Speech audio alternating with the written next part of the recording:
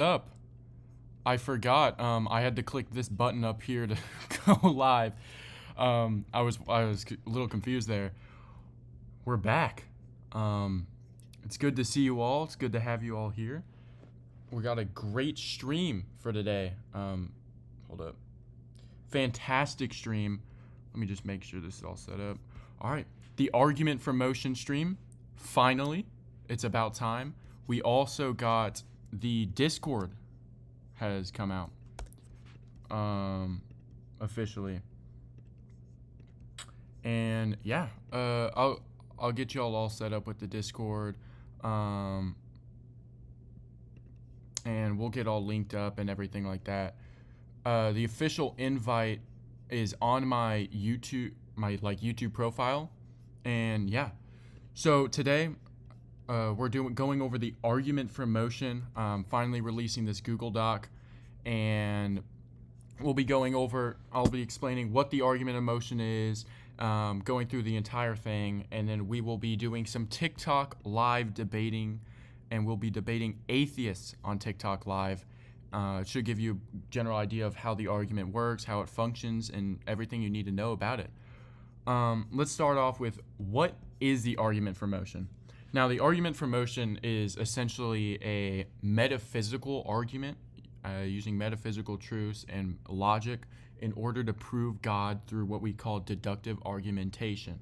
Now, deductive argumentation is argumentation in which you basically, for example, with a syllogism, you are labeling out premises, and if you agree with the premises, the conclusion is a necessary conclusion. So it's not something where it's like, oh, I agree, but I mean, we don't know, etc., right? Now, the reason this is such a strong argument is if an atheist, for example, agrees with this, it definitively proves God. There's no way around it. There's no like, oh, well, we don't know or anything like that. This is a definitively proves God. And in fact, I would argue that the only way to definitively prove God is through metaphysical argumentation. The reason is because there's something called a gods of the gaps fallacy. Now, if you could definitively prove God with science, technically it would be what we call a gods of the gaps fallacy, where unless you could prove him in the sense of like it's not something where it's like, oh, we don't know the explanation of this, but you could definitively prove him. Otherwise, it would be a gods of the gaps fallacy, which this completely avoids because it does definitively prove God. Now, the argument is a little bit different than how it's normally laid out, and that's because I specifically tailored this to prove not just a first mover, but a conscious, omnipotent or all-powerful first mover, a fully actualized necessary being. The original argument, the premises would be things are in motion, whatever is moved must be moved by something else, there can't be infinite regress in a per se causal chain, therefore there must be a first mover, this first mover is God. This argumentation proves a first mover, but it doesn't prove a conscious, fully actualized first mover within the syllogism. Now, obviously, if you want to, you can go down this simpler syllogism and then afterwards go about, for example, addressing, like, for example, why this first mover has to be conscious and so on. Or you can do what I have laid out here in these premises, which is just go straight for it. Just straight up go about proving God within the syllogism. Now, the syllogism, it's pretty simple. There's 8 premises. The premise 1 is things in the universe are in motion. Motion here means change. This change, as you can see from over here, is defined as the move from a state of potential to actual. For example, a seed. A seed changing is going from its potential of being a tree into growing and actualizing and becoming a tree. Now, we affirm that nothing moves itself as premise 2. As to why nothing can move itself, it's because it's a contradiction. Now, all the justifications and reasons should be laid out here. I'm still trying to learn the format going on here. Let me see. Sorry about this.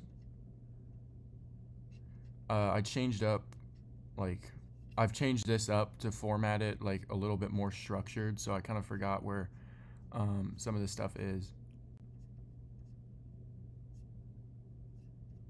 Mhm. Just bear with me.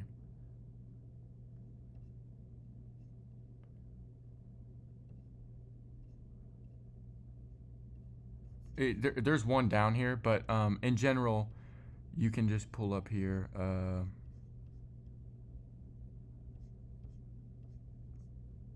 Okay. So there is one down there that I think it involves like state of actuality. This one, this basically as to why something can't move itself. This is a little bit more of an interesting one. If they're asking why or having a disagreement with this, I would go along going through this. Now, for these, I put stars on, like, for example, this has 3 stars. You could just skip straight to this, and this would explain it without this extra stuff.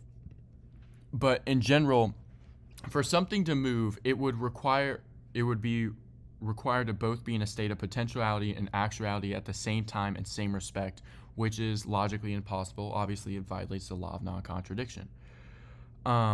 For the reason is, for something to move itself, it would have to be potentially moving in the sense that it, because it needs to be moved, it needs to, i.e., change is going from potentiality to actuality. If you don't have potential, you can't change. Secondly, an act at the same time would need to be actually moving because it is its own mover, which would be a contradiction. If you see here, for a thing to move or change itself, it must be the cause of its own change. But to be the cause of its own change, it must already be actual, i.e., having causal power. So it must already be actual, but for change to occur, it must also be potential or have potential, the capacity to become something else, which would mean it would both need to be potential and actualized at the same time, which would violate the law of non-contradiction. Now, as for premise 3, a chain of movers can't go on infinitely in a per se causal chain. Now, the explanation I have written down right here, why there can't be an infinite regress, if we can read here. In a per se causal chain, each cause only has the power to cause because it is being caused by something else right now. What that means is that within a per se causal chain, we imagine it as like a vertical infinite regress, not a linear, which means that, for example, let's say you have A, B, and C. Let's just write this down. A, B, and C. C is the thing that's being actualized by B. In order for C to be actualized by B, all the previous letters or causes must already be actualized as well. So if you imagine it, for example, A to Z, from Y all the way back to A must constantly in that moment be actualized and actualizing the next step in order for Z to be actualized. Now, if you imagine a series of gears, right, where each one only turns because the one before it is turning, i.e., each gear is actualized and it gives causal power to the gear it's turning, qua the gear that's turning it. If none of the gears can move unless something starts or actually drives the motion, i.e., for example, like a lever or a first gear that's being powered by the engine to turn the rest of the gears. If we imagine an infinite chain of such causes with no first cause, then none of the causes would have any actual power or causal power to cause anything because they all depend on something else for their causal power. If they all depend on something else for their causal power and there's no source for that causal power, then they, just like the gears, they can't turn, they can't cause. It's like, for example, another example I use commonly is if you imagine light bulbs. You can keep having an unlimited amount of light bulbs, but they're not going to turn on unless there's like a first cause, i.e. a switch that's flipped to give them causal power to turn on. And that's the general gist. Obviously, there's more to this. Now, premise 4. Hope everyone's with me. Oh, you can't see the Google Doc? It's okay. I don't know why I did that. That's my bad. I got y'all fixed out here. When did that happen? Oh, so it just randomly decided to do that. That's my bad. I made a typo. I guess I misclicked. All right, we're back. Anyways, Sorry. So, as I was saying before, all this, there's more detail and in-depth on this that should fully explain it to you. Premise 4, therefore, there must be a first mover that isn't moved by anything else. Now, this logically follows. This would be what we call conclusion 1 in a syllogism. This logically follows because if nothing can move itself and there is motion and there can't be an infinite regress of chain like these movers, then there must be a first mover that isn't moved by anything else. This is premise 4.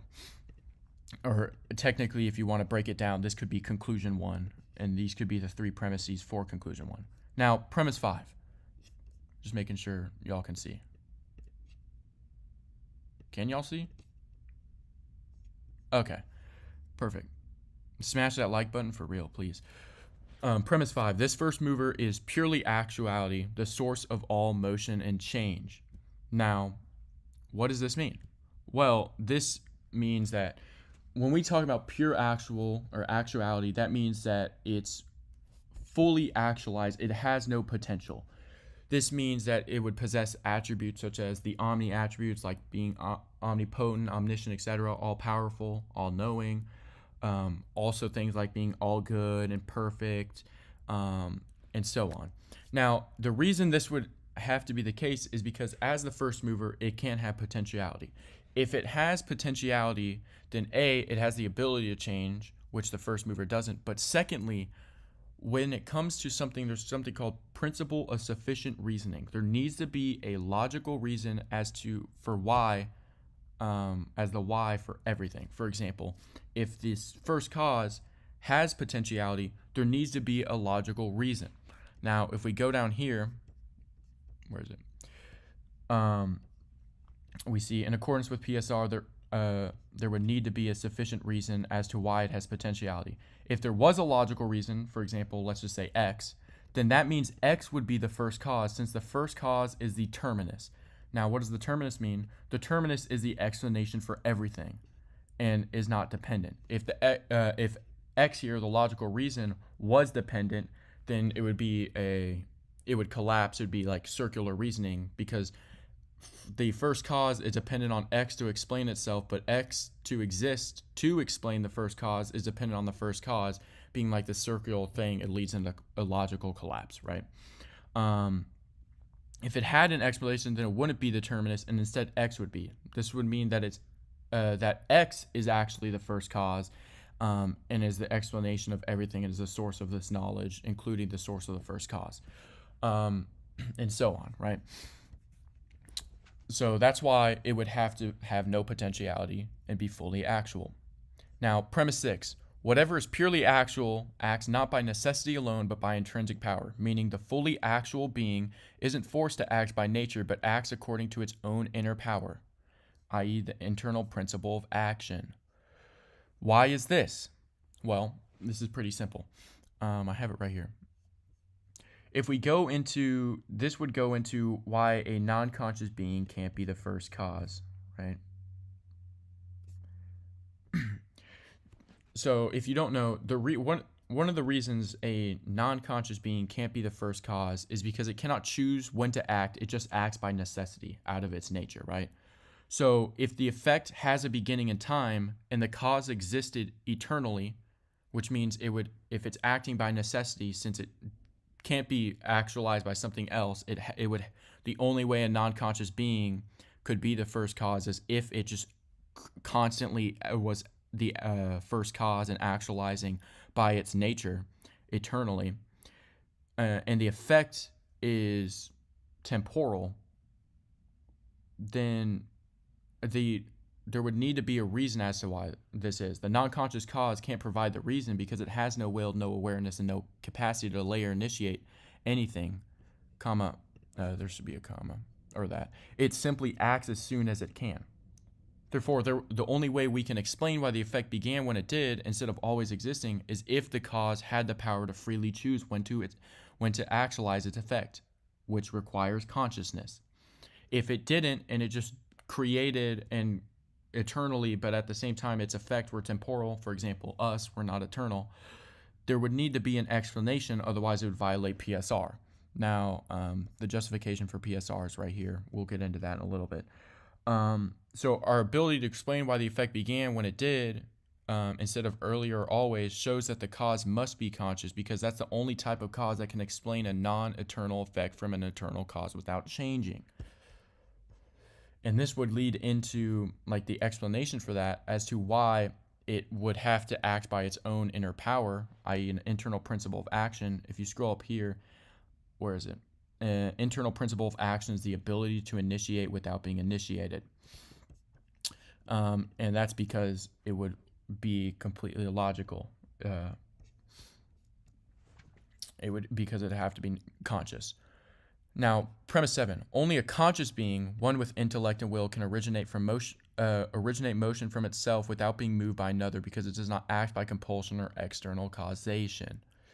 This would feed back into this as to why it would have to be a first cause. And also you could go into how it would need an internal principle of action, which, sure, you could say like certain non-conscious beings in some sense have an internal principle of action, but going along with why it would have to be conscious, it would have to be conscious and have an internal principle of action, meaning it would need to be able to initiate or self-initiate without being initiated.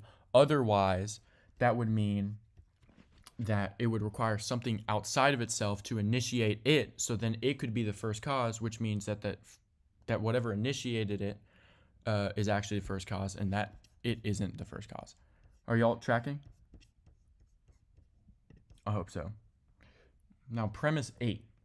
Therefore, the first mover or first cause must be conscious. It initiates all motion not by being moved, but by willing. This would be conclusion 2.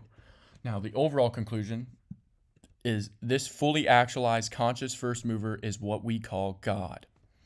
Now, if you notice, this is a little different from the conclusion here, and that's that the normal argument for motion just argues for a first mover that is God. This, within the syllogism itself, actually argues that it's not just a first mover, but it also has to be fully actualized and also has to be conscious. And if you think about it, what is God? This first mover is God, because it's a conscious being that created everything, is the source of everything. That's what God is. That's the argument, and it's pretty much entirety. Now, as for specific rebuttals and those types of things, the best thing I would do is, if you're using this sheet, I do have these just in case, but ultimately the best thing to go to would be anything down here. These are my more refined explanations that only use, for example, like purely logic, etc., and explain a little bit better than these do. So if you are using this, look down here first for whatever you're trying to find out. And if the explanation's out there, then then it's up here. This should have everything. Now, the most common objection I would say to the argument that you will hear is what we call they'll bring up what we call B theory of time. Now, if you don't know what B theory of time is basically the idea that instead of like a past, present, future, in the sense that like it's a linear progression where now is the real time, and then past is stuff that's already happened that's no longer happening, and then the future is things that will happen. They believe that the past, present, future are all equally real and happening at the same time. Now, this is a position that many atheists will try to just pull up thinking they're smart to attack the argument, but this doesn't help them at all. You see right here, the argument would change a little bit. Potentiality would then be defined as capable of being, and actuality refers to a thing currently is or has become. Potentiality would have to exist because if you just say that there is just actuality, for example, with a seed becoming a tree, then the seed has no potential to become a tree. It can only become a seed as it is actualized. There needs to be potentiality in order for it to become a tree. Now, this would work with the B theory of time then, because the argument still stands. Now, the way change works and like what potentiality and actuality means is a little bit different, but there still needs to be an ultimate first cause. That's how I would respond to B theory of time. What's up, Stop Bullying?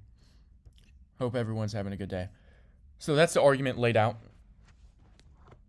It is pretty simple. It's nothing too complex or crazy. It is pretty straightforward, I would say.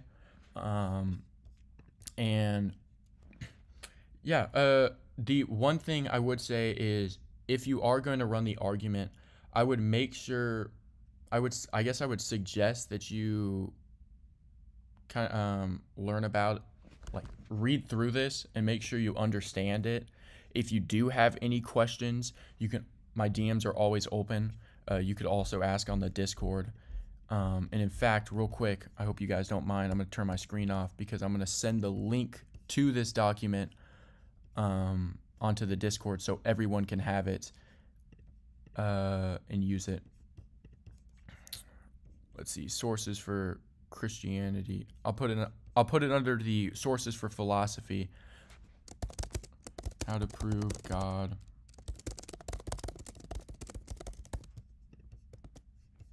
Okay.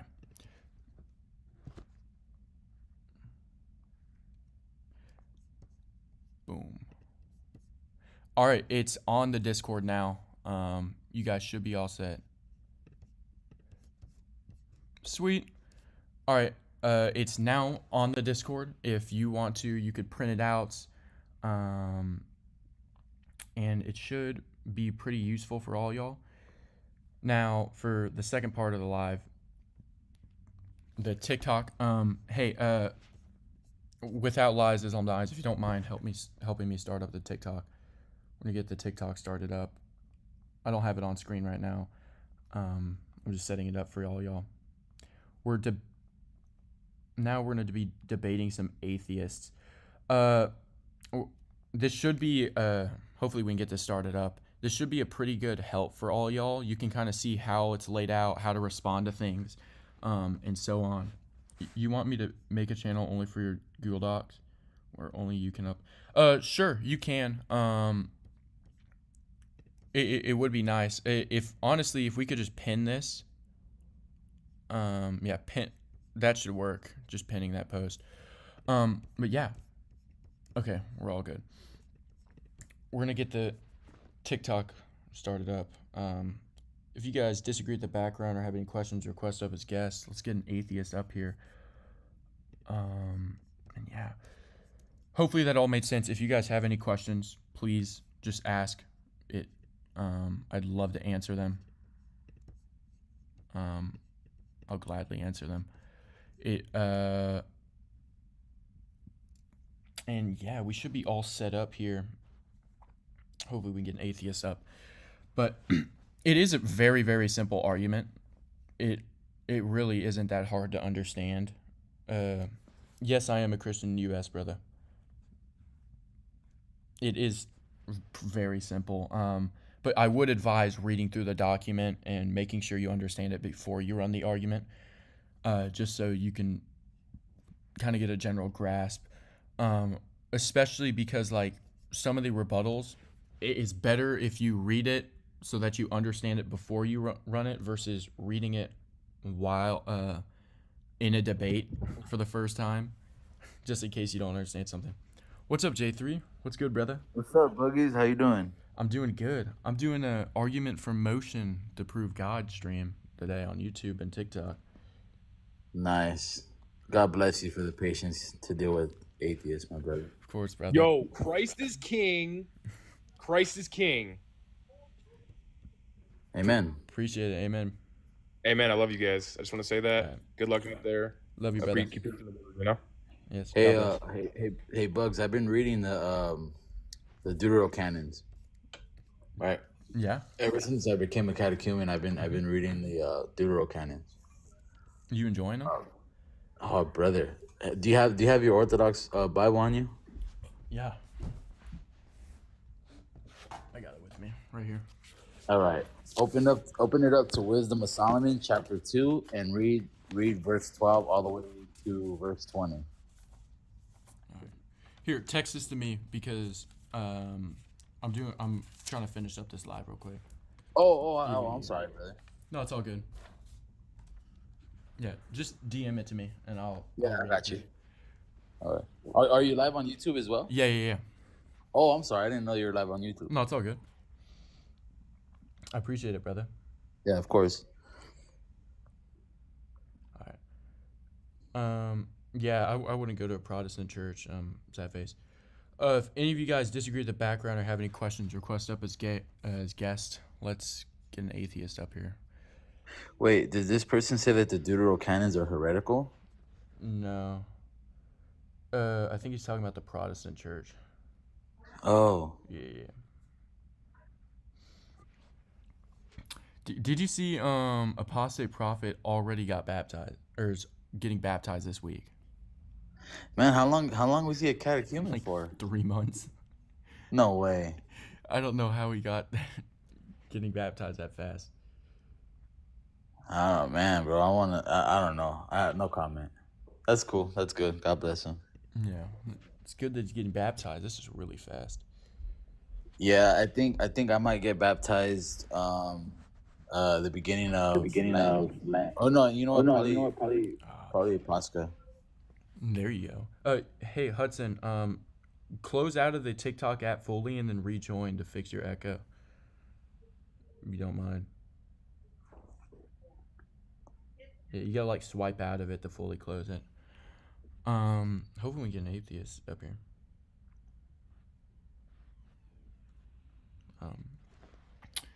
Yeah. Let's see.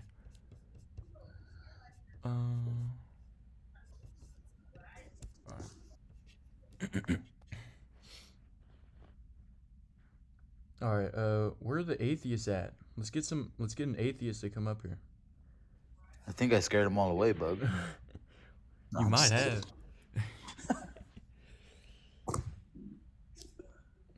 I get atheists every live, and the one time I want atheists on here, they're not gonna come up.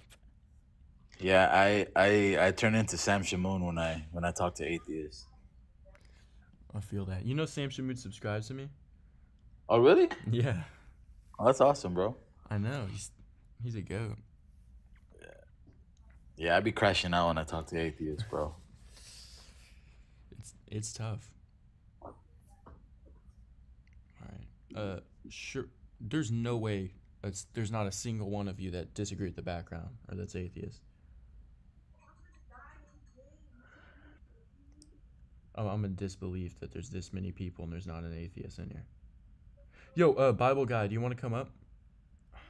I want to debate Bible guy and Protestantism so bad. I suggest you send the document in PDF so people cannot change it. People can't change it. They shouldn't be able to. I can send it as a PDF. Unknown soldier. All right, finally we got someone up. Let's do this. All right, what's up, Deo? Okay, Dan. How you doing? I'm good. How are you? I'm good. I just want to come up first, say I'm not really an atheist. I'm more agnostic. So just clearing that up. But still, I do have some quite a few good arguments. And one of them actually is what people usually use as morality derived from God, and I beg to differ. Okay. Well, just to start, like, is this do you believe that even if a God existed, that it wouldn't derive from him, or that because God doesn't exist, it doesn't derive You from see, him?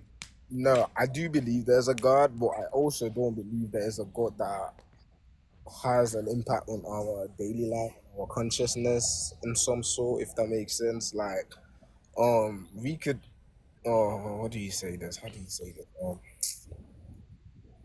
Like morality itself doesn't derive from God. I feel like morality is constantly changing. It's you can have morality being written in the Bible, and it's an understanding of how they lived during their time and what they considered as good morality. And we adopted some of that, but then as you know, as we keep evolving and stuff, morality also changes. So there's no set thing as like good morality and bad morality because morality itself isn't definitive. It's subjective basically. It's not really objective. Well, I would say that if God did exist, for example, the Christian God, that I would say that morality would come from him, but in the sense of like ultimately he would have to be the source, even if it wasn't the Christian God. Just arguing any God, because God is the necessary being, the source of everything. And morality and those types of things are contingent things. Ultimately, as well, since like good would be would be coming from God, and within the Christian paradigm. Okay, I'm so sorry. I'm genuinely so sorry. But using your own logic, would you also claim that evil comes from God then, if he No. is this? So this is actually a good question. A question I've thought about for a while. But there's do you know with a first cause, for the first cause, right? This Mhm. fully actualized being, this God, he is, one of his attributes is being all good, right? Okay. And something that comes about as being all good is, he can't be the source of evil. He can't Evil can't sprout from him because he doesn't possess possess Evil it. For nature. example, there's something called the ontological principle, Okay. which is means that like a cause cannot give what it does not have. For example, with a fully actualized being, since it's all good, there is no evil. It can't give evil because it's something it does not possess. In fact, I would say that due to this, like lacks of imperfection or deficiency, including like evil, are not actually real, but they're just the lack of good or the deficiency of good. The same thing, how darkness isn't like a real physical thing; it's just the lack of light. Oh, okay. But then it wasn't darkness before light, though. So isn't darkness real and light just the? Darkness is just the absence of light. It's not like a real made out of matter or anything like that. Okay. So then, if you said God isn't evil, because I mean, evil can derive from God because God is all good. So then there It isn't couldn't really. derive from God. Okay, so there isn't really anything as good and evil. Then it's just good. Well, there is evil. Evil would just be the lack of good. And lack of good, where does that come from? The lack of good doesn't come from anything. It's just, honestly, you could argue that the lack of good would be something, a misuse of of like humanity's free will.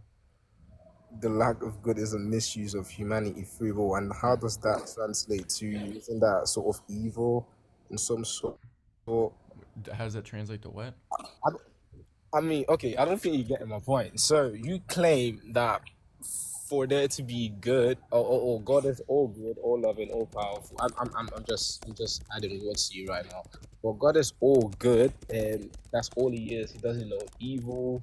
Evil can't derive from Him because it's all good.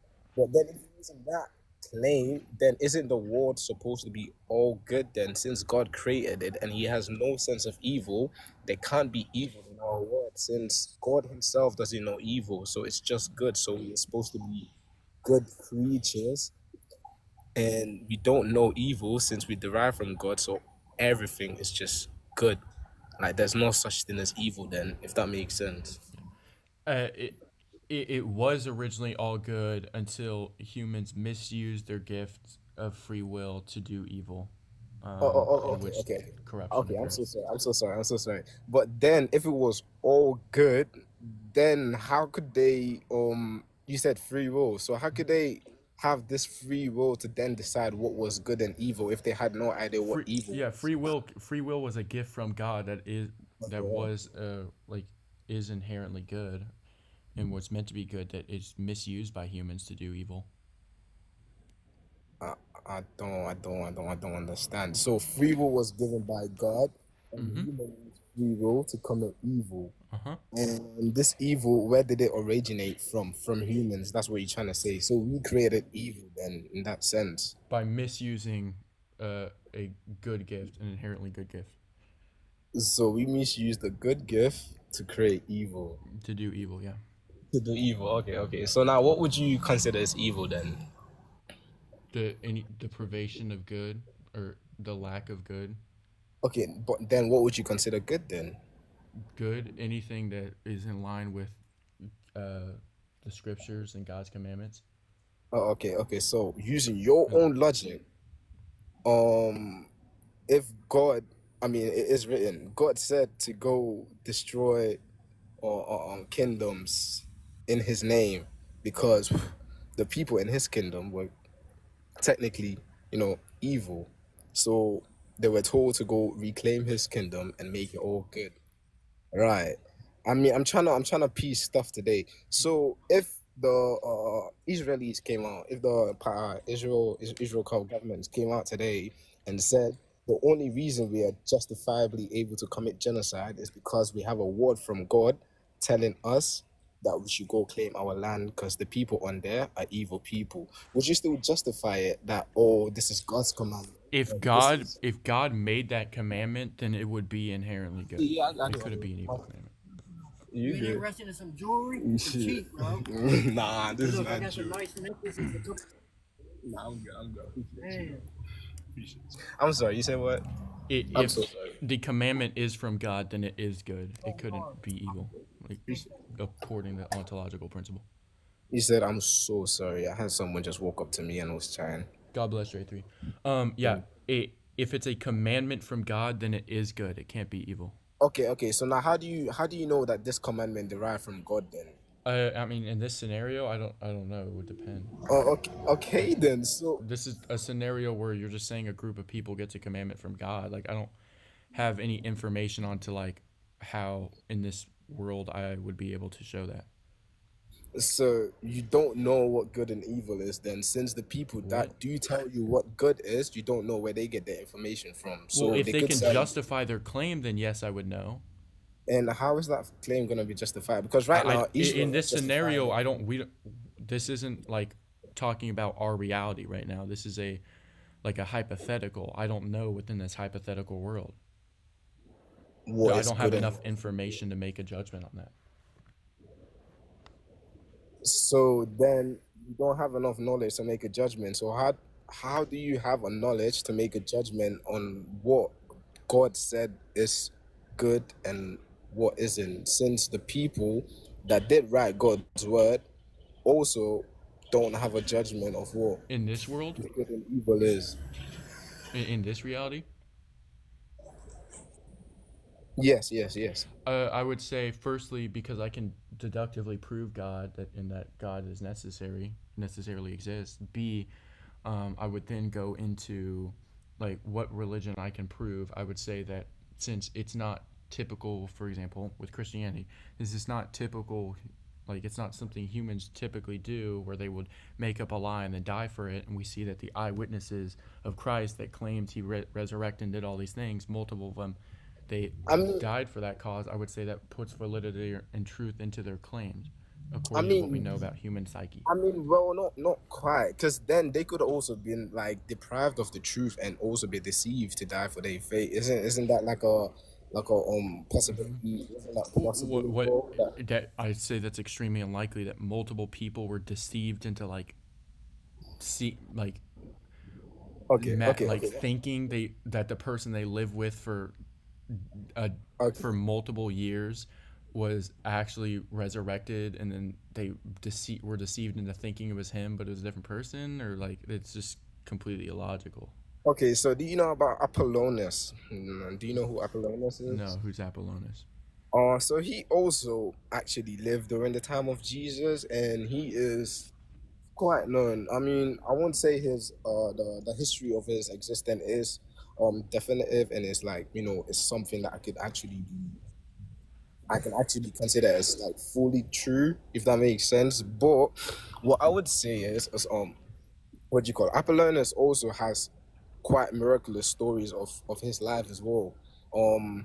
You also have like really old mythical creatures, or like mythical beings that were told down orally as gods that also resurrected from the dead, and people believed them.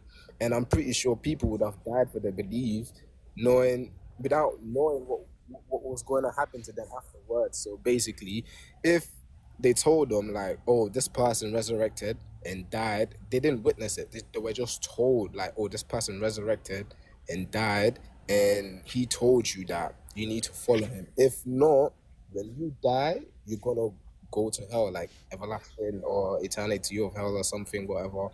So in their back of the mind, they don't know what death is because they haven't experienced it. People that have experienced death or allegedly experienced death and came back gave them this word that, oh, this is how you must do if you don't want to, this is how you must live if you don't want to end up or in eternal suffering, basically.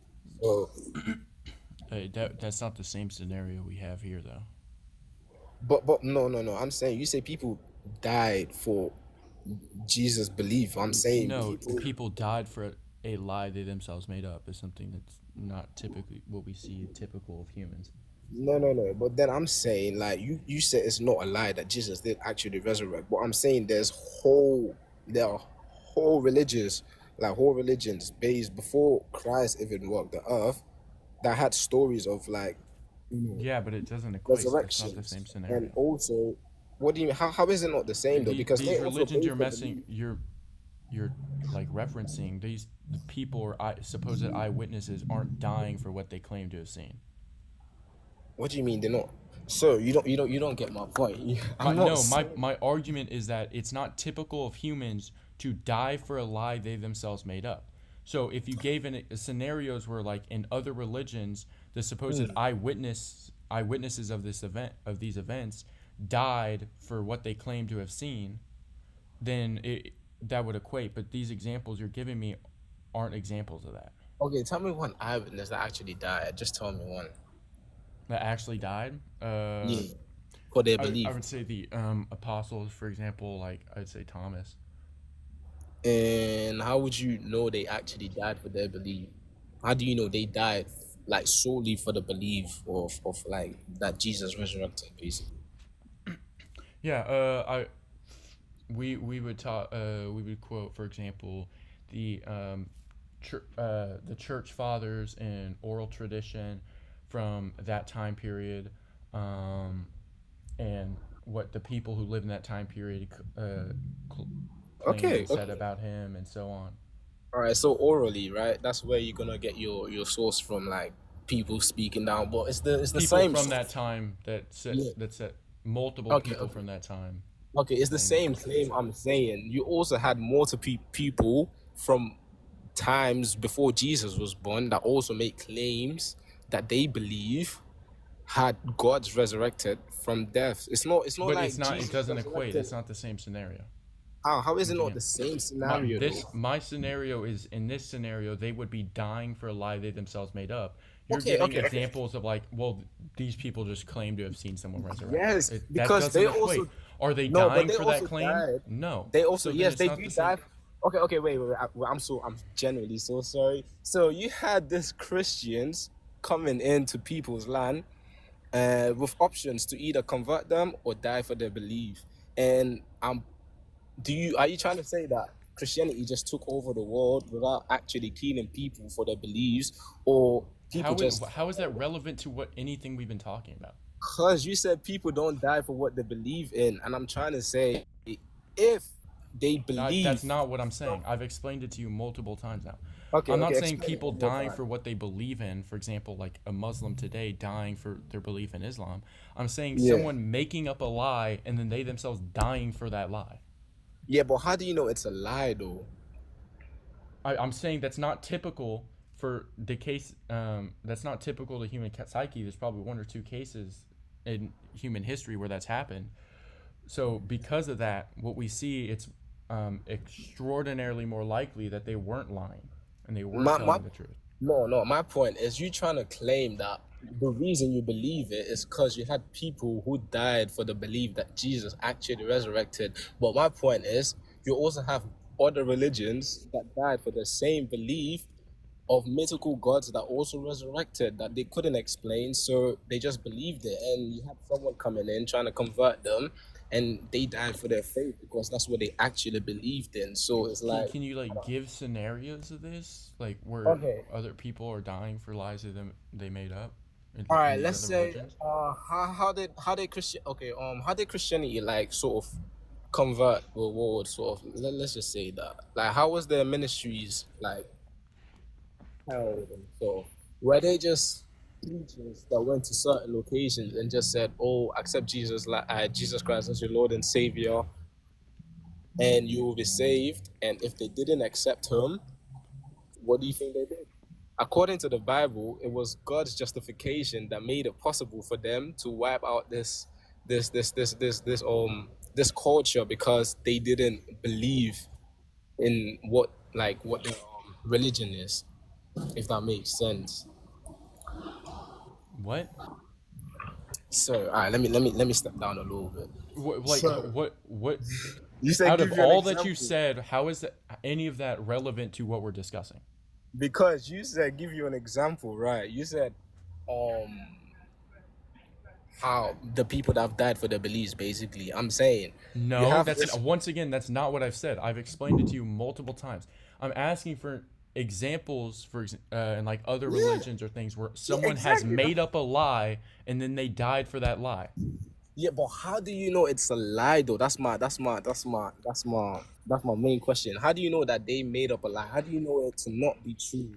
Like, how do you know it to be a lie? Even though they do have similar stories to that of Jesus Christ. So are we also trying to say that, oh, maybe Jesus also made a lie? No. You haven't given me a scenario where this even could have potentially happened. What do you? I gave you Like a where scenario. someone died for what they claim to have seen. You haven't given me another example of that within these religions from this time. You have religious people being killed for their beliefs. That's not because- dying for what they claim to have seen. I mean, who claimed to have seen? Okay, no, the disciples. I've explained it to you like 6 times, and you keep giving me examples and just misquoting what I've said. What's up? Yo, hello. Are you a Christian? Yes, sir. So, do you believe that we have to keep the Ten Commandments? I affirm we would affirm the new covenant. What do you say? We would affirm that you have to keep the new covenant. The new covenant? Mm-hmm. And that would include majority of the Ten Commandments. Because like in the Bible, when I went to see what the Bible said, it says in 1 John 2:4, it says, "He that saith I know him and keepeth not his commandments is a liar, and the truth is not in him." Then I go see what that quoted. It quotes Matthew 19, Exodus 20, which talks about the Ten Commandments. I know we're supposed to keep the 2 greatest: love thy God with all thy heart, soul, and mind, and love thy neighbor as thyself. You have to keep that and the Ten Commandments, because the Messiah said, "I came not to give you a new commandment or something from the old." Because when you go to love thy neighbor as thyself, it's all back in Leviticus 19. When it says love thy God with all thy heart, soul, and mind, it's back in Deuteronomy 4-5. Yeah, we So would he- affirm he- that you have so- to keep so- the Ten Commandments. So he just magnified it. He refreshed it. That's what Isaiah 42:21. He magnified the law and made it honorable. When it said like he came not to abolish the law, but to fulfill.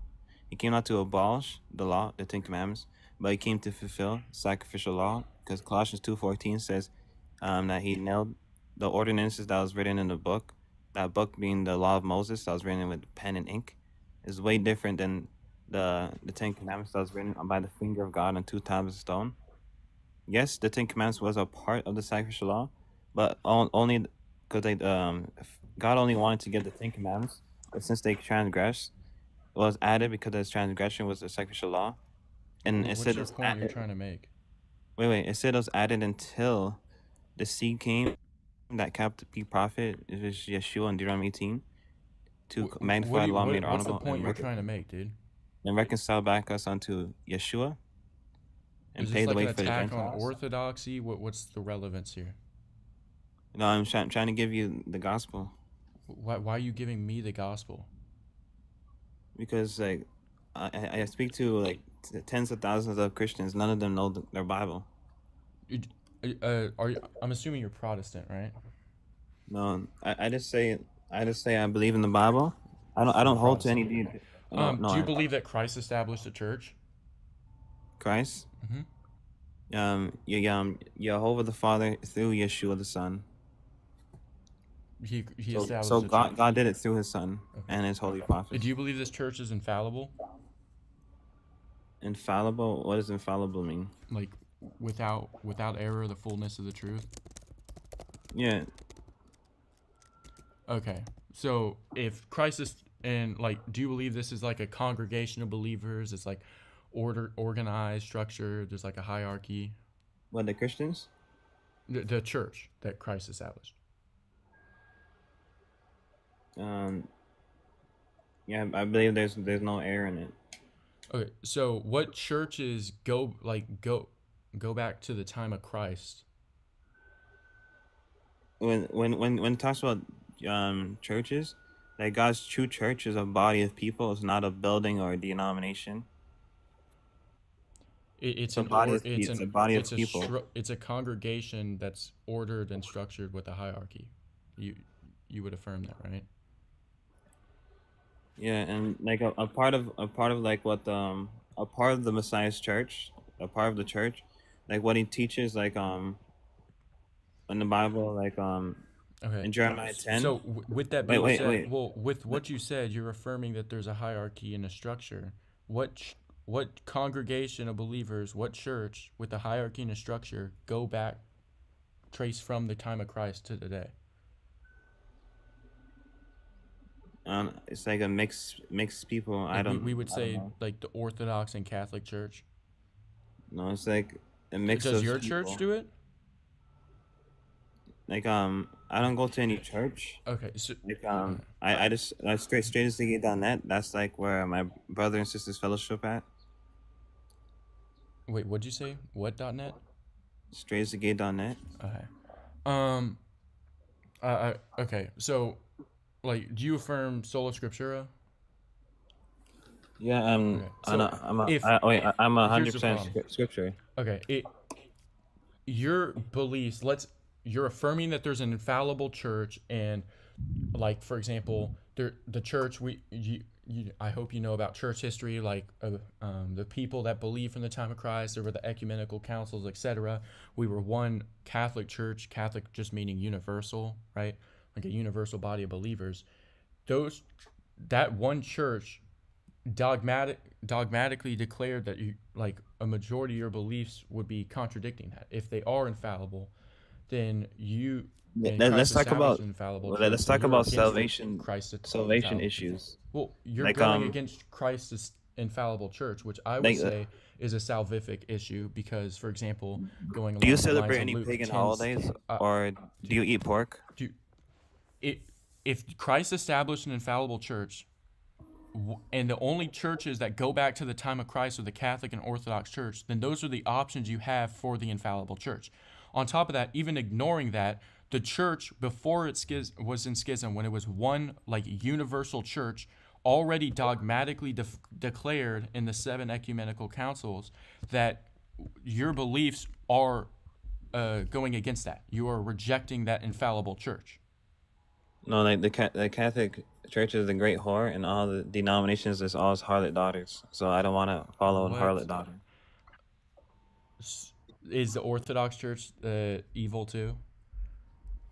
Yes, they worship. Okay, so the only two I have churches idolatry like that crazy. trace the only two churches that could possibly be the infallible church Christ established are evil and horrific. Do you eat like pork? Are you going to answer my question? I don't want to move No, topics. let me. I'm talking about more important topics. You're just talking about this church. is an important church topic. history. Let's not commit red herrings, dude.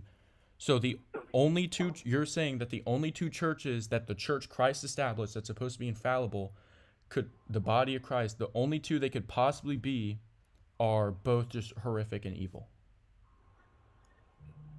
Yeah, because Okay, so then you just Christ lied and Paul lied, or you're wrong because Christ says in Matthew 16:18 that the gates of hell will not prevail against the church, and you already affirmed as well that No, the because church is infallible, no, which because means you don't it can't listen. be teaching. You like Did you you like the say- sound of your voice. Did you say you don't be you quiet, affirmed listen. 3 times that the church is infallible, which If means you're eating it pork teaches or the if you're fullness eating of the unclean, truth? you're gonna go to If hell. the church you're if saying you're- then if you're teaches celebrating pagan falsehood holidays, and you're gonna teaches go to evil, hell. okay.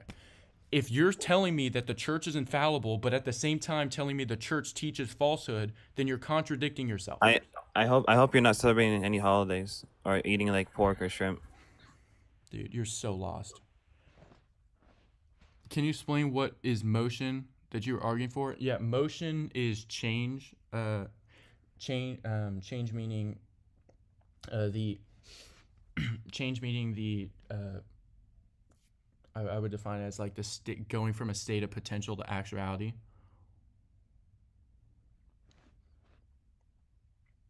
That's what changes. It's on the Google Doc, if you need it. Yeah, he did make all foods clean, but I didn't want to go there unknown. What's up, Kentuck?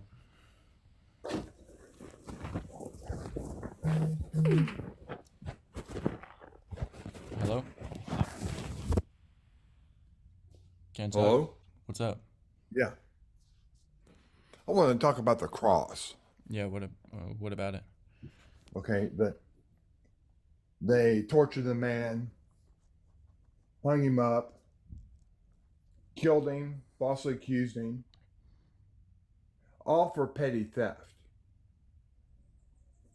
The guy got hung on the cross for petty theft. There's no grand larceny.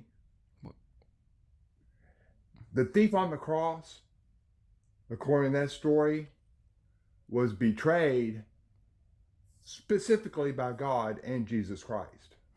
How was he betrayed by God and Jesus Christ? The whole story is false and vile and ridiculous. How And you was he guys betrayed? preaching all that stuff is lunacy. How was he betrayed? Why did they kill a man for petty theft? That's God didn't show him any mercy. God Jesus Christ literally didn't show showed him him any mercy. God promised that he would go to heaven. No, he didn't.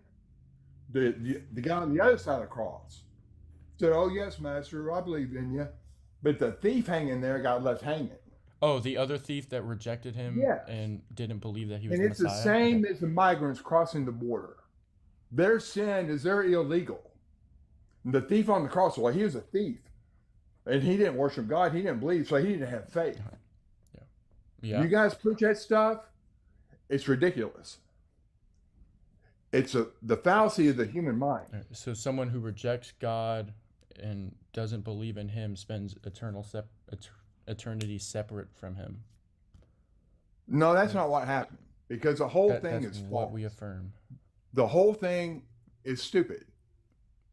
The man, Okay. if you call believe it that stupid. story, if you believe the story, if you believe it, then you have to accept that they tortured the thief on the cross for petty theft. And then you have to believe that they could actually hear him mocking Jesus. And the story is written down that, the crowd could hear him. If you accept that and you believe it, how can you hear a man who is bleeding out in agony?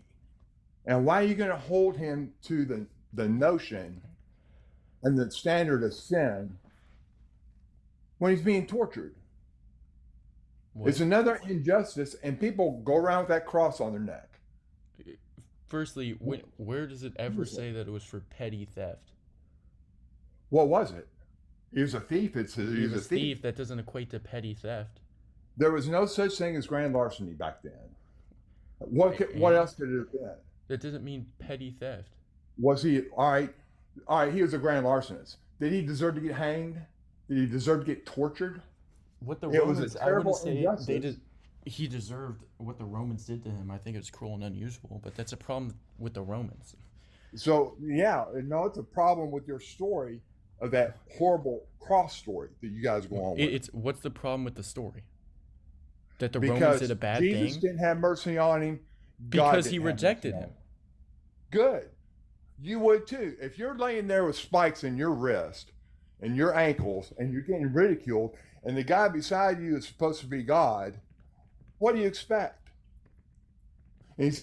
See, this is a European thing. That's not the inspired word of God. Well, That's not I would something expect divine. I would That's expect not that he something asked that's God to out have of the mercy sky. on him, just like That the is good a thief European did. story.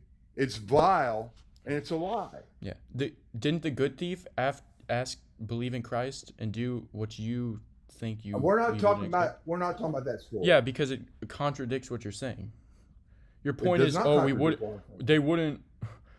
they wouldn't ask for God, mercy on that situation, while the according to your person that story, was on what the you cross believe- asked for mercy in that situation. Jesus Christ rejected him, left him hanging there to suffer for petty Re- theft. he rejected him. So when the thief literally rejected Christ, that was actually Christ rejecting him? Christ turned his back on him. After Where is he he now? What rejected happened him. to that? After the What thief happened wanted to him? no part with Christ and rejected him, Well, what Christ do you was like, expect? okay, What would you do? literally just gave The him what Romans he wished string for. you up, Gave him and what he wanted. supposedly God's sitting beside you. Supposedly the King of the Jews is sitting right Yeah, there and then beside you reject The him, guy's want no crying part out of saying, him. Save us, save Yeah, us, help dude. us, help. Yeah, apparently the King of the Jews, God, is right beside him, and then you reject him, don't want any part of him, and then he adheres to that wish and lets you have no part of him, and you have a problem with that? Dude, we're getting nowhere with this. If you guys disagree with the background or have any questions, request up as guest. I would say God's active in humanity. There's still miracles. For example, the Lady of Zatan. I think it's an incredible miracle.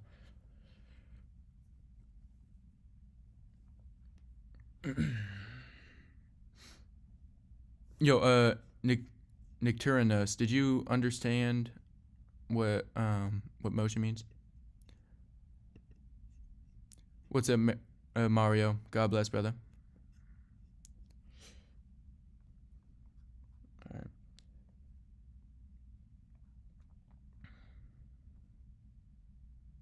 All good. Zara, I would look up into the Lady of Zatan. I don't believe that God's just absent. I still believe there's miracles. That's a great miracle. Anyways, I'm gonna end the TikTok live because we don't got anyone else here. Or unless we can get someone up. Alright. If you guys disagree with the background or have any questions, request up. Oh, we got someone immediately. Alright, here we go. What's up, Jers? What's up, man? What you want? What you want to talk about? Why do you think atheism is false? Because you can prove God. Which proof do you use? I would use a variant of the argument for motion. So you believe in an initial, a first cause, though? I believe in a conscious, fully actualized first cause. Wow. And your evidence for that is the Bible? No, I don't need the Bible at all. I don't need any Oh. religious book. Okay, what's your evidence for Yeah, that? do you want me to run you through the argument? Sure. Yeah, okay. Premise 1, things in the universe are in motion. Premise 2, nothing moves itself. Premise 3, a chain of movers can't go on infinitely in a per se causal chain. Premise 4. What's your justification for premise 3? Yeah, so a per se causal chain is a chain in which causal powers derive from a previous cause that's already actualized or has already received a causal power.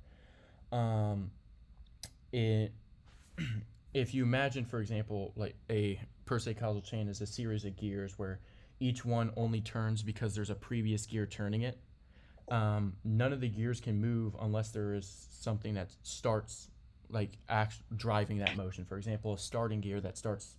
Yeah, but I'm sorry, maybe you can repeat premise 3, but I thought you said it can't go on indefinitely. Yeah, it can't. A chain of movers can't go on infinitely in a per se causal chain. Like there can't be an infinite regress. So when you say it There can't has to go be a on start. indefinitely, you mean it can't go on indefinitely in the past, but it can there go can't be on an infinite indefinitely in the future? regress. There would have to be a start. So is there an end to time, or you're just saying there's...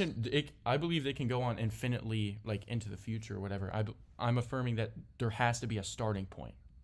It can't be an infinite regress without a starting point. Yeah, and what's the justification for there has to be a starting point? Because there has to be a source for causal power, just like the gears need a first gear that starts turning to turn the rest of them. But if the gears were always turning, then... Well, there would still need to be a source for them to turn. I just don't understand how you make that leap. What if the gears are just always turning? What gave them the ability to turn in the first place? They've always been turning. Okay, so and then like what's like the logical reasoning as to how that's even possible? Because we have never seen the gears not turn. But The that's gears just like have always an been anecdotal turning. fallacy or just an argument from Yeah, ignorance. I mean, like, look, I don't The trouble I'm having is that you are saying that at one point these gears weren't turning and someone started them. A mind started them. And from all the information that I have, the gears have always been turning. I don't know how you know the gears were at one point not turning and someone started them. So like that's what I'm looking for justification for. Yeah. I mean, ultimately, the argument isn't even about like what You're claiming there's an initial when it started, but what sustains the motion. Even if the gears have always been turning, what sustains that? Where's the source that allows them to always be turning? I mean, like we can go to simple laws of thermodynamics, right? Like we have a positive amount of energy. There's always going to be a positive amount of energy because energy can't be created or destroyed. That wouldn't equate to like an actual infinite regress for change going from potentiality to actuality. Well, you're the one who's making the claim that it doesn't go on. Yeah, it doesn't go on infinitely. The laws of thermodynamics wouldn't apply to a per se causal chain. Right. So if you're the claim, as I understand it, is that at one point there was nothing, and then there was a first cause or an initial mover. That's what you're claiming, right? Yeah. If you're affirming that and your justification for the fact that there was an initial mover is that there has to have been an initial mover? No, is that the reason there would have to be a source for causal power because every cause in a per se causal chain gets actualized by a previous cause that's already actual. And ultimately, there needs to be a source to give the entire chain causal power to begin with. If it goes on infinitely, or you say it's always moving, then the reason as to why it's always been moving would have to have an explanation. Otherwise, it violates PSR. I'm sorry, it violates what? PSR, principle of sufficient reasoning. I'm not sure I understand how like what sustains the motion in order for it to eternally, like all these gears to just eternally spin, or all the causes to eternally go. What sustains it? It is self-sustaining. It's like imagine looking at a circle. That wouldn't apply with the per se causal chain. Right, but imagine you are observing a circle, right? You cannot, and imagine this is a perfect circle, right? Not like someone drew it and like it's obvious flaws or whatever, but a perfect circle. You can't make a claim as to where that circle began. Right? Even if we say that it's a circle, right? What gave it the initial spark? There is no initial spark. I still don't understand how you can claim that so if you're saying they're always moving, then one of them has to be always moving, or what? With respect to the universe, right? Because that's really what we're talking about. I think as my claim is that the universe is eternal. The universe has always existed, right? That's my parable for the years. And as I understand it, your claim is that the universe is not eternal. It is in fact temporal. There was a point in time where it didn't exist eternal, and it began to exist. And like that's an impressive claim. Like I just don't understand how I haven't seen the evidence for the claim. So going back to this, they've always been moving. Like is this just, if we take an infinite regress, granting, let's just say it's a circle, and you're saying they've always been moving, just all the gears have always been moving? Yep. Okay. And it's just it just goes back into sustaining itself. It's literally perpetual motion. You can think of it as perpetual motion, which we know we can't recreate with less than the universe as the power source. Okay.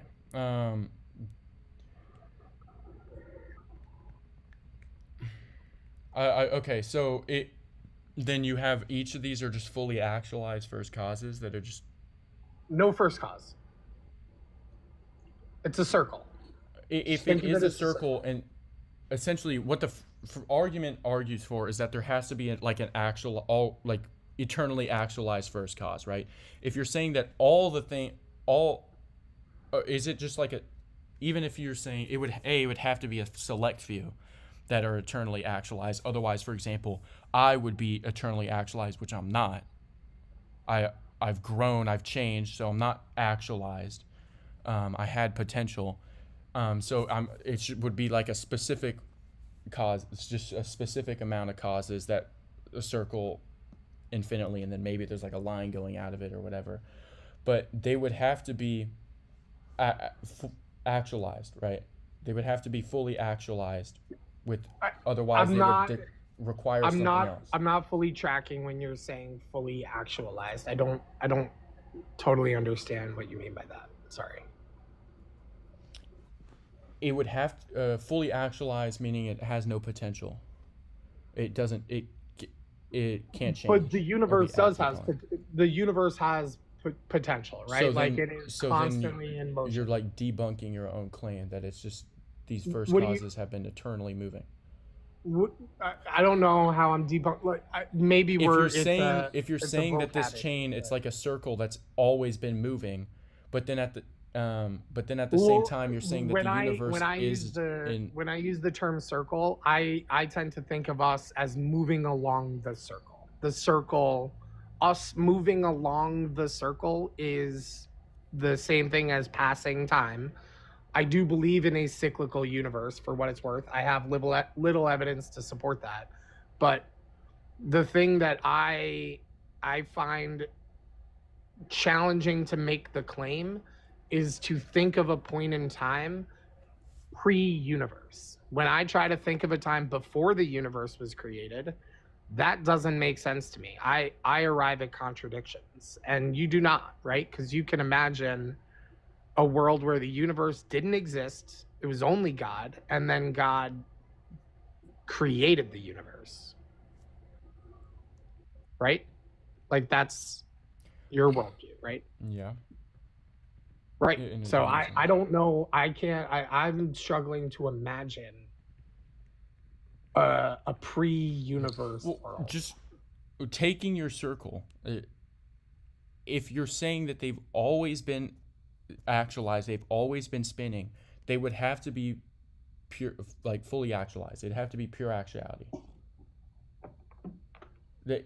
Eternally actualized would mean to like you exist and act without a beginning, external activation, interruption, etc. Right? But if you have potential, then you're not fully actual, which means requires something else to move it from potential to actual. So i.e. if these circle of causes isn't fully actual, then they would have potential, which would mean they would require something outside of itself to move it from potential to actual. So if you're saying they're eternally moving, then they would have to be actualized. To actual, but then here's the right? problem.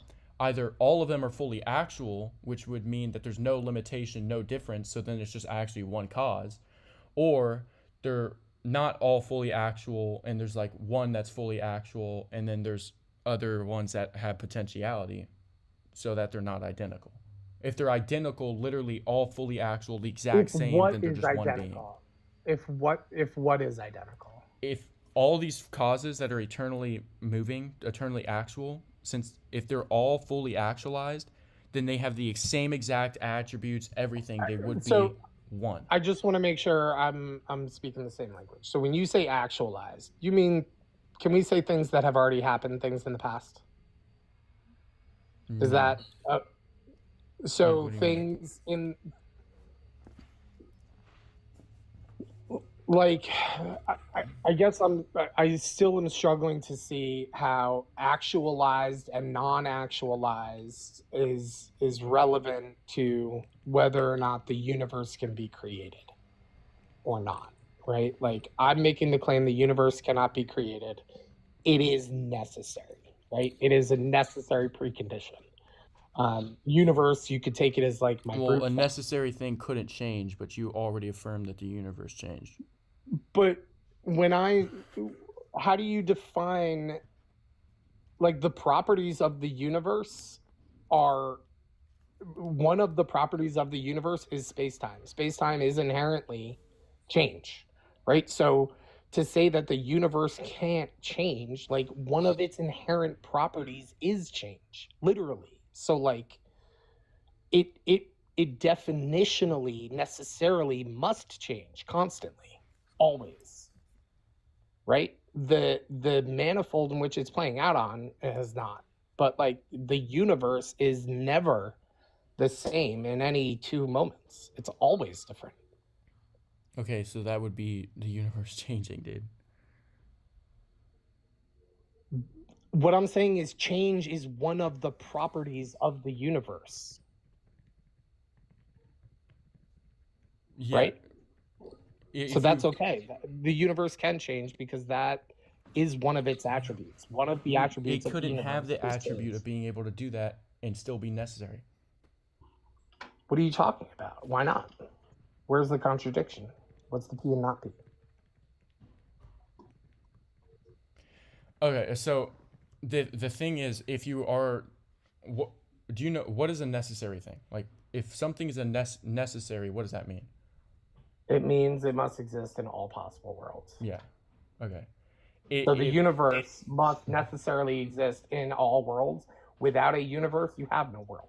Yeah. So it must exist or be true in all possible worlds. It cannot not be in a world. If such a thing, So do you think? So can we agree that the universe is necessary? No, and I'm showing you why. If such a thing were capable of change, then it would have to be different in another possible world or state. But that would mean it's not necessary since its nature or truth would vary. I.e., a necessary thing, for example, like the laws of logic are true and exist in all possible worlds. If they changed, then that law of logic, for example, let's say a law of non-contradiction, if it could change, would mean that that's not true in all possible worlds. In this world, it could be true, like as we understand it, but in another world, it could be, for example, a contradiction could also occur if they're in different respects, or and so on. So then it's not a necessary thing. So if you're saying that the universe is a necessary thing, but it can change, then it's not a necessary thing because it's not true as it is in all possible worlds. It can be different, i.e., So I need contingent. you to Things that can explain change to are me contingent. a world without a universe. Because you're saying the universe is not necessary, which means it's not necessary in all possible worlds. So describe to me a world where a universe is not a necessary precondition to a world.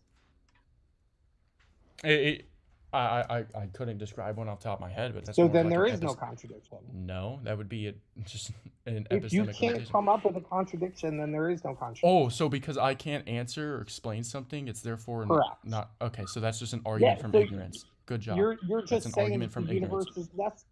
Oh, you don't know, therefore it's not true. Argument You're from saying ignorance. the universe is necessary, whether you know it or not.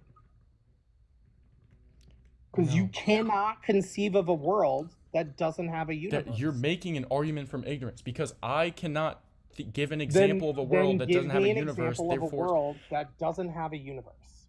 What are its properties?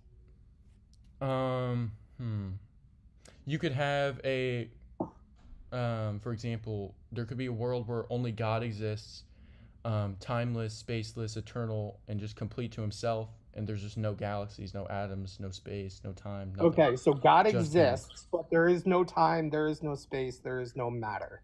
Mm-hmm. Okay, so then what's your definition of existence in this world? If there is no time, space, or matter, what is the mind made up of? What do you mean mind? You said there's a mind. You said God has a mind. This What? is a I right? never said the word mind. brain. Did you say brain? No.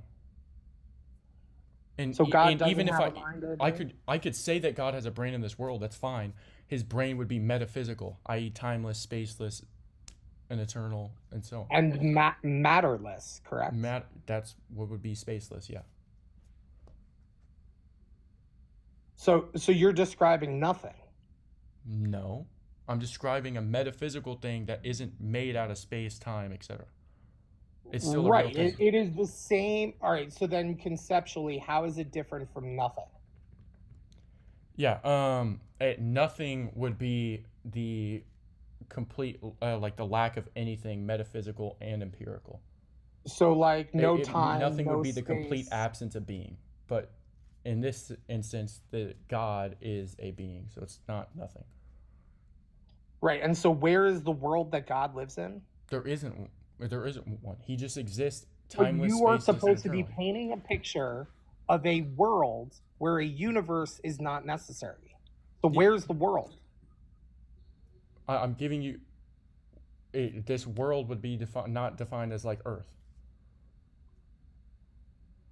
You've so far defined World would it would be something just that has an no alternate properties, right? existence. World would be an alternate No, existence to reality. existence requires reality. No, existence is defined Reality as the act requires of a being, dude. universe. Existence is the act of being.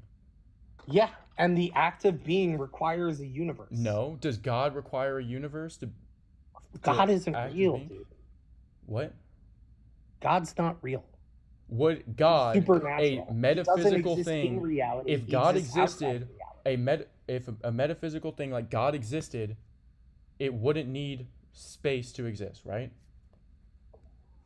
Wrong. Existence Okay, so what requires does metaphysical mean? existence requires space. Do we agree? No, existence So is you're defined saying as the something act can of being. exist You without can have an act of being that it doesn't require space. You logically justify me that something that would require space to exist.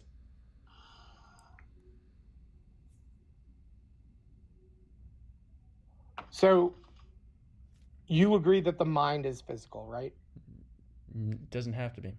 Our minds are. Human minds are, sure. Yeah. I'm talking about human minds. Human minds are physical, Yep. right?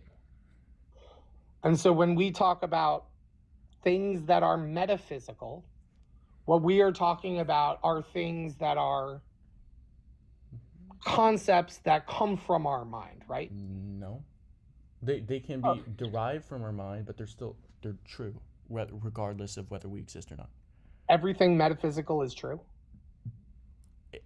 Things like the laws of logic are true whether our minds exist or not. Right, but not every metaphysical concept is true. I mean, sure, someone's probably people have derived metaphysical concepts that don't exist. Right, but all of these metaphysical concepts first come from a mind, correct? Yeah, but if they are true, that doesn't mean Like that our they need a mind access to exist. them is through the physical, right? Through our physical mind, sure. Yeah, right. So in order to access metaphysical things, we For need us. to Mhm.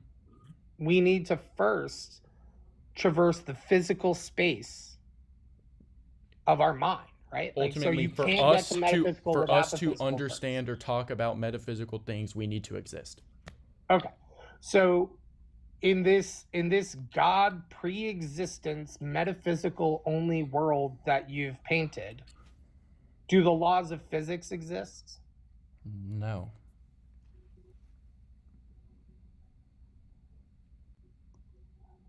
So they don't exist as a concept in God's mind? Do the laws of logic exist? Yeah. So physical laws don't exist, but metaphysical laws do exist? Yes, And because this- there's no space or matter. There's nothing empirical in this world that we're. Well, we can't really Making call it a it world, right? Because there is no space. There doesn't have to be space for there to be a world, dude. Yeah. How do you support that claim? There doesn't have to be space. for In there to be a philosophy, world. world would be What's your defined. definition of world? In philosophy, world would be defined as like a complete and coherent state of affairs. So it doesn't require space or something Okay. like that. It just has to be A logical, state. A logically state consistent. without space is what? A state, Yeah, you said You a state of affairs. So what's a state of affairs a- without space? a state would be like a condition or configuration. The way it configuration exists. For of what? example, in A this world, the state of God would be metaphysical, meaning the way it exists is it doesn't exist within time and space. It exists timeless and spaceless. Yeah, but again, you're using words like exist, which require both time and space. I defined existence for you, dude. Existence is just an act of being. That doesn't Yeah, require time and in space. order to be, you need time. A metaphysical being to be doesn't need space and time. Its act of being is completely timeless and spaceless. A metaphysical thing's act of being is timeless and spaceless. A metaphysical act of being is timeless and A spaceless. metaphysical thing's act of being, i.e. the laws of logic's act of being, or God's act of being, is timeless and spaceless.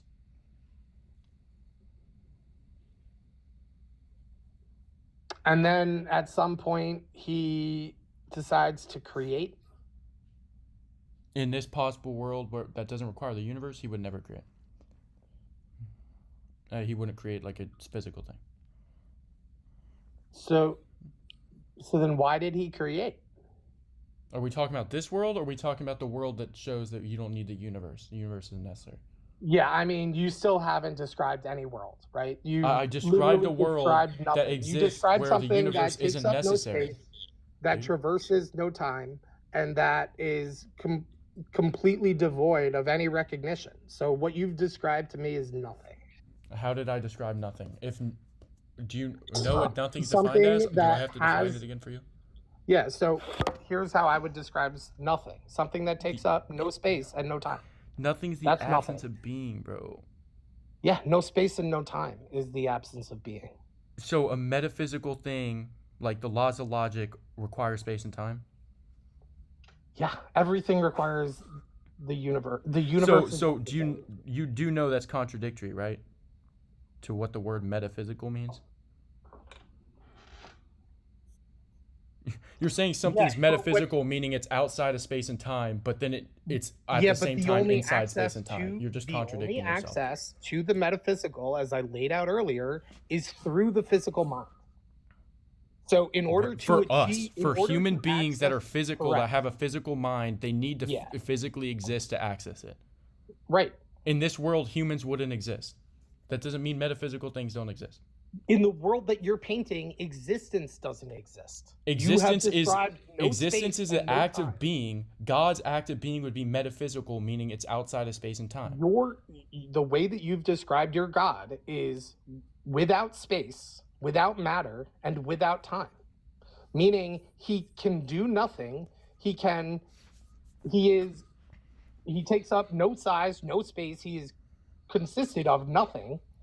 And he can't act because he's outside of time. So he literally can't change. He's incapable of creation. Okay, I said in this world he doesn't So have this to is a create. powerless non-existence. I right? can Like, I can grant all of this, and there's still nothing illogical about this, because you're presupposing in this world that he creates. yeah, you still have In this yet to paint world, the world. I said he doesn't create because It's we're not giving a world. example of a You've world not where yet the painted a universe world. doesn't exist. You haven't painted a world. I gave you a world in which God hasn't created anything. And Right, if I give exists you completely a metaphysically. world that exists of nothing, then I haven't given you a world. I've given you nothing. Okay, but I didn't give you a world that exists in nothing because there's a being in it. Nothing is a complete absence of being. Yeah, but you're saying a being that is spaceless and without time. Yeah, i.e. Without something time means it metaphysical, cannot just like the change, laws of and logic. without space means it is not inside reality. It is outside of a reality. How is that outside of reality? Because it is not inside. Is the universe in reality? You said the universe doesn't exist in this world, so In our I world, does think the universe exist in reality? And do No, and do I the- think reality exists inside the Okay, universe. do the laws of logic exist in reality? Sure. Okay, and the laws of logic are metaphysical. They're not Yeah. inside space and time. They were created Okay, by the so that physical means- mind. Yep. So something doesn't need to be within space and time to be in reality. Yeah. So Absolutely. you're just contradicting yourself, dude. No. Okay, They so now they absolutely- do need to be in reality, or they don't need to be in reality. The metaphysical switching it doesn't up. exist without the physical. Reality Prove me in philosophy, reality would be like the sum of all that is or all that exists. There could be a metaphysical reality in the sense of like abstract objects, necessary beings.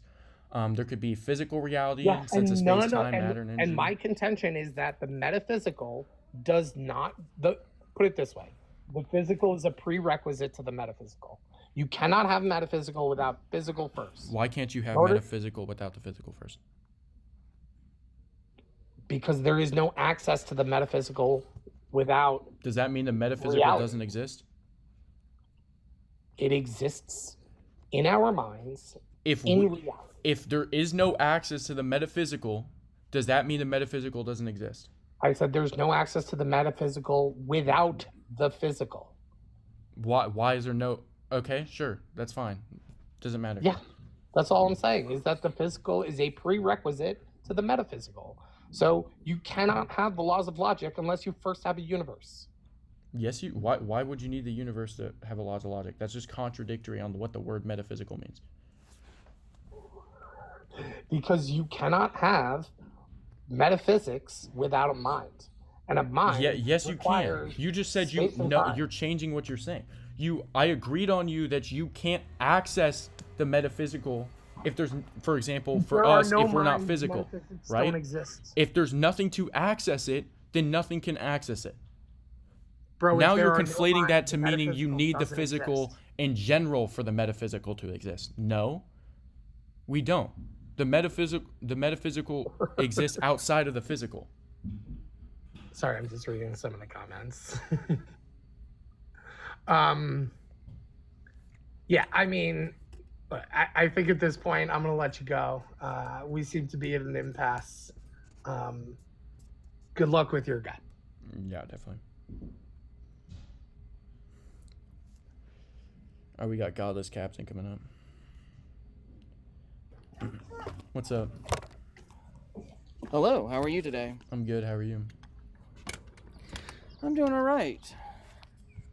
I'm trying to understand what you're saying by atheism is false. Yeah. Atheism is false because you can deductively prove God. You can, okay, so there are millions of gods that have been created. Which one are you trying to prove? I'm just proving a God in general, a conscious, fully actualized first cause. That wouldn't make any sense because you can't just prove one god by saying the others are false. You'd have to prove all of them false first. Why? What? If I prove, why would I have to prove all other gods first or disprove all other gods first in order to prove that a conscious first cause exists? See, you're not understanding your own question here. A conscious first cause does not matter if you can't prove even one god false. Why does that not matter? Okay, let's say I can prove aliens don't exist, but yet I can't prove anything without proving that UFOs don't exist. Do you see the problem there? Well, if you prove that UFOs don't exist, then, or if you prove that aliens don't No, exist, I didn't then say that. UFOs in the I context. said call I it can't aliens. prove anything unless UFOs don't exist. So There could be if I can't UFOs. prove aliens don't exist, if I can prove aliens don't exist, but I can't prove UFOs don't exist, so that doesn't make any sense. I can prove aliens don't exist and UFOs still exist. UFOs are just an unidentified flying object. That could be a manhole cover. That could be a Oh, football. I'm sorry. I'm sorry. I'll be more specific. Alien spacecraft that were not built on this planet. Okay, well, if you There you go. if you prove If that you, I aliens thought I don't could use exist, a generic term. if you prove that aliens don't exist, then alien spacecrafts don't exist because that would require aliens. But people are still seeing alien spacecraft, so that doesn't make Well, any if you sense. Do you prove see that the they problem don't there? exist, then they're lying. Or they're Oh, misunderstanding. so no matter what, it based on your conclusion, everyone's lying but you. If you're saying that you can prove that aliens don't exist, and then people are claiming that aliens still do exist and that they're seeing them, then either they're mistaken or they're lying. That's just what logically follows in the context that you proved aliens don't exist definitively. Or my proof is flawed. Well, then you're not proving Do you aliens not see? didn't I'm not exist. accounting for every variable. Then this isn't a proper analogy that you gave me. You're giving me an example where you prove aliens don't exist, but then you're saying you didn't prove aliens don't exist. This is why I'm saying you can't prove anything unless you prove everyone else wrong. Why can't I prove that? You can have to prove, like, Can you logically justify why Okay. I can't prove that a conscious, fully actualized first cause exists without proving that every other god Because is you have to false? prove everyone else wrong. Because every other religion, every religion has to have a first cause, correct? Okay, yeah. Okay, so what was the first cause in ancient Greece religion? They had I don't know, honestly. Kronos. Kronos, okay. It's very simple. Kronos. So if Okay. I prove a first, Are you on the same conscious page? first cause, then what? That doesn't. I don't You're need to basically disprove trying Kronos. to limit it to. You have to disprove Kronos because the Christian God cannot be the first I'm clause not limiting if it to Kronos the is the Christian first God. cause. As Well, I the said background before, has definitely got that in mind. as I You have a said- Russian Orthodox as I specifically cross. said before, it's an Eastern Orthodox cross, not just a Russian Orthodox cross. As I said No, it's before, Russian the point of the Orthodox. argument is just to prove a God, not a specific God. Okay, so you'd have to get this information from something, though. If you're not Okay. getting this information from some type of background, then you're making it up as you go. You cannot do that unless you have information. Okay. So saying a God, well, that doesn't matter because you would not have any reference to that. Where did you get this reference? Specifically from Aquinas. Thomas Aquinas, who based it off Uh-huh. Aristotle. Uh-huh. Interesting. You know Aristotle was Greek, right? Yeah, I think so. Just making sure we're on the same page. Okay. So your claim is a God does exist. You don't know who, but it's just that a God Yeah, does. It's not the purpose isn't to prove a specific God, it's just to prove a God exists by necessity.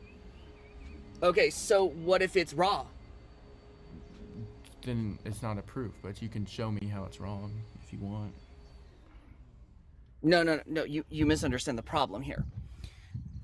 If Ra is the only God that actually did exist, that means only the Egyptian theology is correct. That means your background is false. What does that mean that only the Egyptian philosophy is correct? Do you not know who Ra is? I just want to make sure Why you would that understand mean who that Ra only the is Egyptian first. theology? Like, can I not use philosophy outside of Egypt? You wouldn't be able to know. Okay. So even if I prove God properly and logically, using theology, technically You this would be can't killing. prove God as the this would philosophy, technically be though. killing two You have birds to with say one who. stone. If I can prove God with philosophy outside of Egyptian philosophy, then Ra can't be the true God because that would mean that I would somehow prove God without using their philosophy, which would contradict. So you their can belief. prove Hinduism wrong with Hinduism? Is that what you're If trying you're to say? saying that the only way you can prove God is through Hindus philosophy in a world that Hinduism is true, No, and no, I do it that's without, not what I'm saying. You're trying to twist what I'm saying to meet your narrative. I You need background in order to say this. If you don't have the background in order to say this, Okay. you're saying nothing Okay. and trying to win an argument. You need to be specific, okay. I gave or you my you lose background. automatically. I gave you my background. So your background is the Yahweh. You're saying God, as in the Abrahamic God. Is that It correct? doesn't Yes or necessarily no? have to be Yahweh. Technically, you could say that It the has to background be, is or you don't have Aristotle, a who background didn't believe with- in the Christian God. No, Aristotle believed in the Greek gods. You're Yes, so correct. technically, he would be the very basis. But he also did not relay both of those aspects together. Okay.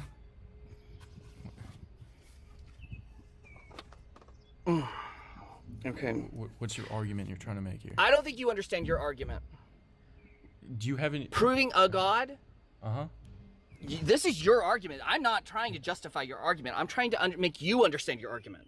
Yeah. You have to stand, this god, this is the only one, so I have to prove all the other ones false first. I'm not saying before my. I even say I'm not. mine is the only one. purpose of the argument isn't to prove that only the Christian God's true. You don't understand my argument because I've told you that twice now, and you keep going back to it. Do I need to tell No, you you a don't third understand time? your argument, and I can I'll tell see you. that clearly. I'll tell you a third time. This is the final time I'll tell you. The purpose of the argument isn't just Or to prove what? the You Christian kick God. me? I mean, It's that's not just really to prove, hurtful. It's just to prove that a God exists by necessity, not to prove just But specifically the that Christian doesn't God prove or the anything until you Muslim can God. prove which God.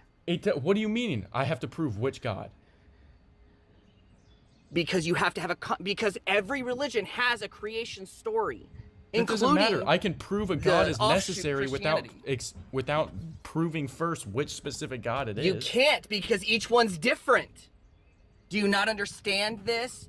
God. Okay, did so this. if I prove Okay, well, God that's and show great, that but and prove that he has to have X, Y, and Z attributes, any other religion that has a God that doesn't have those No, you have X, to Y, do and Z action. attributes would then be false because I proved Action. necessarily that it would have to Action. have these. Did not say anything about attributes. Said action. I didn't say you said anything about attributes. Then you're not using my argument. I'm saying action. Every single God has done different actions. Cool, dude. You need to prove How is that relevant to my a argument? God. I need to prove a God? Because then you're not Exactly. proving anything. I need to prove You're a not God. proving a God. You're not proving God did anything. You're proving that nothing, because you can't say a religion did this. Every religion I'm not. has The different purpose of the aspects argument isn't to creation. say a specific religion did this. It's just to prove a God exists by And see, now you're necessity. frustrated and now you're upset because you don't understand your own argument. What? Do you know my argument? I don't need to know your argument. You started out really bad. Okay. Did I even tell you my argument yet? I'm gonna go. You're starting with tag, which is the first No, cause I'm thing. not but using you've modified tag a little bit. That's I'm not using tag. That's first not the cause, argument cause. for motion. That's tag. Okay. Tag, How's the you're argument in. for motion tag? Yes, I know tag. Okay. How is the argument for Huh? motion tag? That's in tag. First cause. And no, I'm not being fallacious.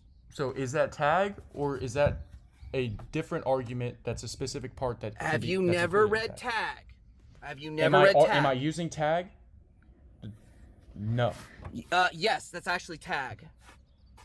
Then you're doing an offshoot of some sort of tag. It's all tag. Like the Elliott argument is tag, it's just in a different way.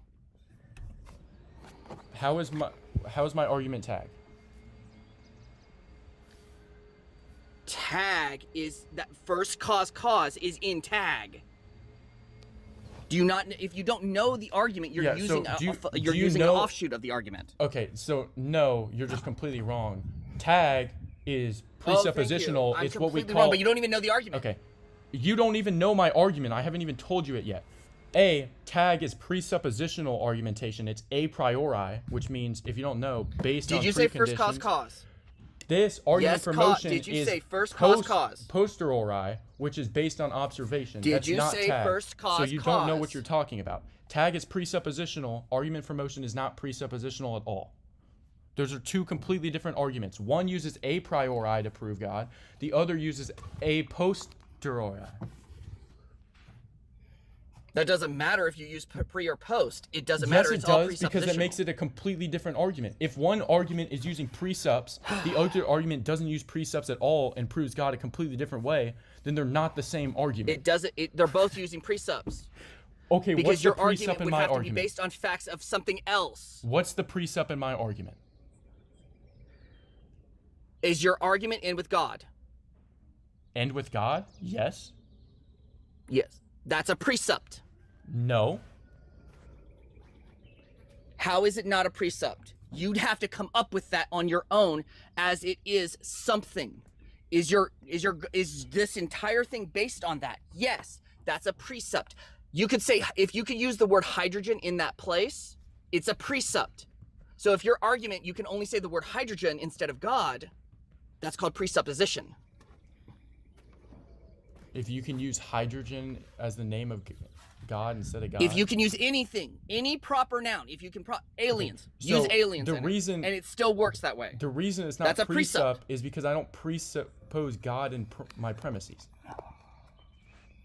That's not true at all. Okay, so you haven't heard If my the end premises. of it is only God, that's a precept. Let's think about this, genius.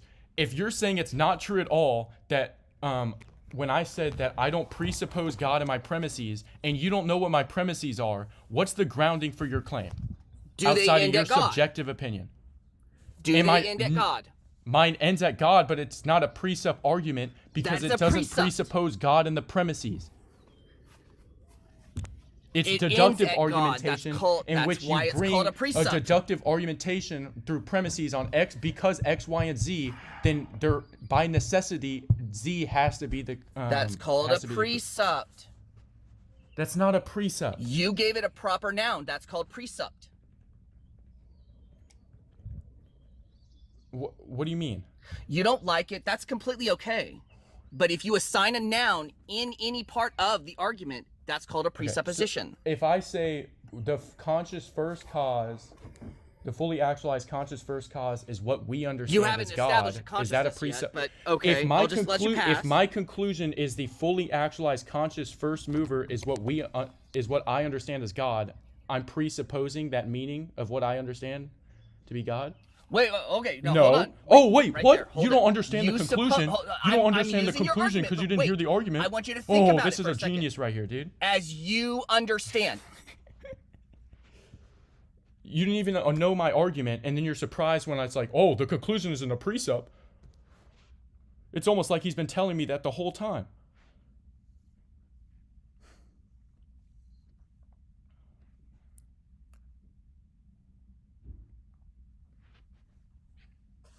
What's up, user? What's up? Okay, explain to me how atheism is false. Because you can deductively prove God. I can run you through the argument. You can prove God? Yeah. Can you prove him? Yeah. For- Premise 1, things in the universe are in motion. Premise 2, nothing moves itself. Premise 3, a chain of movers cannot go on infinitely in a per se causal chain. There can't be an infinite regress. Premise 4, there must be a first mover that isn't moved by anything else. Premise 5, this first mover is purely actual, the source of all motion and change. Premise 6, whatever is purely actual acts not by necessity alone, but by intrinsic power. Premise 7, only a conscious being, one with intellect and will, can originate from motion itself without being moved by another, because it does not act by compulsion or external causation. Premise 8, therefore the first mover must be conscious. It initiates all motion not by being moved, but by willing. The conclusion, this fully actualized conscious first mover is what we call God. Okay. So, would you say that God has creator? Yeah. So, you're saying God has creator? God has a creator? No, God doesn't have a creator. I thought you asked, do That's what I I just say asked. God is creator? Okay. So God doesn't have a creator, right? Yep. How did humans and like other animals become? How do other animals become? Like, let's say a cow. How did that come into existence? Ultimately from the first cause. But like the exact mechanics as to how, I don't know. We could just say like evolution or something. So you're saying that? Okay.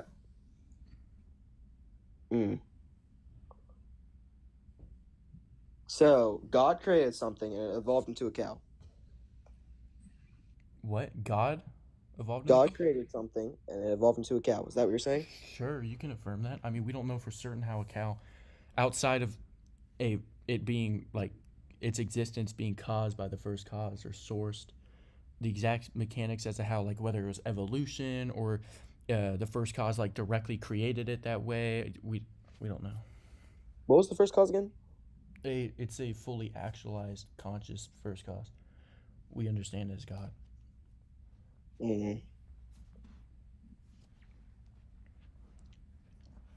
So how did God come into existence? He didn't. So wait, so he's just always been? Mm-hmm. But doesn't that contradict your? I think it's the third cause. Didn't you just say that everything has to have something that moves it, or? And nothing moves itself. Nothing moves itself. Yeah. What was Okay, what was the fourth one? The fourth one was therefore there must be a first mover that isn't moved by anything else.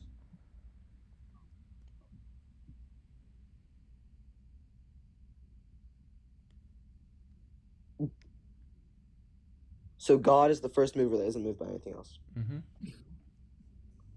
And he doesn't move himself.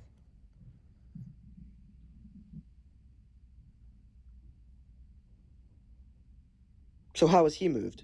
He isn't moved. Moved means or also means change, means actualizing a potential or going from a state of potential to actual.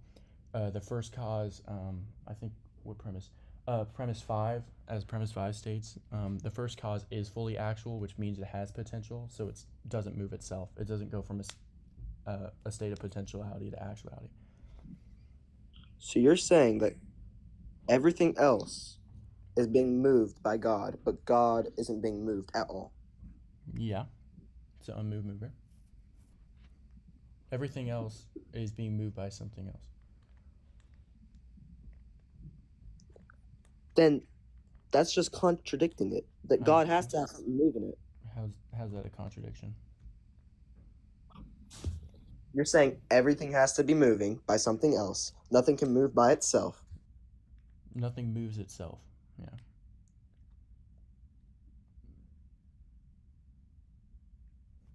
It's not a contradiction. Once again, moves means actualizing a potential. The first cause doesn't have potential. It's purely actual. So it doesn't move itself. It's not actualizing its own potential because there is no potential to actualize.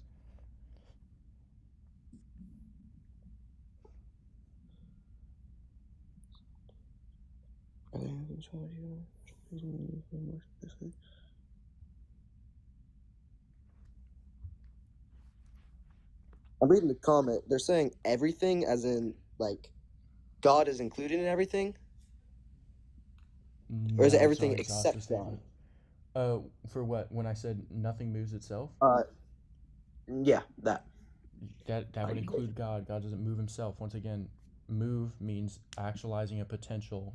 God, the first premise onwards, is pure actuality, fully actual, which means he has no potential. There's no potential for him to actualize if he wanted to move himself, which he can't.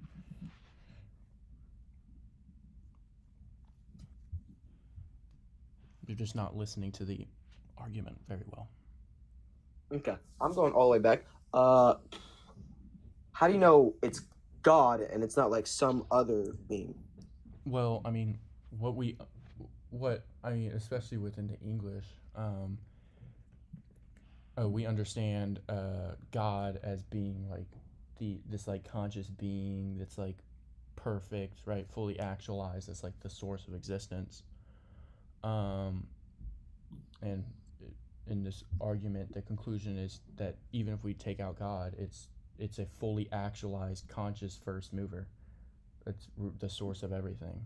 I mean, that's what God is. This all powerful, all knowing, all good, conscious being that's the source of existence.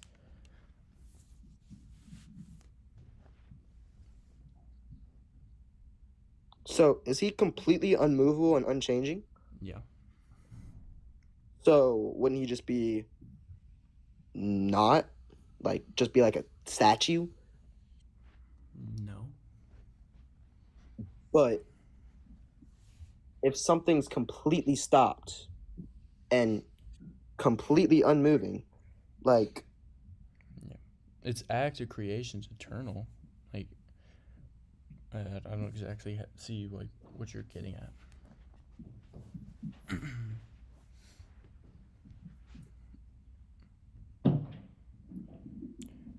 If it has ontological status, it has to have a source that is all races toward and all knower to know. Oh, yeah. So, Mm-hmm. there are so many gods. Wait, you're a Christian, right? Yeah. Okay, so there are so many different gods and so many religions. How is yours the correct one? Is that what you're saying, that yours is the correct one, or? No, the argument isn't proving a specific God. It's just the point of it's to prove that there's a fully actualized conscious God that exists by necessity. Okay.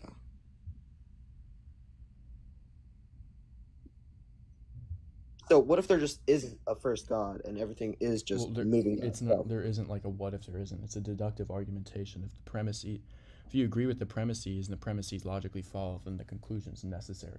It's not like a well, we don't really know. It's a necessary conclusion. Okay. So what exactly is making you say that universes and stuff don't move themselves? So you want to explain why nothing moves itself? Yeah. Yeah. A couple things. So if for something to move itself, right? It would need to actualize its potential. What that means really is, for something to change itself, needs to be the cause of its own change. That's just what it means to move itself. But to cause a change, it must already be actual, right? Having the power to cause, causal power, and at the same time, it must be potential, meaning having the capacity to become something else. If it didn't have potential, there would be nothing to change. And to be what it is being changed, this would mean that it would have to be actually the cause of its change, actualized, and also at the same time, potentially what is being changed, which would be a contradiction. It'd violate the law of non-contradiction. It both have to be potential and actual at the same time in the same respect. Okay. Oh shit. What time? I gotta go. All right. See you, brother. Good combo. All right. God bless. All right. What's up, Tyre? Yeah, what's up? What you want to talk about? Your argument for God? You want? I'll run you through the premises. Just let me know when you're ready. Yeah, you can go ahead. All right. Things in the universe are in motion. Premise 2, nothing moves itself. Premise 3, a chain of movers can't go on infinitely in a per se causal chain. There can't be an infinite regress. Premise 4, therefore there must be a first mover that isn't moved by anything else. Premise 5, the first mover is pure actuality, the source of all motion and change. Premise 6, whatever is purely actual acts not by necessity alone but by intrinsic power. Premise 7, only a conscious being, one with intellect and will, can originate motion from itself without being moved by another because it does not act by compulsion or external causation. And premise 8, therefore the first mover must be conscious. It initiates all motion not by being moved but by willing. The conclusion is this fully actualized conscious first mover is what we call God. Okay, can you just tell me the first three premises slowly? Yeah, things in the universe are in motion. Okay. Nothing moves itself. Nothing moves itself. A chain of movers can't go on infinitely in a per se causal chain, meaning like infinite regress. Okay, and why is that? Yeah, so in a per se causal chain, each cause only has the power to cause because it is being caused by something else right now that's already actual. So for example, like if you imagine a series of gears where like each gear it turns because the one before it is turning it, none of the gears can move unless there is something at the start actually driving the motion, i.e. like a starting gear that starts turning or that's turning that then turns all the other gears. That would be how like a per se causal chain works. The reason there can't be an infinite regress is even if there's an infinite amount of gears, if there's no start or source that gives it causal power that starts spinning the rest of the gears, then none of them can spin. Okay, so this presupposes that time is in a flow, which would just like tell an A theory of time, but I believe the B theory of time. So B theory of time makes this even better, dude. And why does it make B it theory better? of time works. You can affirm B theory of time. That's no problem.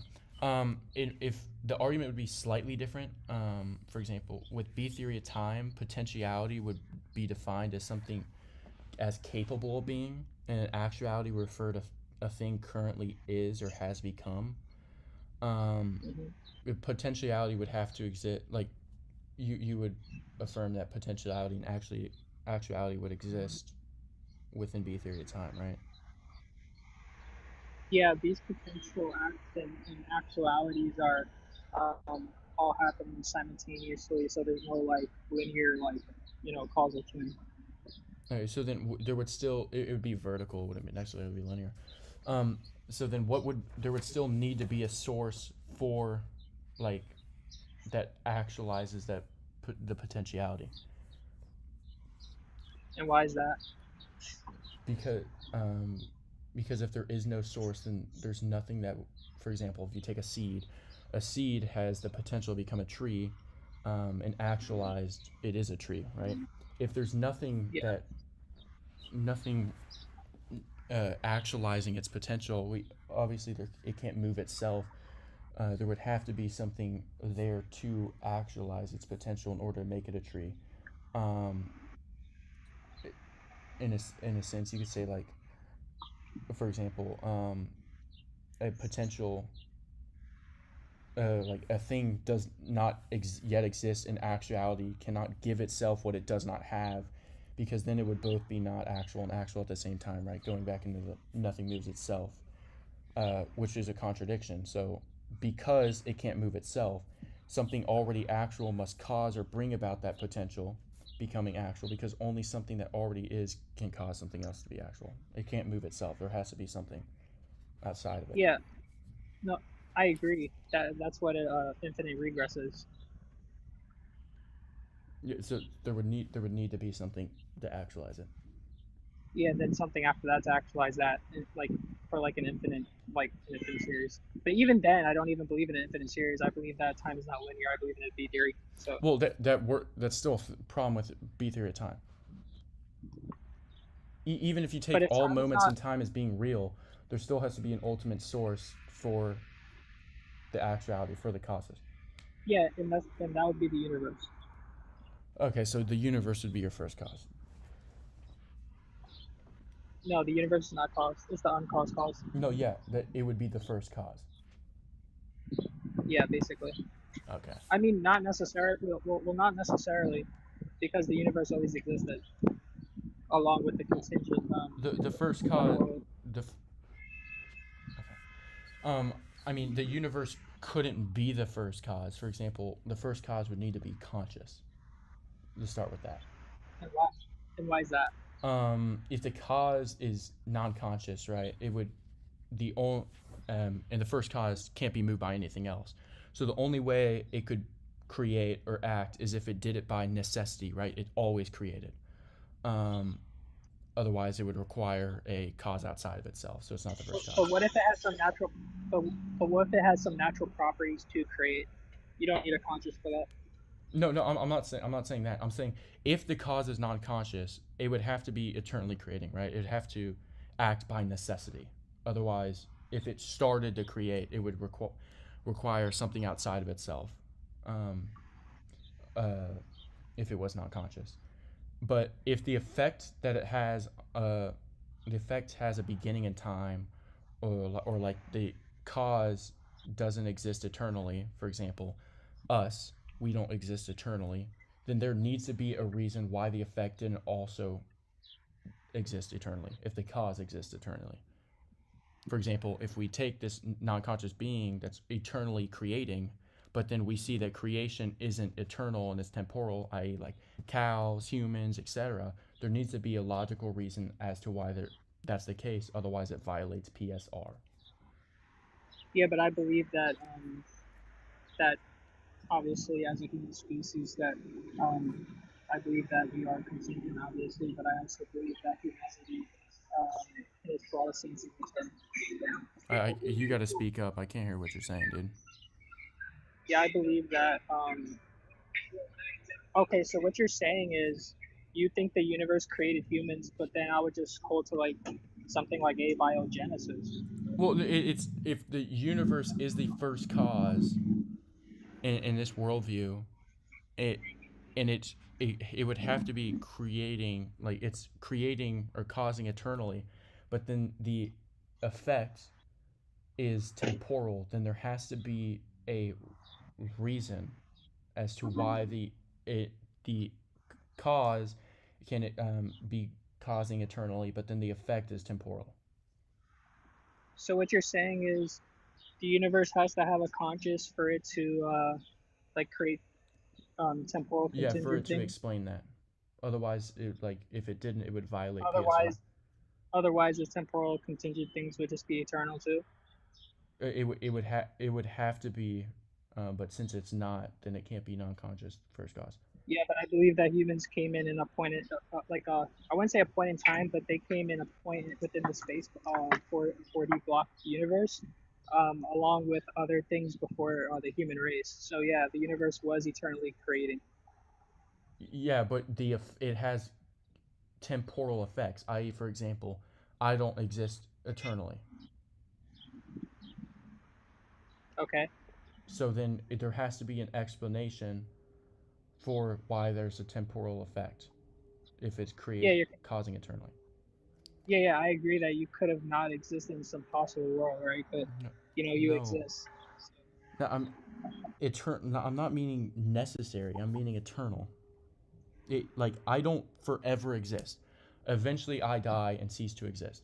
If the cause is non-conscious and it's causing eternally, there has to be an explanation as to why the effect isn't also exist eternally.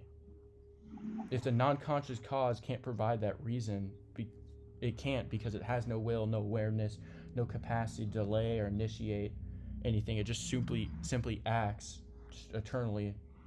So therefore, the only way we could explain the effects, like why the effects are temporal and began when it did, instead of always existing, is if the cause has the power to freely choose what it actualizes, or when to actualize its effect, which would be consciousness.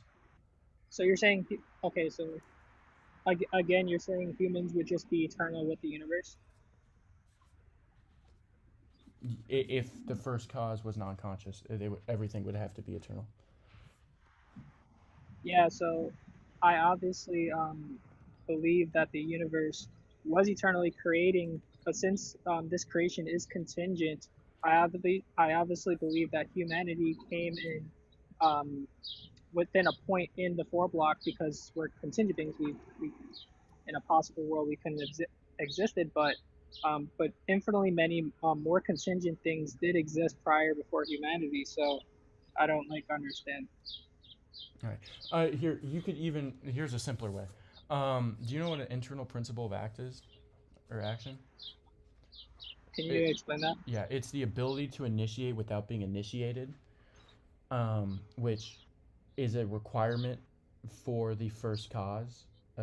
If you're claiming that the first cause is a non-conscious being, then it wouldn't have an internal principle of action. It wouldn't have the ability to initiate without being initiated. It would require its cause outside of itself in order to cause or create. Which the internal principle of act is what we would call like will or intellect, right? The will to create.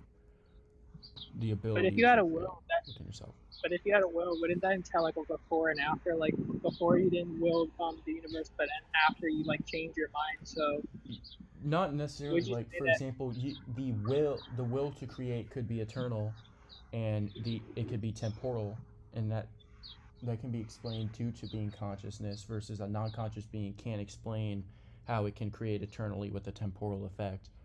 Now, like the exact mechanics as to how that works is a mystery, but that's just an epistemic limitation. There's not a logical problem for that. Okay, so your take is that obviously you're proposing that humanity didn't always exist, like eternally, obviously. And just you are like it doesn't even have to be humanity. It's just like, for example, us humans. Like I don't eternally exist, or like my great grandparents didn't eternally exist. They eventually died and ceased to exist. Well, yeah, you're contingent within the necessary universe. Yeah. Yeah, so that's why the first cause would have to be conscious. It doesn't. If it's non-conscious, it doesn't have an internal principle of action, so it couldn't initiate without being initiated. And if you're just affirming that it created eternally and has a temporal effect, then you would violate PSR. There's not a logical explanation or reasoning as to how it's capable of doing that. But even then, if I reject PSR, what would be like the contradiction, or like what would be like if you violate PSR? Yeah, like why can't I violate PSR? Because it's a self-evident truth. So, for example, like saying it's false means that your statement you're making is a statement you believe is true. But if the when it comes to like PSR, right? If you're saying that, if you're denying that PSR exists, if you don't know, PSR means that everything that exists or happens must have a reason why it is that way, rather than otherwise. Denying that would mean accepting that things can exist or occur without any basis, which would mean like basically throw away any rationale or rational explanation. And if something exists with no reason at all, then there is no intelligible existence between it existing and not existing. I.e., for example, if we exist without any reason, then there's no difference between us existing and not existing, which would violate the principle of non-contradiction, in the sense of like treating existence and non-existence as equally valid within any basis. It also, technically, denying PSR would lead to what we call a performative contradiction, which means one must rely on reason explanatory coherence to argue against it, which would presuppose the very the principle you're denying, which would mean it's a self-evident truth. It's a necessary precondition for rational thought. Okay. What would you say to someone that believes that the universe is a brute contingent fact? Do you know what a brute contingency is? I know what a brute fact is. What is a brute contingent fact? The universe is contingent, but it also didn't have a cause. It just pops into existence with no explanation or reasoning. That would violate PSR, dude. Yeah, but what if that? But is it possible that that could happen? No. Because PSR is a self-evident truth. Yeah, but what would be like the logical incoherency of the universe being? The logical incoherency is that it violates PSR. Okay. Do you know a lot of atheists don't hold to PSR, right? Well, that doesn't matter, really. I mean, they cannot hold to it, and just it doesn't mean it's false. But you're saying if you deny PSR, there's a blatant contradiction. What's the P and not P? I didn't say necessarily it's a blatant contradiction. Okay, then if it's not a contradiction, it wouldn't be illogical, right? It would be possible to reject the PSR. No, yeah, I didn't say there's a blatant P and not P. I would affirm that there is. For example, like, what would be the best way to do this?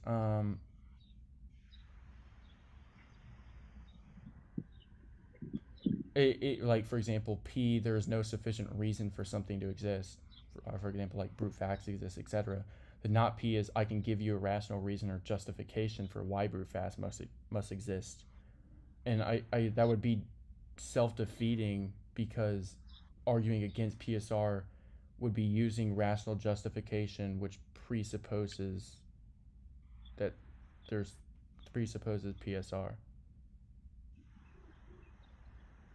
Like, so there's no, even just saying there's no reason for everything because X, Y, and Z or anything like that is denying PSR and also affirming PSR. It's a performative contradiction. Yeah. So, like, for example, like... Even, like, take, even one more thing. Even science itself, if you're atheist, still uses PSR. Science is based, like, relies on PSR in the sense that there's a reason for why these things exist or why this happens. Not necessarily. I don't believe Well, that. if there is no PSR, then science is completely irrational, and the scientific method's completely irrational, because then things can just happen just cause for no reason. So then there's Well, no point in even seeking for a reason. I don't think quantum mechanics holds a PSR, because like, you know, some things just exist because they exist. Like they don't really know the reason or the cause. But It that's just an exists. argument from ignorance, dude. Like Why? saying that things just exist because we don't know the cause or why. That's good. Like even if I use that for God, for example, that's a God's a gas fallacy. That's just an argument from ignorance. Just because we don't know the reason why doesn't mean it's therefore exists that way, or that's the end. It just happens that way. Like for example, back in the 600s, they didn't know how lightning was formed, so because they couldn't explain lightning, they said it was from God. Does that mean lightning's from God? No. We just eventually figured out there's an explanation for it. Yeah, but we could use the same logic for God. Like, why does God exist? Why? Well, because he has to exist by necessity. That's what my argument, the entire Why? purpose of the argument I brought you for is. I've been explaining to you why. Yeah, but That's what the argument's for. yeah, but that's your special pleading. How is it special pleading? Because you could say the same thing with something else. What do you mean? Like I've given you like my you know, like a rebuttal, how you could just hold to that to something else, like the universe. Like the Yeah, but universe just exists you by couldn't because necessity. the universe isn't conscious. But then we would go back into saying humanity must have existed eternally because Everything, if yeah, the universe is non-conscious, everything would have to exist eternally, which it doesn't. if the universe, okay, and you're saying because it's not conscious. Is that all? Is because it's not conscious, therefore it must exist eternally? No, it's because if it was non-conscious, it would have to have it would have to act by necessity. Otherwise, it would require a cause outside of itself, i.e., it isn't the first cause, and it would that would mean it's eternally creating, and if it's eternally creating, but it has temporal effects, there needs to be a reason as to why it's eternally creating, but the things it's creating don't also exist eternally, which the only logical explanations as to why that's the case would be, for example, if it had, or explanations would be, for example, if it had consciousness, will, etc. And if there isn't a logical reason that, or explanation as to why that's the case, then it violates PSR. Okay, I think I understand what you're trying to say, because you're saying that if humanity began to exist, that's a temporal effect, right?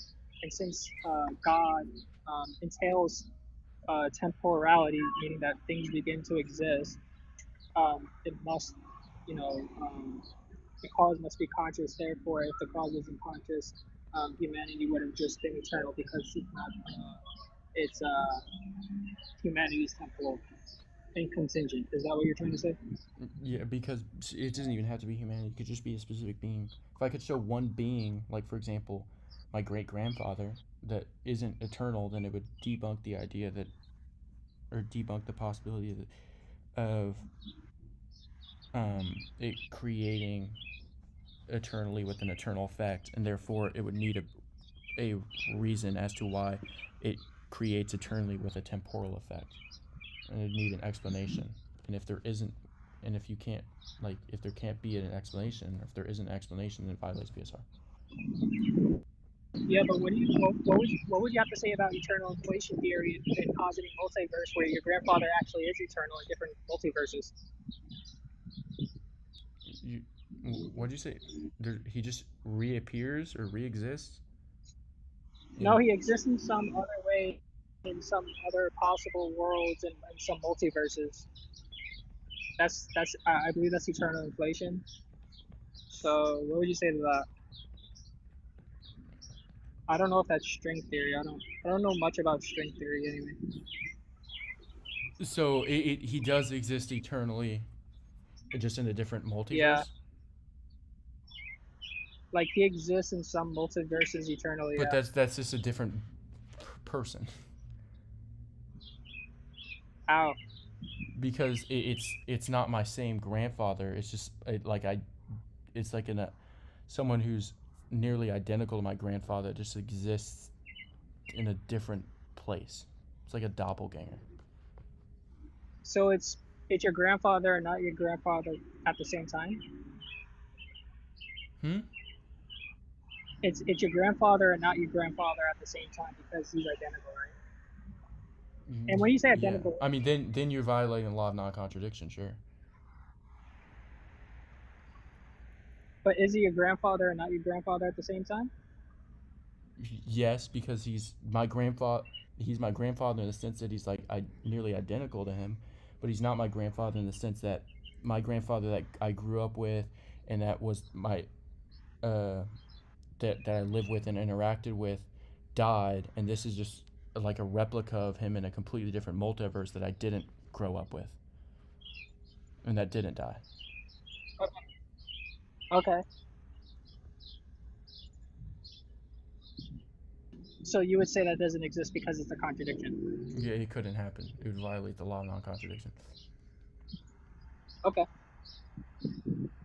Well, I was just trying to understand your position, but yeah, thanks for the talk. I appreciate it, though. Of course. I'll let someone else up. All right, appreciate it. All right, peace out. Peace out. All right, if anyone disagrees with the background or has any questions, request up as guest. All right.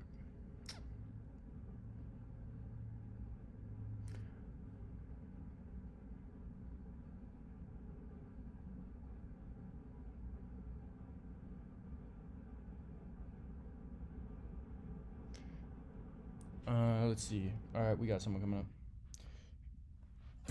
What's up, YouTube chat? What's good? Hey, what's up? What's up? Okay, so what's your evidence for God? Because there's actually no God, buddy. Get out of here, dude. Okay, I'm sorry. Yeah, you have a good day. You too. I saw that name. I knew immediately, dude. If you guys disagree with the background or have any questions, request up as guest.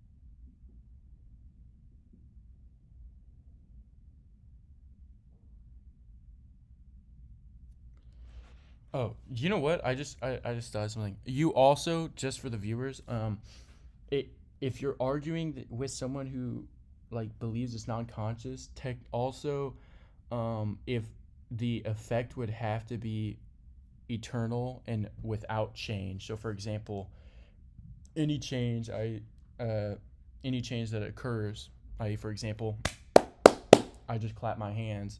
My hands had the potential to clap, and then I actualized them into clapping. That would be a change that just kind of debunks it being, or shows that it would have to have like a justifiable reason as to why there can be change. It's not an eternal effect. If it's eternally and unchangingly causing, then why there would have to be an explanation as to why the effect is temporal and changing. Right, like also, I mean, that's just generally something that it would have to be explained. Technically, in theory, I don't know if this would logically follow. In theory, in my head, you couldn't, I think you might be able to argue the ontological principle in the sense that if it does not possess that ability and can only create eternally, then the fact that there is a temporal and changing thing when it creates and it can only create eternally and unchangingly would debunk it being unconscious. Yeah, what's your syllogism, Nicterius? A theology that doesn't assume more than one will is a monotheistic theology. Minor Christian theology doesn't assume more than one will, therefore Christian theology is monotheistic theology. I mean, you could go for that. What's up, Ard? Let's see. Well, I'm an agnostic, and I'm trying to look my way through the positions you're making here. But atheism is false, so I guess that must mean that you have disproved atheism. How did you go about doing that? Deductively proving God. Well, I guess all you needed to do is disprove something. So you had to. So how did you disprove atheism? By I suppose. deductively proving God. And how did you prove God? Deductively, I can run you through the premises. Sure, slowly for the. Yeah. So I'm kind of slow. So it's 8 premises. Just let me know when you're ready for me to move to the next one. Okay, Premise start. 1, things in the universe are in motion. Yes. Premise 2, nothing moves itself. Depends what you mean by move. Things continue to move continue to move unless they are stopped. So if something goes into motion, then it will continue to be in motion until it's stopped, right? Yeah. Motion meaning change, and like move meaning change meaning moving from a state of potential to actual. And motion, velocity, and accelerate. Well, if we're talking about physics, motion is velocity. Acceleration. We're not talking about physics there. That's like a different type of motion. Well, but different kind of concept, right? I mean, there are things that things that are in motion stay in motion. That's the nature of the universe. Yeah, that's a different concept in motion. But everything we see that is in motion, we would expect to have it stay in motion. So it's not just sort of some fancy physics thing. But anyway, let's not get too far into that. Okay. Not necessarily that. That's what I'm talking about here is a completely different motion, a completely different context. This is. Yeah. Okay. So we're using slightly different words, but I'm not trying to catch you on anything. I'm just trying to make sure that we're not catching each other in something. So sorry. Go on. Yeah.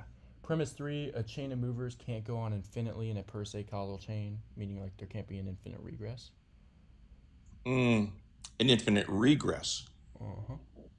Okay. So something started something, and what you're saying is if everything I'm seeing was started by something, and that was in turn was started by something, then something had to start that initially? Like ultimately, there just can't be an infinite amount of causes in the past. There has to be a starting cause that actualizes everything else, or that gives causal power to the rest of the causes.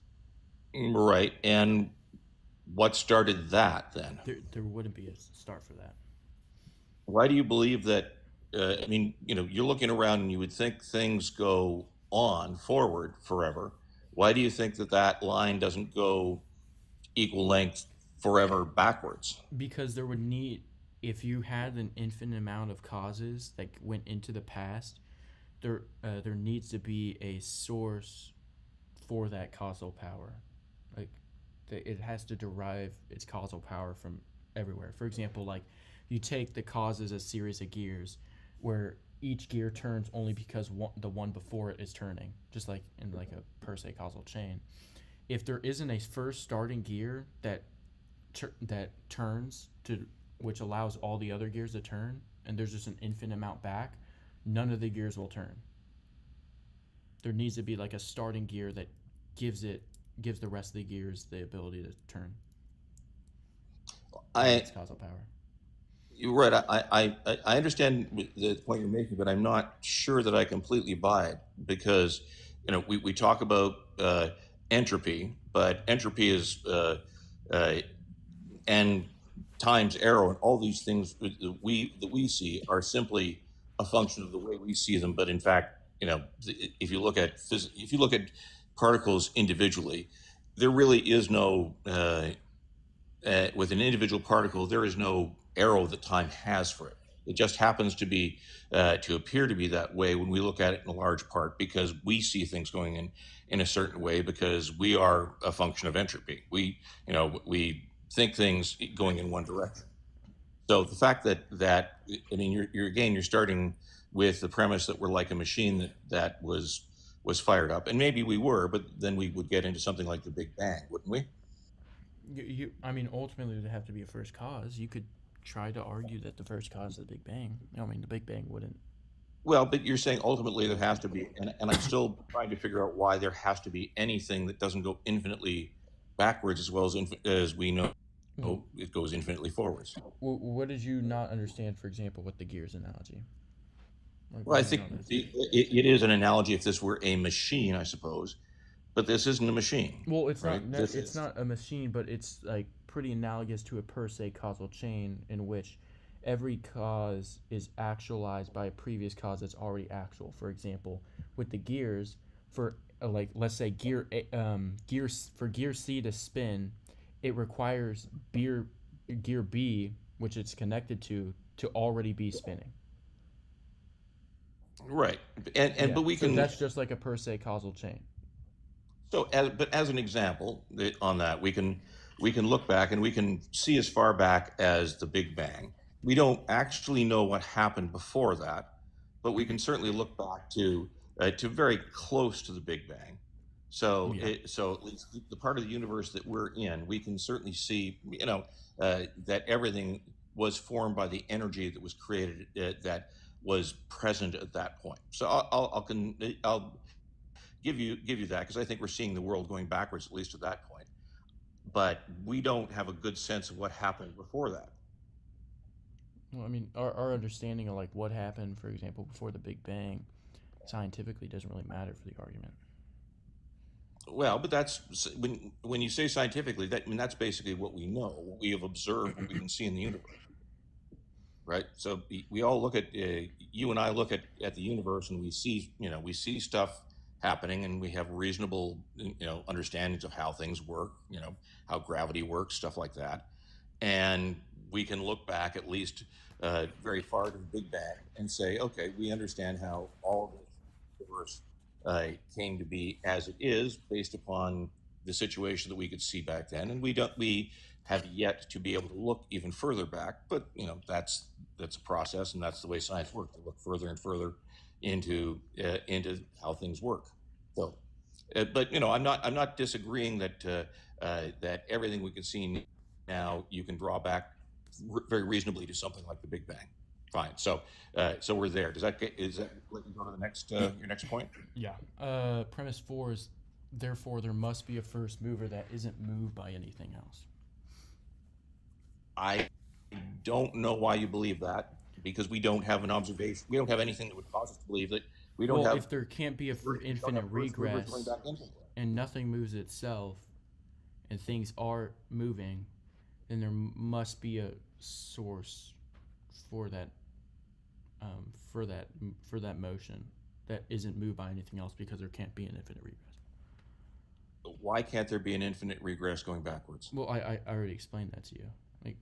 Well, no, I think you asserted that, but what I'm saying is we keep looking further back, and we see more and more detail. The fact that we haven't looked for even further back doesn't mean that it doesn't go back as far as we don't think about the universe going forward. We think it could go on forever, but why do we equally believe that a category error here? Well, it's what we observe with science doesn't have anything to do with this argument. Like this is a metaphysical argument. Science is an empirical thing.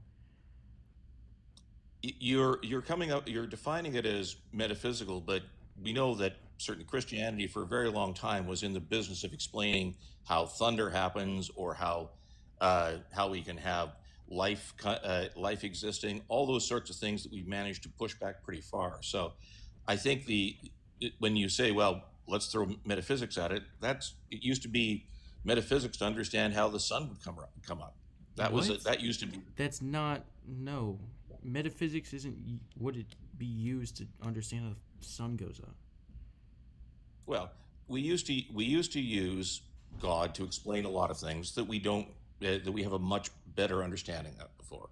So now we're just pushing back something which is a physical thing, and you're saying, well, God, but I'm saying, why do we think that we're not just going to keep pushing that back indefinitely? When you're trying to throw it into the land of metaphysics, where we don't actually have to apply the actual things that we've seen, but so many things used to be in metaphysics that are now in physics. No, there's nothing. What is something that's that's metaphysical that's in physics. Well, it used to be No. the definition of metaphysics were the things that were above physics, right? That's where the word came from. And my point is that we would define things as having occurred at one point, let's say back with Aristotle. Things would have been included in metaphysics about how the universe worked, and physics covered very specific things he could identify. But I'm not sure what the point is now of metaphysics. We have a natural world that gives us pretty good understanding of what's going on. So why are we trying to conjure something into existence to explain things where we kind of have good answers already? Well, I think you're misunderstanding what metaphysics means. Okay, then tell me what metaphysics means. Metaphysics is, even in the time in Aristotle, is about like the fundamental aspects and causes of reality beyond physical and empirical. For example, like the Why do study you of being causes as beyond the being. physical? What? Well, but now I guess what I'm saying is, why do you think there are causes beyond the physical? What causes you to believe that there has to be something beyond the physical? And again, Yeah, I'm not trying to- because we know there's certain things that are beyond the physical, by like, for example, like the laws of logic, because they're self-evident. There's truths and there's self-evident truths, and they aren't made out of matter, etc., and they're necessary. Well, but with logic, we understand things because logic kind of works because it works. So these are all a set of practical things that we believe in and use because it seems to work. So that's how we've come up with everything we've got. We don't really need to say, hey, there's something beyond. We've got calculus, for instance, which is a mathematics, which is subset of logic. Hold up. You're saying there's no reason to, like, there's nothing beyond the physical.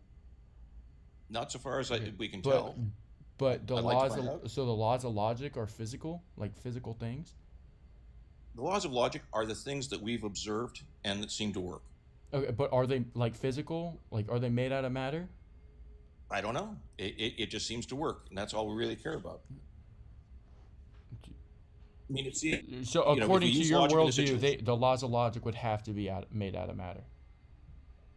No, I think the laws of logic you are just what are the you just said that everything's physical, and you have no reason to believe why anything wouldn't be physical, and you're affirming the laws of logic. So if you're saying everything's physical, then that would mean the laws of logic would be physical as well. The laws of logic are what we use in our brains to observe or to make forecasts of what will happen in the physical world. Right. So you have your brain, and your brain it functions with a whole bunch of functionality that happens in a physical world. That your brain is physical the way it moves, the conclusions we come to about whether a rock is going to fall and hit me on the head or not, the way all these things work are conclusions that our brains have come to, because if we didn't come to those conclusions, the rock would, we wouldn't have figured out the rock was going to hit us. So we have established all of these rules and logic, and we refine them as we go over the course of time, and sometimes they're wrong, in which case we fix them. What do you mean sometimes the laws of logic are wrong? Well, I suppose we come to conclusions like, I think the idea of whether you can actually, in mathematics, prove something, or even just demonstrating numbers in math, and again, I'm getting way beyond, we've actually come to the point where we've said, we may not be able to actually work with infinite numbers, or infinite numbers, for example, may work very differently from different kinds of infinite numbers. How does that have anything to do with like the laws of logic changing? Well, I'm trying to think of a good example of where logic has not been helpful to us, but but again, wherever. I want an example of where the laws of logic change. That's an interesting question. I think in math, it's certainly, we've gotten to points with Gödel, for instance, about understanding how to explain a system, which is, and this we're getting into fairly truth math, when you get into that area, you find out that you're at least surprised by the conclusions that you were coming to, and that there weren't things that were helping be very supportive. I'm trying to think of a good example here, but logic is simply the best guesses that we have of how the universe works. With math, for example, what law of logic changed with math? Here is look. Let me Like, for actually look example, the law of non-contradiction. Did the law of non-contradiction change? It is the law of non-contradiction is a way that we have described in our brains how we see the universe working. So that's a premise and a set of ideas and a set of words. It's not even how we see. It's not even about how we see. Like, I don't know if you read Aristotle or whatever. Whenever he coined like the laws of logic, it's not based on just his empirical observations. It's his basis for their existence is that they're self-evident truths. And when we say self-evident truths, that means we have observed them, because that's No. right. Not in the sense of like empirically. It's, for example, like the law of non-contradiction is a self-evident truth because denying it requires you to use it. Well, but you just said self-evident. Doesn't self-evident mean that we have observed it that way? Not in an empirical sense. Self-evident means like a truth that is known to be true by its very nature. Well, but self-evident is a different word from by its very nature. Self-evident means that it has been to us evident. To everybody, it's evident. It's just no. That's not what self-evidence has meant in philosophy as it's being used here. Again, you within the domain that you've got, you have that somebody else created all this stuff, and that perhaps it's God, and God has put that in our minds. Not necessarily. It's that this is the word to describe how this is true, or they use self-evident, meaning for example, a truth that is known as being true by its own nature without needing something external or an external proof to demonstrate it. It's just what they defined it as to describe the type of truth, or how like the law of non-contradiction, for example, is true.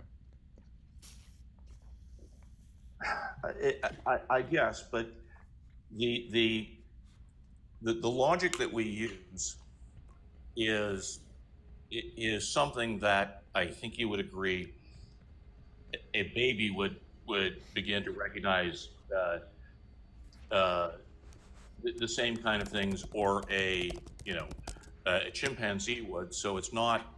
It is a set of observations which we mostly have already put in our head to keep us alive. And if we didn't have that from when we were born, we would be dead pretty quickly. We've developed a set of words to describe that in more detail. And sometimes we've used that and found, some fairly unusual results when we've used more enhanced logic. But these are all things that are rules that we've observed in the world, aren't they? Rules that we've observed? Yeah. I mean, we can observe them, but it's not based on, like, for example, like the law of non-contradiction's existence. It isn't, for example, when Aristotle founded that, it's not based upon like, oh, he sees that, like, from what he sees in reality and like his day-to-day life, etc., this is true. They're grounded in the fact that they're self-evident, which means that their truth is known by their very own nature. For example, to say the law of non-contradiction is false is to you use the law of non-contradiction to say it's false, right? You need it in order to say it's false. So it's self-evident truth.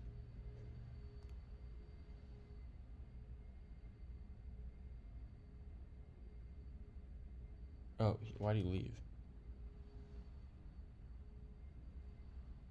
What do you mean that's not self-evident? You want to come up?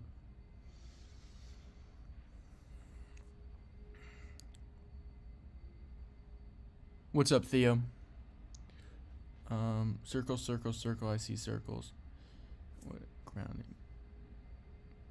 We can say that we observe them as reality abides by. Yeah, you can say that. I was specifically saying that the grounding, like Aristotle didn't ground it based on like what he saw in his day-to-day life. Hey, sorry, did you kick me out or? No.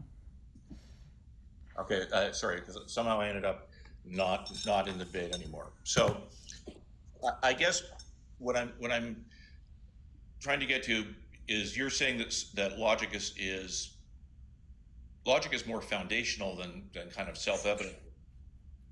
So, and I don't know how to observe anything else without logic, including God, I suppose. So it's a more fundamental way that we observe things as opposed to something that has been created for us. What did you say? Like what? What do you mean? Logic is the tool we use to observe things, and it's a tool that we've created by observing things, and you know. Well, sometimes it's not just a tool that we use to observe things. It's the like basis that all of reality follows. We observe reality using logic. You can observe using the laws of logic. I wouldn't say that. The laws of logic govern reality, right? Like, yeah, I guess you could say you could observe and interpret reality through the laws of logic, but like, you could say that, but the laws of logic ultimately are like something that all of reality is governed by. All of reality follows.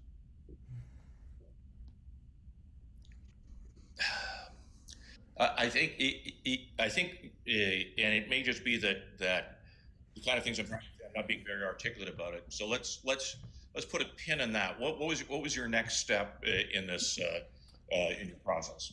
And maybe we can come back to logic, or maybe for the syllogism. Well, no, you had like 7 steps or something like that. Yeah. Premise 5. The first mover is purely actual, the source of all motion and change. That's an assertion. How do you demonstrate that assertion? Yeah, a couple things. Firstly, for the what's the best way to describe it? The first cause would have to be fully actual. For example, just to start, according to PSR, if you don't know principle of sufficient reasoning, there must be a sufficient reason as to if for example, for the first cause not to be fully actual, meaning it has potential, like a sufficient reason as to why it has potentiality. If there was a logical reason, for example, let's say X is the logical reason, then that would mean that X would be the first cause. And since the first cause is the terminus, meaning the explanation for everything, and is not dependent, like the source explanation, if it had an explanation, then it wouldn't be the terminus, and instead X would be. This would mean that X is actually the first cause, since it's the explanation of everything and would be the source of knowledge. So that's why the first cause would have to be fully actualized. It couldn't have any potential. But in order to appreciate the first cause, didn't we need to have logic? Yeah. Beforehand. Like, and for it to exist, we would have to, so doesn't logic have to actually pre-exist before the first cause? No. For us to understand the first cause, we need logic, but for the first cause to exist, it doesn't it's not dependent on logic. Well,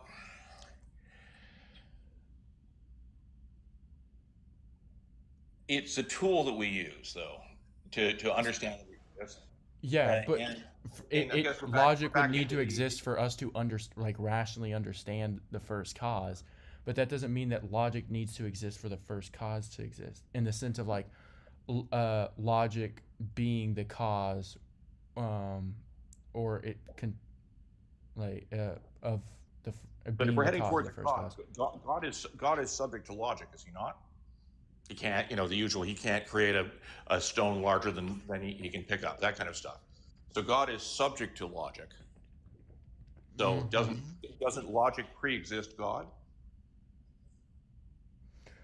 So it's not necessarily the first cause, like i.e. God. It's not, he's not subject or limited to logic as if logic were like an external constraint to him. He can't violate logic because doing so would imply a contradiction in his own nature. It's not that he can't violate logic because it's a limitation imposed on him from outside of himself. Well, but logic is, he can't violate logic. So that would, assuming that we had a first user there, logic would have to be something that existed before him. Yeah. Or, the reason he can't violate the laws of logic would be because he's denying his essence or himself. The first cause is a perfect being, which would mean like purely actual, without defect or contradiction. So for it to violate the laws of logic would be violating its own nature. But as soon as you call it a law, that implies that he is subject to a law, which in turn starts to make him look like but that's not what I mean. I mean, that's what you're interpreting it as, but that's not what I mean. But when you use the term law, we have a sense that a law was something that was created by whoever created the Big Bang. We have a set of laws for how particles seem to be working. That law may have been changed, but we refer to those laws as existing, and in a Christian view, we have all the things that we're subject to have laws. Whenever we use the term law, it implies, and I don't think there are any other examples where we don't have an entity that create or that pre-existed the things that it applies. And if God is subject to a law, then it sounds like there's somebody before God. The laws of logic are grounded in the first cause. Are grounded in the first cause. The first cause isn't just like it's being itself. I'm not sure what that means. What being itself is God itself. I mean, being itself is that gets the term starts to get squishy. And again, I'm not trying to be a dick here, and I'm really enjoying this conversation, but I really don't. It does seem like God is subject to if God is subject to a law, then that makes him at a lower level than something else. Yeah. So the laws of logic, the first cause is the source and grounding of all being. That's what I mean. So the laws of logic are grounded in the first cause, and they're a reflection of they reflect the necessary rational being that is the first cause. It's not, logic isn't like an external law that's restricts or is imposed on the first cause. It just comes from the very nature of what it means to exist intelligibly. From the very nature, which means that there are rules of some sort that are restricting. In like a more simpler way, within classical theism, right? The first cause is purely actual, necessary, and non-contradictory. The laws of logic describe what must be true of anything that exists. And since these laws, they basically express foundational features of reality itself. And because the first all reality derives from the first cause, then the logic would also be ultimately grounded in the nature of the first cause.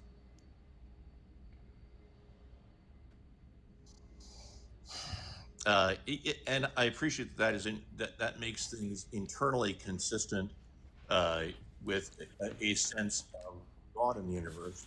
But well, again, I think I've gone too far in this because I'm still back in why do you believe why do you believe that things don't go backwards infinitely in the same way that they go forwards infinitely?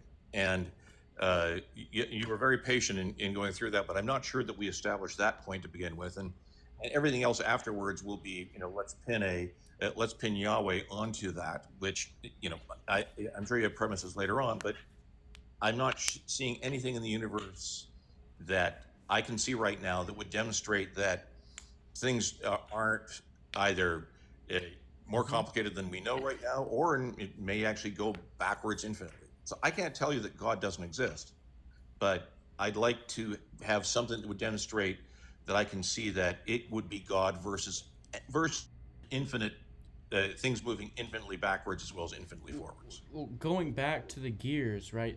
Within a per se causal chain, there ultimately needs to be a source for the causal power, so that the causes can be. If there isn't a source, why that's true? Why that's true? What? Why does there have to be a source? Why does there have to be a source? Let me put it the simplest way. Why doesn't the universe move backwards as far as it moves forwards?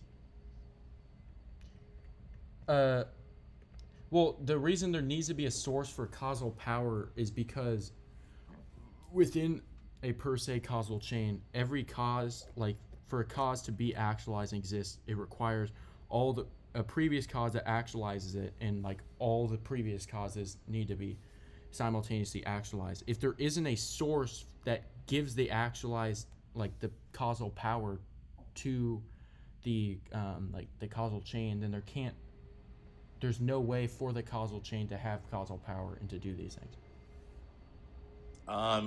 But again, it's the same thing as like saying, for example, the gears, right? If there isn't a source, like a first starting gear that turns all the other gears, that would be the causal power, right? If there is no causal power, none of the gears can turn. There needs to be an ultimate source that gives the rest of the gears or the rest of the causes causal power in order for a change to happen. But we understand the concept of infinity, and we can certainly see that concept of infinity going forward. Why do you believe that in? Am I YouTube chat? Am I explaining it about wrong? Is what I'm saying confusing?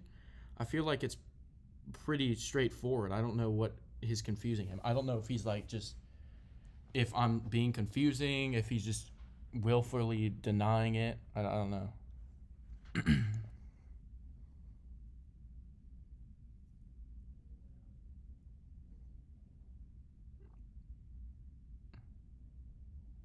What? Yo, Nicturinos, what are you talking about?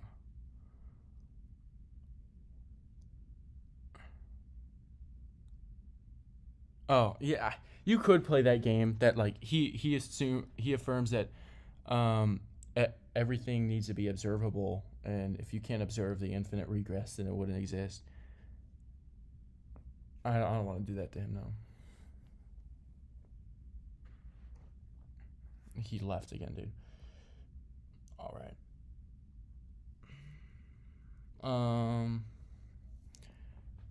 Dang. Yeah.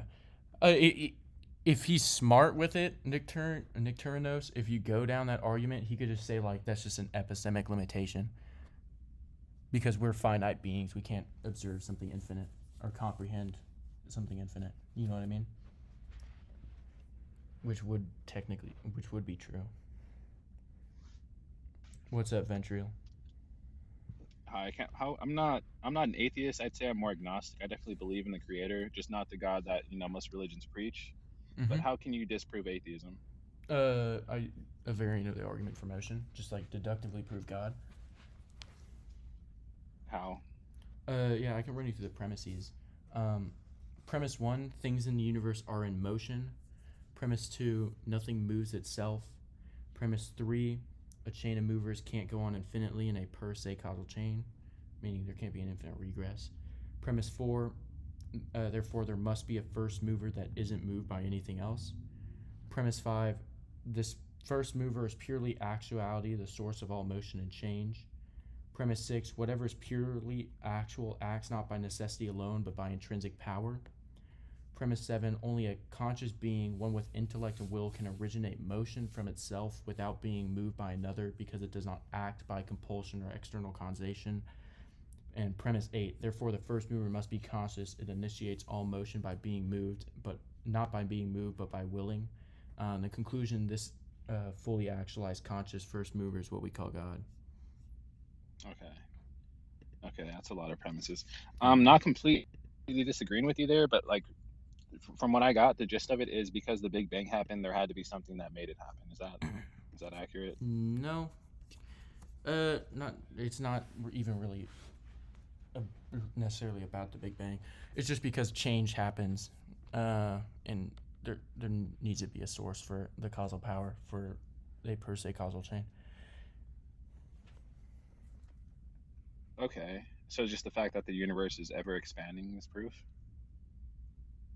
There's proof of what? of a God. No. When did I ever mention the universe, like, expansion? Can you go over premise 8 again and explain it in depth? You kind of like. I just wanna Therefore, get that the one. first mover must be conscious. It initiates all motion, not by being. Okay, moved. what is the? Let's break this down. The first mover must be conscious. What do you mean by mover, and what's proving that he's conscious? Yeah. The first mover would be the first cause, like the fully actual first cause. It's like the source of all causal power, actualizes and sparks like the per se causal chain. The first cause of power. Okay, what do you mean by cause of power? Is power Causal power stars is being like made? Is it is something actual, or the ability to actualize another cause.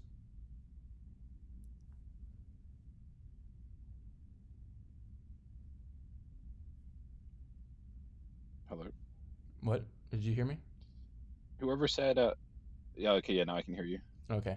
Yeah, causal power is the ability to actualize something else. Can you give me an example of that? For example, yeah, something with if you take like a match and like the strip you use to light it, something that has causal power would be the strip itself that's actualized as a strip, and it's when you strike the match on the strip, it's able to actualize that match into being lit, being on fire. So the act of striking a match is actualizing it.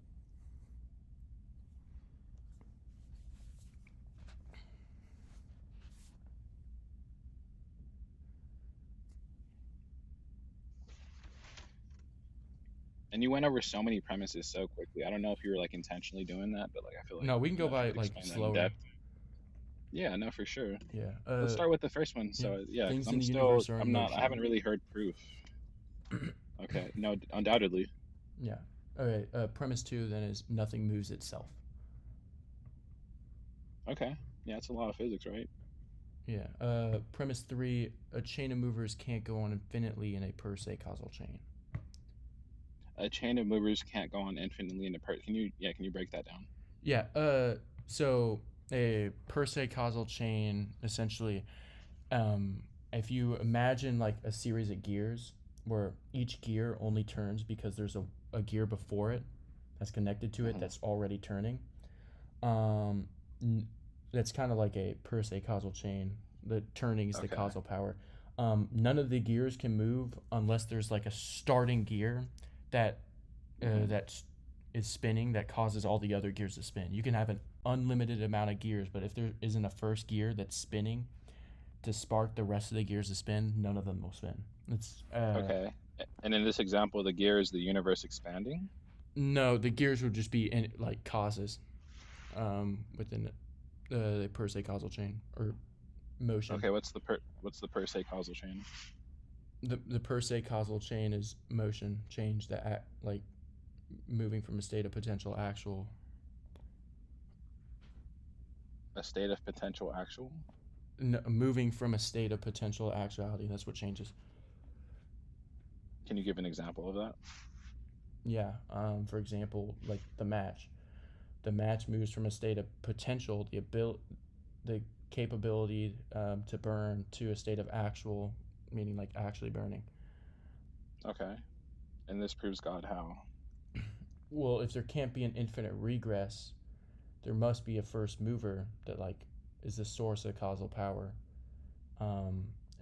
which is what premise 4 is saying. And then premise 5 starts with this first mover is purely actuality, the source of all motion and change, meaning it's has no potential, it has the omni attributes, and the source of all motion and change. That's just what the first mover is. And I'm still not seeing the correlation between the match being struck and God existing. That's just the tool being used. well, you just asked for an example of change. Yeah. Okay.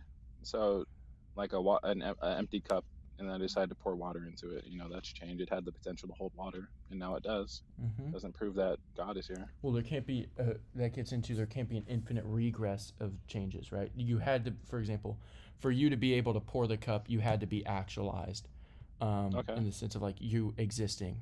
Yeah. And there's something that came before you that actualizes you, i.e., for example, you could say your parents existing, your mom course. existing, and so on. Ultimately, going all the way back, there has to be a starting point. There can't just be an infinite regress of these causes. Yeah. Simple cell organisms that eventually turned into frogs that swam in water, came back But to land, that or can't be however the evolution of chain goes. that can't be the first cause. Something had to cause that. No, of course, the Big Bang. Yeah, and then the Big Bang, if you're like, couldn't be the first cause either, because the first cause would have to be a conscious being. Why? Why would it have to be a conscious being? Why couldn't it just happen? Let's start out with a simple explanation. It would have to have what we call the internal principle of action, which is the ability to initiate without being initiated. So if you're affirming that the universe or the Big Bang went from a state of not creating or not becoming a universe into a state of becoming the universe, that's it. That's it changing, right? It would, if it doesn't have an internal principle of act, which is what we call will or intellect, i.e., consciousness, then it would require a cause outside of itself in order to spark it. So therefore, it couldn't be the first cause. So Why? either it has to be conscious, or it can't be it would require it's not the first cause. See, I just disagree with that. That's just an opinion. It doesn't. Why would something conscious need to make the Big Bang happen? I think the belief is it just happened. Well, if it doesn't have an internal principle of action, then it can't self-initiate, which would mean it would need a cause, something else outside of itself to cause it, or to spark its initiation.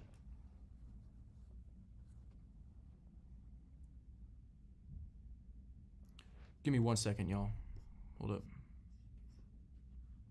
Whoever in the I'll be chat back said in 1 second. atheism and agnostic is the same thing. It's not.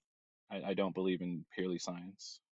I believe there is a creator, just not the one portrayed in a lot of religions.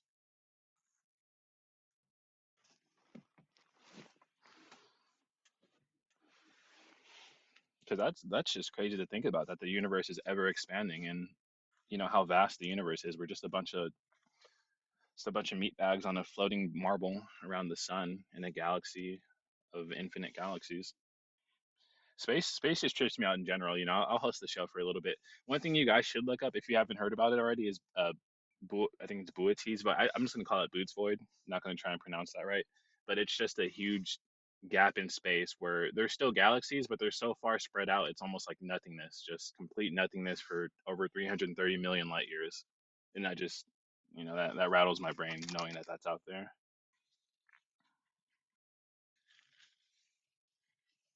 That being said, I think spirituality is important, though. I think everyone should believe in something. Oh, okay. Yeah, what's up?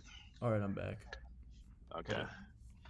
Yeah, your last statement sounded more like an opinion to me, saying that something conscious needed to spark it beforehand.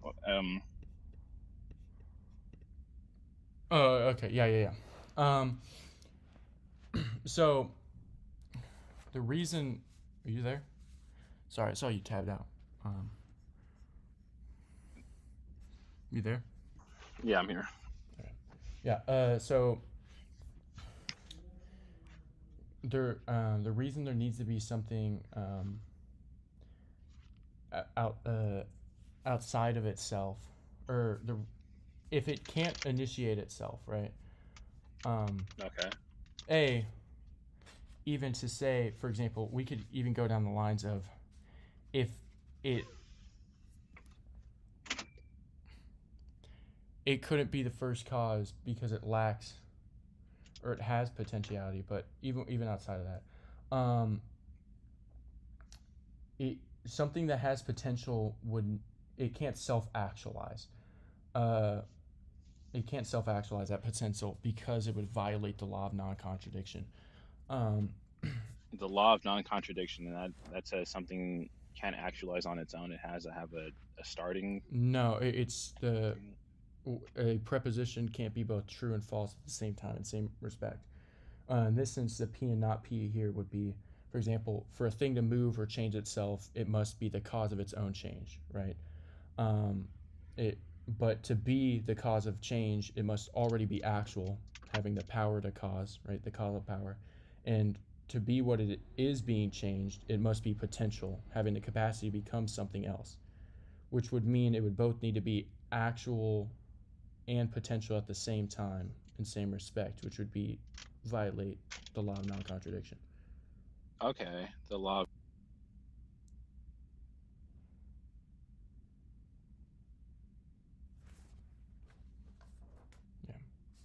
Just because its actuality means that something's already that thing or state, right? And has causal power. Potentiality is something capable to become something else, but it's not yet that thing. So you'd be saying that it's not yet that thing, but at the same time it already is that thing or state.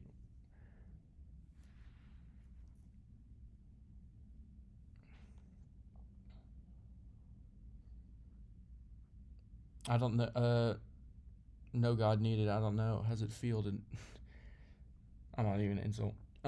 Big Bang happening on its own. I can't hear you when you're out of the app. What'd you say? Oh, whoops. Yeah, I said, can you go over how the law of the law of contradiction invalidates the Big Bang happening on its own? I get you're saying, like, I don't see how this correlates to a conscious being starting the Big Bang. I have the gist of what the law is now, but I still don't understand how this proves God did the Big Bang or any conscious being. Well, we haven't even finished the argument yet. So do you understand why it can't be the Big Bang? No, I don't. I don't. Did you understand why something can't actualize itself?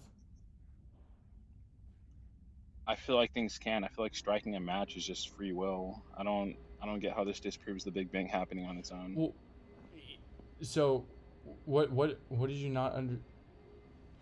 For it to be actualized, I feel like it's just A and B, and you're throwing the rest of the alphabet out. I mean, like, we can talk about laws and 5-syllable words all day, but at the end of the day, you can't really disprove the Big Bang happening on its own. The law of contradiction has nothing to do with the Big Bang happening on its own.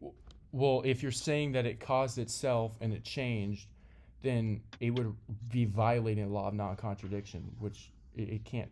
That can't happen.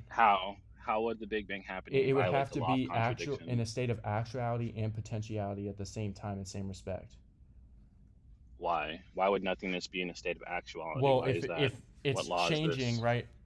To be able to changes the going from a state of potential to actual. Potential or potency means like the capacity to become something else, but it's not yet that thing. Actuality is something that's already in that thing or state. 100%. Okay, so if it's changing itself, that means it's already in that thing or state because it has to actualize itself. But at the same time, it's also not yet that thing, which is which would be the contradiction. You're already that thing, but at the same time, not that thing. Okay, I kind of see what you're getting at. There had to be potential for it okay. I still don't think that disproves it, though. I don't think that law is completely true if that's the case. I don't think the law of contradiction disproves the Big Bang happening on its own. Well, changing itself is what it would disprove. Okay. Self-moving. For sure. No, I appreciate the perspective. I just came here to expand mine. Great debate. Yeah, of course. All right, Contra Imperium. Yeah, we've been live for a long time. What's up, Contra? What's up, Contra? You gotta fix that. Hey, I just wanted to ask you something about the prompt that you have up. Yeah. In your opinion, Well, real quick, Contra, you have Echo. Can you fully swipe out of the TikTok app and then rejoin the live, and I'll just bring you back up. It's to fix your Echo. I'm sorry about that. We'll wait for Contra. Love doesn't threaten to smear poo in people's faces. Love doesn't send people to commit genocide. I appreciate your subjective opinion, dude.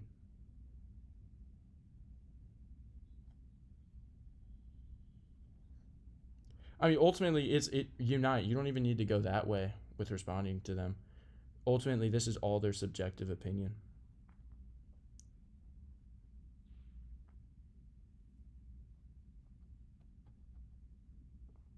I mean, not God. If you want to debate on these topics, on whether the Bible says these things or not, you can come up. You're just making statements in the comments. If God is all-knowing, then he creates people knowing they will be evil and will be sent to hell. Yeah, that's foreknowledge, but his foreknowledge is based on our actions. It's still our actions that lead us there. Well, okay, what's your justification that, A, what passage you're referencing, not God, no God needed, and then secondly, what's your justification that they were innocent? Justify your claims. No God needed versus needgod.net. That would be a fire debate. Needgod.net would somehow get it, like, turn it into a debate on whether water baptism is necessary for salvation. He randomly throws out Catholics aren't Christian, some other garbage. No, I'm saying there must be a creator through deductive argumentation. Come up. Love doesn't destroy its chosen people for wanting more than just mana. Yep. Keep commenting, please. You're helping my life.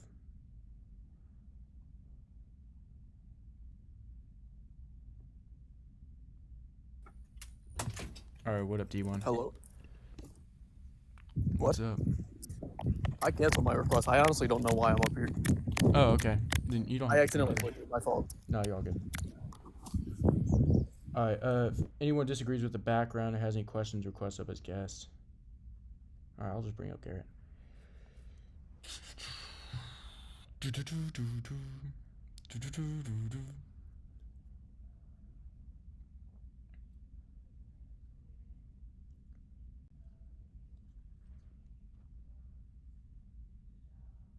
we talk to Kelvin already? I don't think we did. I'll bring him up. What's up, Kelvin? Hey, what's up?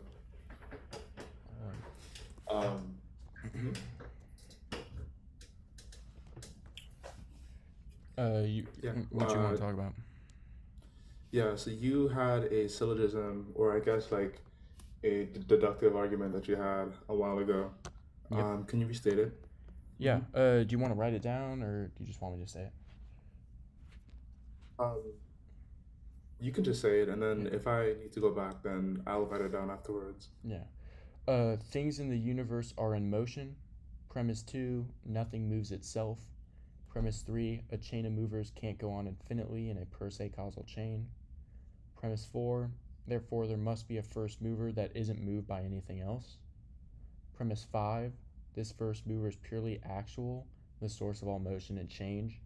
Premise 6, whatever is purely actual acts not by necessity alone, but by intrinsic power. Premise 7, only a conscious being, one with intellect and will, can originate motion from itself without being moved by another, because it does not act by compulsion or external causation. And premise 8, therefore the first mover must be conscious. It initiates all motion not by being moved, but by willing. The conclusion is this fully actualized conscious first mover is what we call God.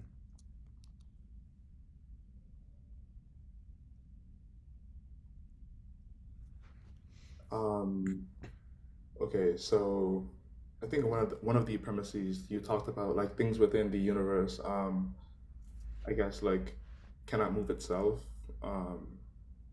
is what you were Mm-hmm. saying. Like it needs to have like some kind of like a,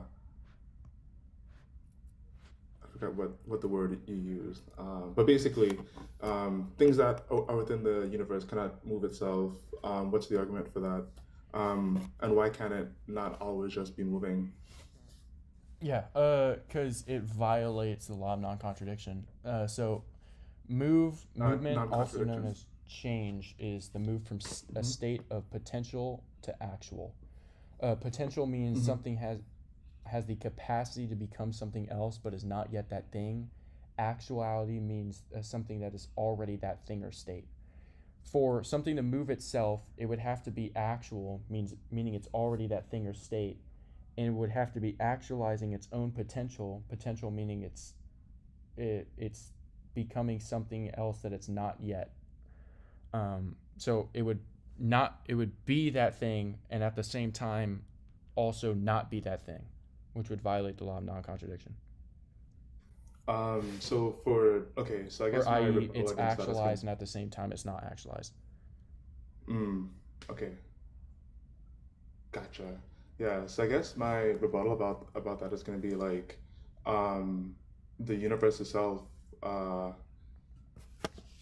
doesn't what's the word I'm looking for? The universe itself is something that is the instantiator of these things.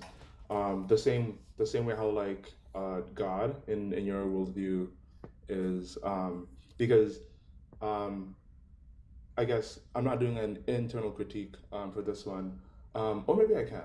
Maybe I can. So I guess to do an internal critique, um, I would say like my view is like more like parsimonious, in the sense of like it doesn't have all these like contradictions and things that like go on. So if in your worldview, you're saying that like God is the thing that does the first moving, um, I would have to ask you, like, is God like within time? Because if God is within time, then he can't. Well, sorry, if he's outside of time, if he is outside of time, then he can like will, or he would have to already be willing the universe into existence, and he can't have any other like change that can happen, because I believe in your worldview God is like unchanging. So if God is eternally willing the universe into existence, then the universe has already, sorry, will always be existing, like, We affirm if that that makes sense. he can eternally will something and have a temporal effect. Now, the exact mechanics as to how that works, we don't know, but that's just an epistemic limitation. It's an epistemic, but that okay. So like, how does that not like go against the PSR fact that you've been, or principle that you've been arguing for? Yeah. Principle of sufficient reasoning is the idea that everything has a sufficient reason. There, Yeah. I can provide I can justify like why there's sufficient reason, why it has to be a conscious being, etc. Now, as to the mechanics exactly how it can create, that I don't. That's a epistemic So we don't know. limitation, but we don't necessarily have to explain the mechanics for it. For So, example, like not being able to explain the exact mechanics of how like the eternal first cause can create a temporal effect isn't a problem, because the only thing that really matters is that there's a sufficient reason the effect began, not that we fully grasp how it happened. PSR only requires that there be an explanation, not that we can exhaustively describe the internal workings or Yeah. mechanics of that explanation. Okay, so what's the oh wait, hold on. I don't want to pivot too far away from the point that I initially made. So you're saying that God's willing this thing into existence, the universe, has temporal effects. How does that work? That once again, that's just asking about the mechanics on how we Well, can do well, that. It's well, just an not epistemic not limitation. not how. Yeah, I'm not asking how it works, as in like what's like the what's the like exhaustive reasoning, but I'm asking like deductively how does that work? Like We don't know how that works. It's just an epistemic limitation, though. gotcha. Okay, well, gotcha. Well, I don't know. There seems to be a lot more parsimony in the like argument that I'm gonna give, which is basically that the universe has always existed, and that it doesn't have any cause to it. So, So, like, the universe is the mine first have cause? the universe is the first cause. What do you mean by cause? How are you using the word cause? It might be different from how I'm using it.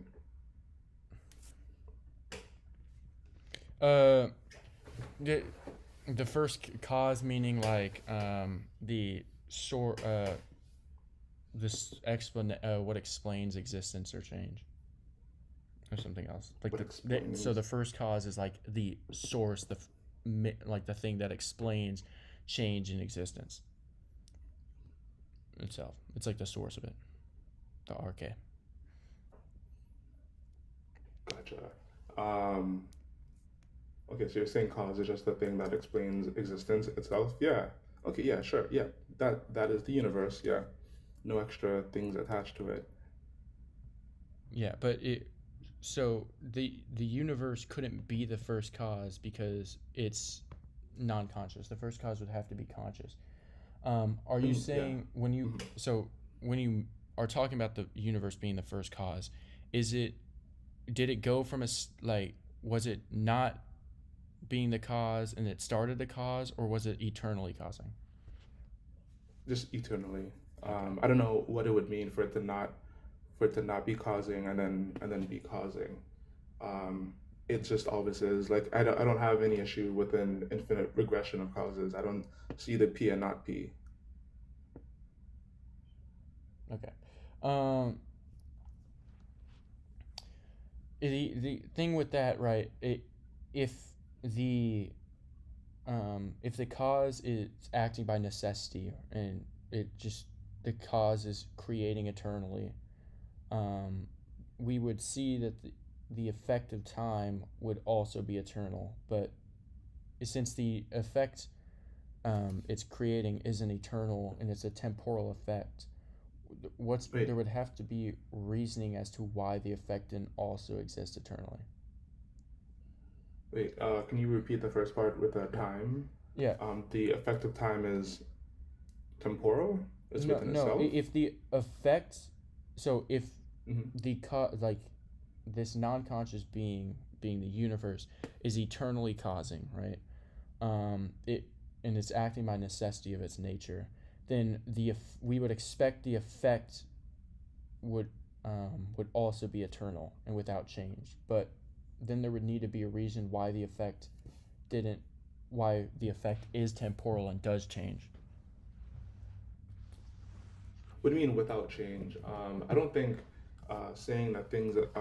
So I would just posit that like the universe does not it does change in the sense of like there's gonna be a bunch of like collapses. It's gonna be a very cyclic universe where like there's change going on within the universe. I don't necessarily think that it has to be uncaused. Like it has to like have a steady state of just being one thing. So like I think what was happening is like maybe you're like having your framework trying to mirror or be the template to like what other frameworks should be. So like I guess in your worldview, which wouldn't be like an internal critique, right? If if you are doing that. So like I think in your worldview, you're basically just saying that like there is this one thing that's steady in state, unchanging, um, causes something and has to have like a mind um, to instantiate any cause. But that's not like the only template that like people can work off of. And I don't know if you're doing an internal critique, but if you are not, um, then you would have to give me an argument to why my thing just doesn't work. But if you're saying that there has to be like a conscious mind, Yeah, then no. If it's creating eternally, then the what's the sufficient reasoning as why the wait, effect is temporal? yeah, how are you using the word creating? Because I would say creation would imply that there's a creator, and that's just going to be begging the question. No. So when I If say you're creating, what the source of existence in your worldview is the universe. So yeah, it's just always been yeah, there. if Yeah. it's like eternally the cause and causing, right? Why is the effect temporal? Why is the effect temporal? Yeah, what's the Because sufficient the reasoning as universe why goes. it's a temporal effect? Yeah, because the universe goes through. It is a cyclic universe. So it goes through expansions and then So the universe crunches. changes? So yeah, Okay, so then it can't it's be the it's first a cause cyclic. again. Like the It's first cyclic. cause is Yeah. fully actualized. So It can't have potentiality. when I say first cause, I don't mean that there's like an initial state. I think that the universe is like is eternal. So like Well, if it even changes, that like means it has potentiality, right? Which would require an explanation as to why it has potentiality. And even if there was, right? yeah. Let's So say if mhm. let's just say X is the reason, then that would mean X would be the first cause, since the first cause is what we call the terminus, meaning the explanation for everything and not dependent. If the universe is your first cause in your worldview, but is potential, and it had an explanation, then it wouldn't be the terminus, and instead X would be, which would mean that X is actually the first cause, since it's the explanation of everything and the source of this knowledge, including the source of the first cause. No, so when we say change, I just take change to mean a progression of states. That's all I mean.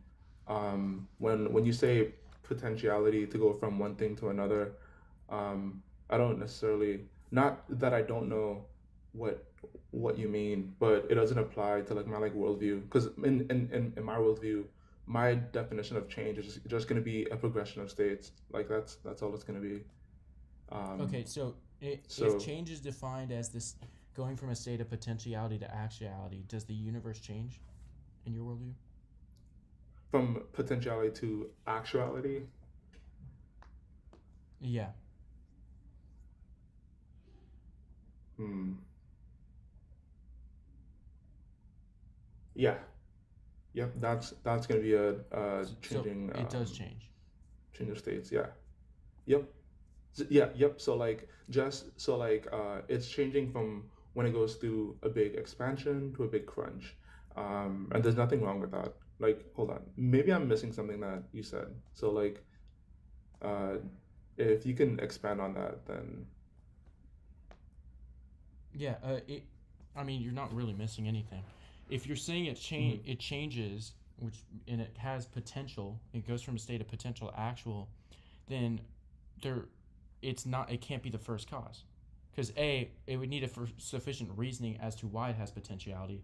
And I could grant you, for example, that there is a reason, but then that reason, i.e. like X, would then be the first cause, since the first cause is the terminus, which means the explanation of everything, the source of everything. And that explanation for why the first cause has potentiality would be the source of everything. yeah, I just say like it's just a just like a necessary state of being that it has to have. That's it. Like it doesn't. It's kind of like a brute fact. So then you violate It just PSR. has it. No, not necessarily. No, brute facts. Wait, are you saying that brute facts How violate does a PSR? brute fact not violate PSR? PSR states that there's a sufficient reason, everything has a sufficient reason as to like, if you're saying that there's a brute fact meaning it just exists, there isn't a reasoning that directly rejects Do you PSR. think that that like logic violates PSR? No. Or is it just like The a laws of brute logic fact? don't violate PSR. Okay, and what's the reason? What's the Their reasoning is self-evident. self-evidence. Okay. So it's like a brute fact. No, Yep. not Doesn't at all. need it doesn't need a. There's a Okay. reason. That's not a Mhm. brute fact at all, because there's a So logical what reasoning is as to why they what is the exist. For reason? example, let's say the law of non-contradiction. To deny the law of non-contradiction would be you would be using the law of non-contradiction in your denial, which is what self-evidence means, right? That's like the justification of reasoning as to why it is real. That's what it's not a brute fact. A brute fact is there's no reasoning or explanation at all. It just exists because it exists. Yeah, I'm just saying like it's unnecessary. Um, So if you're affirming a brute fact, you're violating PSR. no, because like hold Okay, on. if PSR states that everything that exists or happens must have a reason why it is that way rather than otherwise, right? And you're saying that X has a brute fact, meaning it doesn't have an explanation, it just exists because it does. How is that not directly violating PSR?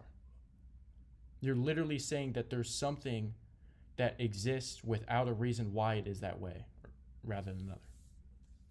So you're saying that it's exempt for some reason, like No, it I'm has, saying a brute like fact has to be directly violates PSR. No. So I'm saying like logic. Does logic itself, like what is the reason? Like what's the explanation for logic then? That is what's gonna violate PSR. Like you have to use logic for it. It's necessary. So I'm saying that logic is gonna just have to be a brute How fact. does Like, it that doesn't have violate a PSR? reason. Yeah, because in order, so like, okay. So PSR is just saying like for every like fact or truth, there must be like some like sufficient reason why like it does so. But then when we look at like things like logical truths, like you have no reason beyond that thing. So like why is 2 + 2 4? And then you just have to say like because it follows like some like axiom of like math No, or like arithmetic. I'm asking, how does the fact that you have to then- use logic to give the sufficient reasoning as to why logic exists violate PSR? How does that violate PSR?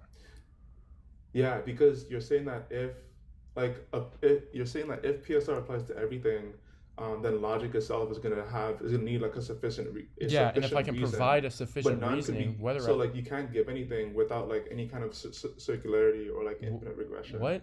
When does that PSR ever state that? Wait. So When you- does hold on. in So what PSR is defined as? When does it ever state that you can't, for example, like there can't be like a form of transcendental necessity, in the sense that as we see in Transcendental logic, where necessity? you have to use logic to when you justify logic, which would be a form of transcendental necessity. yeah. So wait, hold on. So like,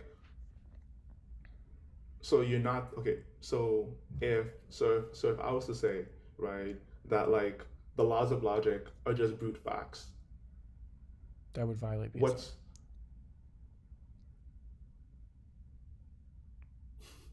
wait, hold on. So when I don't think you're understanding, right? So like, Okay. Do you know what a brute Okay. fact is? yeah, brute fact is just like something that doesn't need any like further explanation, or you can't go any deeper. This is the No, a base, brute like, fact is base something level that does thing. not have an explanation at all. There's no reason why it's the case. It just exists because it does. Yeah, exactly. That's Okay. That's So isn't that that what I said? that violates PSR. The laws of logic aren't a brute fact. There's a reason why it's the case, and now you prove it through self-evidence. And whether you have to use self-evidence. logic in order to give the reason for logic doesn't matter. That doesn't violate PSR. PSR doesn't state that everything has to have a sufficient reason and you can't use transcendental necessity or something like that. Okay. It's So as what's- long as wait, there's so a what's- sufficient reasoning that like a logical sufficient reasoning, it doesn't violate PSR. Now, Okay, so obviously, wait, you could so say what that is the like argument vicious for circularity would be the- bad, but that's not Uh-huh. what we're using here. It's like justifying logic is transcendental. It's like a transcendental argument.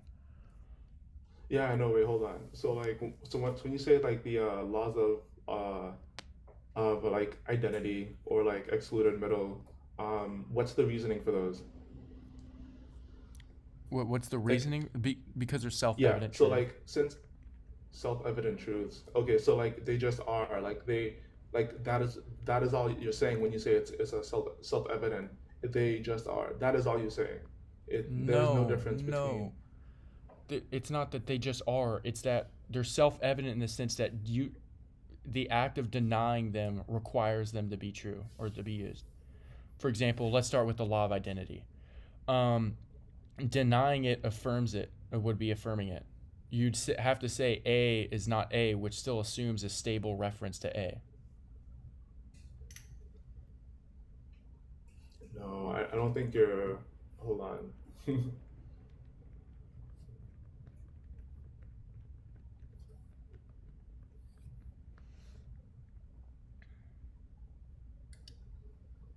Yeah, I don't think you're like. Okay, hold on. For example, like in a simpler way, if you're denying the law of identity, you're saying that A is not A. But by referring to A twice, you treat it as the same thing both times. So you're already Yeah, no, assuming A equals A. It's not like you're saying A is not B or changing the meaning of A. You're using A the same way Mhm. twice. That's the self-evidence for law of identity. For example, the law of non-contradiction. If you deny it, you're saying A cannot both be B and not B, but to say that what A is and is not, you must treat is and is not as a distinction, which would only make sense if contradictions can't both be true. Or if you're saying that it's true that you believe the law of non-contradiction is false, then that would require the law of non-contradiction to be true. Otherwise, you saying it's true would actually also simultaneously be false, and then it'd have no weight. Mhm. Your comment. That's what they mean by self-evident. Gotcha. Okay. Mm.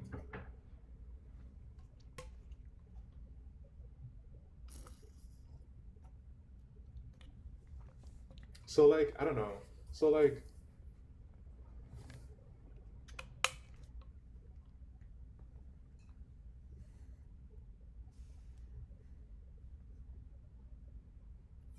hold on. Okay, so like I understand like to like deny it would kind of be like uh sort of like affirming it. Um so like hmm. Okay, cool, gotcha. Okay, so you're just let me come back to you on that one. So like I guess for now, unless I say like I don't necessarily understand like why. Okay, I'll just leave that alone for now. Okay, I'll leave that not. I'll leave that alone. So like um so what you're saying is that like God in general is the creator of like everything. Yeah. The source Okay, of everything, yeah. The the archetype. source of everything. Mm-hmm. Okay, so like, do you think that God created truth? Uh, yeah. In some sense, yeah. In Uh, some in sense. In what in sense? the sense, like he didn't create truth in the sense of bring it into existence, like it's a creature or like object. Hmm. Because truth, we would affirm that it's like an eternal, uncreated thing that's grounded in its own nature. But it's truth. He created truth in the sense um, like for example, it's true that I'm holding a ball. He created the ball in myself in order for that sentence to be formulated and to be true. But in the Well, no, sense of truth I'm just talking itself, about truth in no, general. he didn't So like, create it. Truth is grounded in his own mhm. nature.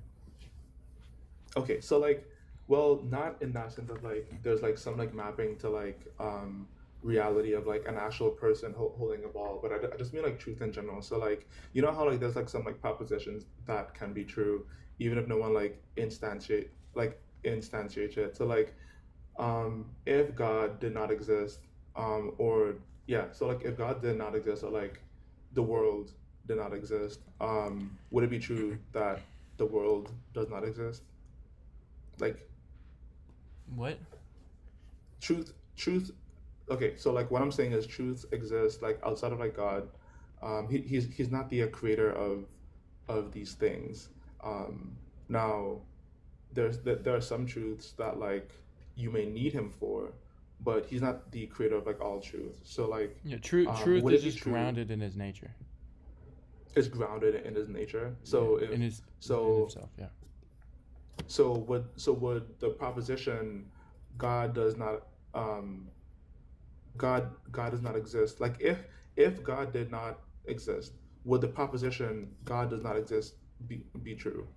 Like supposing that there's no one there to like instantiate the proposition, would that be true?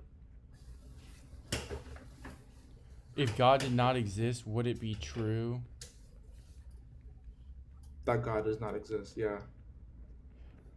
Ye- Would that proposition be true still, regardless? no, because truth itself would not exist. Because God Truth is itself. truth. So if God doesn't exist, truth doesn't exist.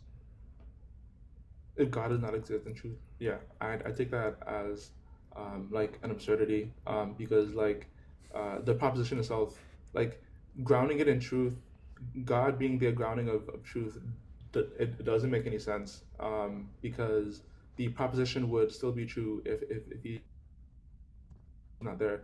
And I guess like how is God the grounding of truth?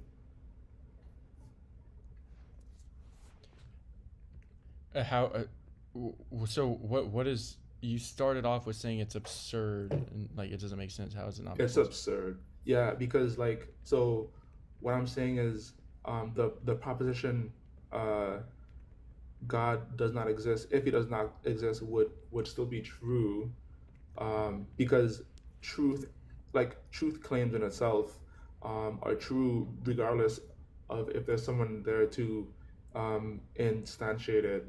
So like I hold to like Platonism. So I think that they're like universals, and these like universals are like things that are true regardless of if there's a mind there to like perceive it. And when you look at like these like claims of like, okay, like the like laws of like logic and like truth, these are things that are not necessarily created. These things just exist eternally. Like God can't create logic because he would need to use logic to create logic, and God can't create truths because he would need truths to um, to I would say that ground it. even this example would be like what we would call like an impossible hypothetical, It's an because there impossible. there wouldn't be a grounding for truth in this scenario if you remove the grounding. What do you mean? Mhm. And why won't there be a grounding? Well, if you Um, remove the grounding of truth, then there's not a grounding of truth. no. So wait, no. So my question specifically is, why is God the grounding for it? Like, what? Like it just grounds it itself. It lives there like it lives there platonically is what I'm saying. Oh, in simple terms, it's because the first cause or God is the ground is like the grounding of all things, like the ultimate grounding. Everything's grounded upon Him ultimately. In more in Hmm. like a more fleshed out way, um, God would be the grounding of truth. Truth is the correspondence between like thought and reality, and God is the necessary foundation of all reality and all intelligible thought. So if the ultimate foundation of all reality and intelligible thought is God, and you remove that, and truth is the correspondence between thought and reality, Yeah. there can't What's be truth because mhm. there is no reality in thought. So what is the argument against like what is the argument that he is the ultimate grounding?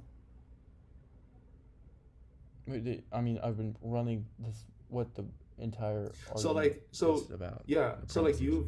so like yeah, like you've been saying that like there must be like a mind or something to do the actualization, and that like God like existed eternally. He's like the uncaused cause. But I'm telling you that like there are things that like exist like outside of God, right? Like so like when I talk about like logic having to like always exist, and like it grounds itself. It doesn't need like some deity to like um some deity to ground it, because it's like self, Yeah, because everything there's like things that are like yeah, everything that Mhm. changes and is dependent, like contingent beings, um, they don't explain themselves. They require an external cause to actualize its potentials and, i.e., explain themselves, right?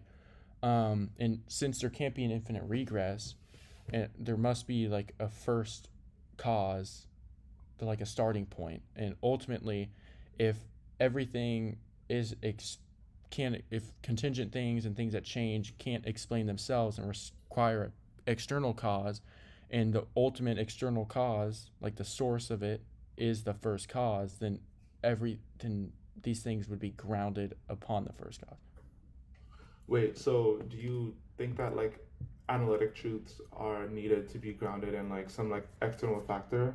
What do you mean Because by these analytical truths? analytical truths are just truths that are like true by definition. So like having like having like a unmarried bachelor, or like so like you would say like a person who is married, right? Um, he cannot be a bachelor, right? Because that's like false by like definition. Because bachelors are the types of things that are like unmarried.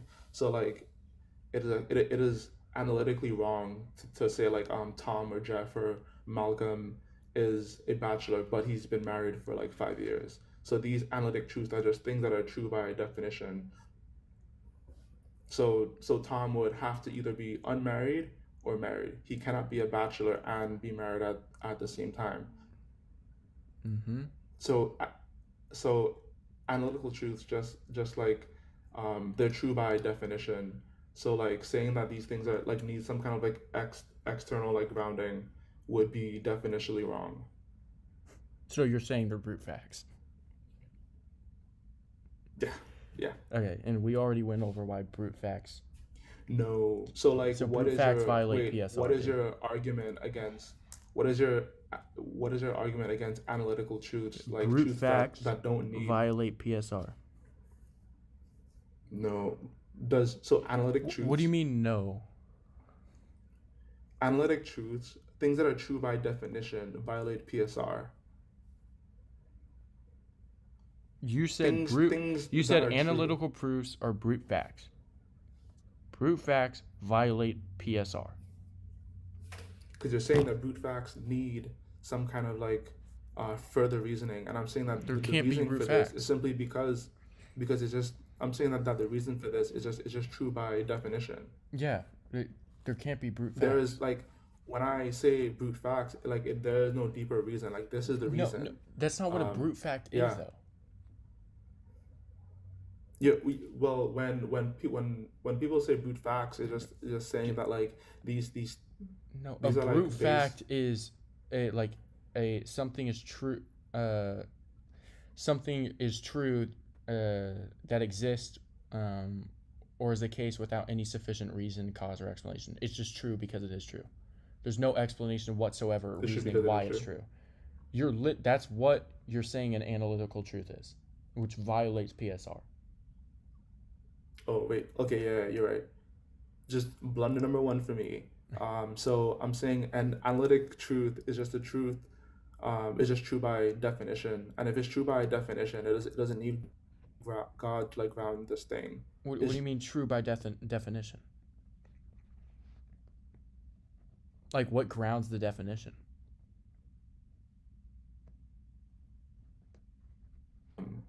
Source is just true by definition. So like it does. So there are types of truth that doesn't require God, is what I'm saying. So he's not the creator of all things.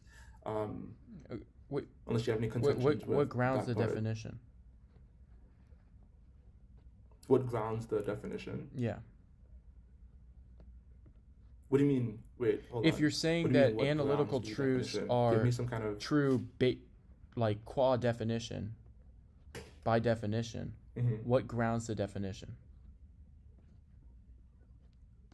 Yeah, so like definitions are things that are like I guess words are gonna be the things that ground words are just things that are subjective, and definitions are just gonna be an accumulation of words um that are indexed towards like some like ultimate word that we're trying to like define, right? So like um we So can like have like some kind of the discourse definitions about are grounded what by these things humans? mean. No, hold on. Definitions are grounded by humans? Yes. Definitions are So the self-grounded by grounding for the humans. We have to give definition words meaning. is humanity. No, it is so the So like that's grounding what I'm for the asking. Just definition. specifically, what is the grounding for the definition of these truths, indexical truths? Yeah. So the grounding for the definition is just going to be indexed to whatever that thing is supposed to mean, and we would give the word a meaning because we use words like differently, but the grounding for it is going to be ultimately what the supposed meaning is supposed to be. There's different meanings that we can have for different words. Like you may use causal or cause a different way or change a different way. So But the the grounding of the grounding for it definition is just the the meaning? definition. Or like The you grounding you for the just went in word circles. is What's the the definition. grounding of the No, no, definition? no. The grounding for the definition is okay. So when you're asking me the grounding for like the definition, are you just like asking me like um are you just like asking me like why the definition is the way that it is, or like What's I mean, sure. Like what's the basis for it? What's it grounded in? What's it founded in? You could say like why is it the way it is, I guess. That would point towards like a grounding. It- Mhm. Anything Yeah. that will get us to So what the grounding of the definition is. yeah. So like I would just say like definitions by themselves are just gonna be indexed to like a person's mind and like how they use like the word that they're like ascribing a word. So it's like it's grounded in humanity. Definitions, yeah. Okay. So so Now ultimately the these concepts. indexical No, truths that are supposed to be like are these truths objective? Like they don't change? Like this is absolutely the case? truths, yeah. So like Okay, what so I'm you're saying, saying yeah. that Hold on. truths are Let me objective, they're define absolutely the it. case, they're unchanging, but then their grounding is on changing things. Wait, hold on. No. So what I'm saying is these. So no. What I'm saying is definitions, right? Definitions are subjective things that come from concepts. Concepts live platonically. So like I told you in the beginning that I hold to like Platonism, where these things are in like in a platonic realm and they're like universal. Okay, so Now then what's the definition when that's when we like give not words, based on contingency? Like what's the actual grounding for the definition? What's the ground? You're the saying that the grounding, grounding for these indexical truths is the definition. yeah, What's the grounding of the definition that isn't like a changing thing? Otherwise, you're affirming that yeah, truths change, like these truths change, which you already said they don't. yeah. The truths don't change. I'm saying that the definition. So like how we use words are things that will Okay, change but if you're saying because the we use words definition can differently. change, and the grounding of the truth that doesn't change is it's grounded on a changing thing, that doesn't follow.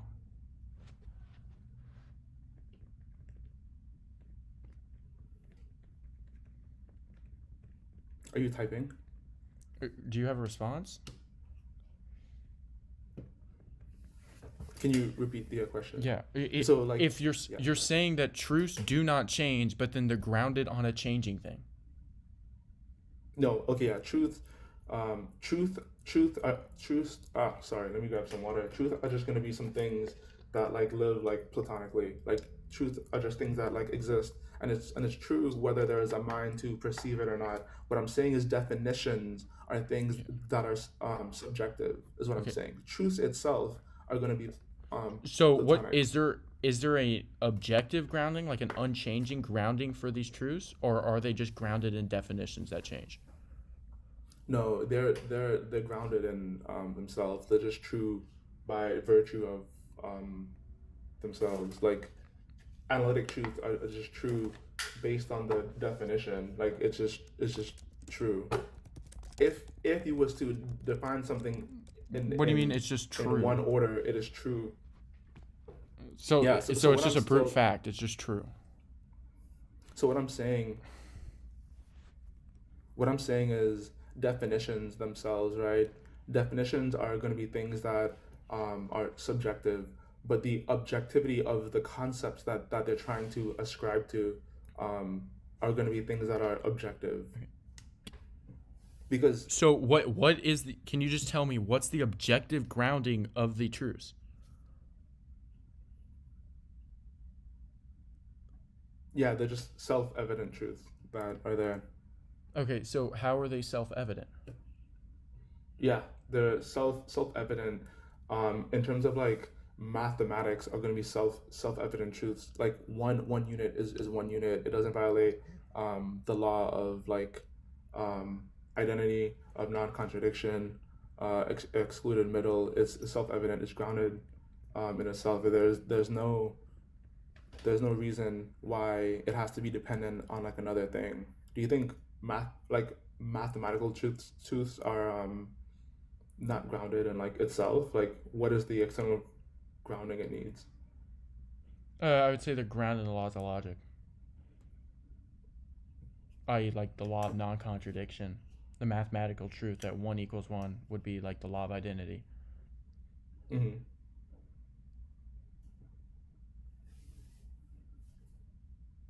Okay.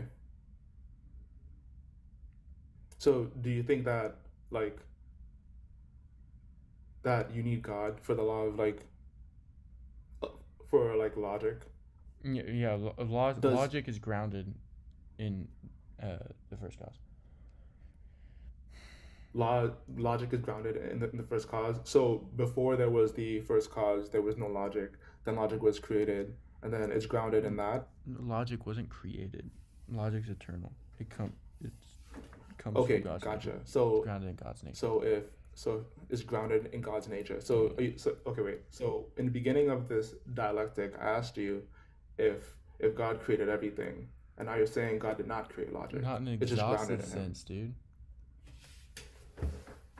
There's Well, obviously then some things like God didn't create himself, and there's some things that are not it's not an exhaustive sense of everything.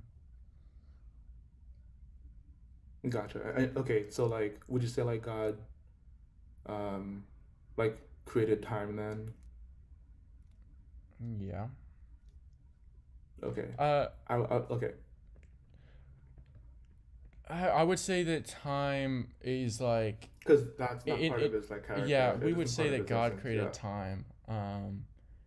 Time it's So not in mhm. this sense of like time. It's created in the sense that like time would be a byproduct of creation, or like time itself began to exist through God's act of creation. Wait, so in God's act of creation, but you understand like creation requires time, right? So God can't create time. Creation requires time. So the thing that is required hasn't been created yet. Yeah, So he would have to time have already began had the time. second the time meaning change in classical philosophy. Time began when change occurred, i.e., like the Time creation began. came about. So okay. Well then God's will change then. So he's not No, willing. his Yeah, will's no, because he isn't eternal. willing. Yeah, so like so in one sense he is not willing time into creation, and then in another instance he is willing What do you creation. mean? I What do you mean, he is mean? willing time. What do you mean? In one sense, he's not willing time, in another, he's willing time. Where'd Yeah, you get okay, that from? not in one sense, in one state. So like No, so where'd you get that from, though? I take what do you mean? Like, where'd you get that idea from? That in one way or state, he's willing time to exist, or be created, and in another he's not willing time to be created. Okay, great. Yeah, yeah. Okay. So I take the act of creation to be moving from one state to another state, right? That is the act of creation. It must have a past, a past, a current, and some future state. Now, when and I take time to be a change of like the observation or measurement of the change of like states, right? So like the progression of states. So if God has not created time, then there is necessarily a state in which time has not been created. And then when there has been a change, where now God is now willing time into creation, I take that itself as a change, but he hasn't created it yet. So when I say time is being created, there's a past, there's no time created, a current, the act of initializing this creation, and then the future state, which is time that has now been created. If you take that But position, you're as self-defeating. You're saying no, it is not you're saying time self-defeating. is What is the before. PNFP? You're saying time is like a beginning, middle, and end, right? And No, the change of states, like changing states is requiring a beginning, a middle, and an end result. yeah, so is change that of what states, time yeah. is? The change of states, the beginning, middle, and end.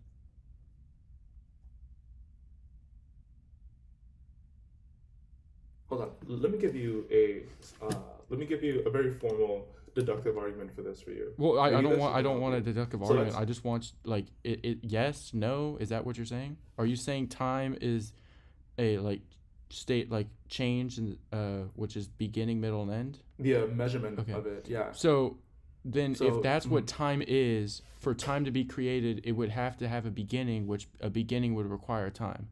Like that's the position is self-defeating. No. It just shows the contradiction, which means that necessarily time would have already had to existed. So meaning you that it could not have been you created your own understanding and worldview and added in but contradiction you don't have into any. it? Okay, hold on. Okay, let's be real linear, because you're not engaging with this. Well, right? you You're not made your engaging own in the sense of, like, hypothetical for time and its creation It isn't. and with a contradiction and then applied that as if it's like objectively how it happened. If anything, since that is a contradiction and contradictions can't exist, then logically that's not how time came about. Right, I'm just saying. Yep, exactly. So what I'm saying. So So the your conclusion is hypothetical time is must just have a waste already of our existed. time. No, it's not. It's just stating that. So time must because have you came already up with a existed. hypothetical in which time's creation is a contradiction, therefore time's always existed objectively. Okay, I don't think that you're. I'm done with this, bro. TikTok, I'm gonna end the live here.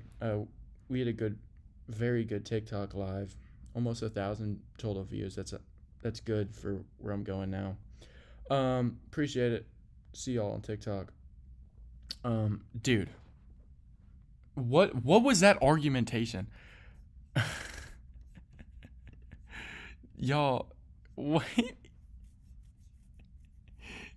There's like some of this stuff cannot be real, bro. There's no freaking way. I don't know what that was. I really don't. That think of it as a change of stage where there was a type of existence before creation. No, he has a deductive argument you won't want to engage with. Ultimately, I could grant the argument, like I could just appeal to an epistemic limitation. He's arguing like the mechanics of how time began to be created, which from the Orthodox worldview, we don't know. Like if I'm a Thomist, they have their own Thomistic explanation. If I was a Catholic, but I'm not. Ultimately, I would say it's an epistemic limitation, and that's not a logical problem at all. There's no logical error in that. He's literally asking me something that we can't, the mechanics as to how God can create time and all this. It's just something that like would literally just be a perfect example of an epistemic limitation.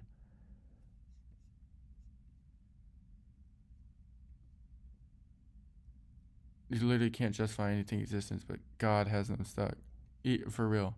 If you grant the argument that time is fundamental, then you must accept the conclusion.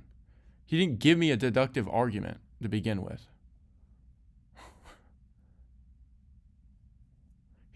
He just he made like a hypothetical defining these words to mean X, Y, and Z, and then said like this leads into a contradiction.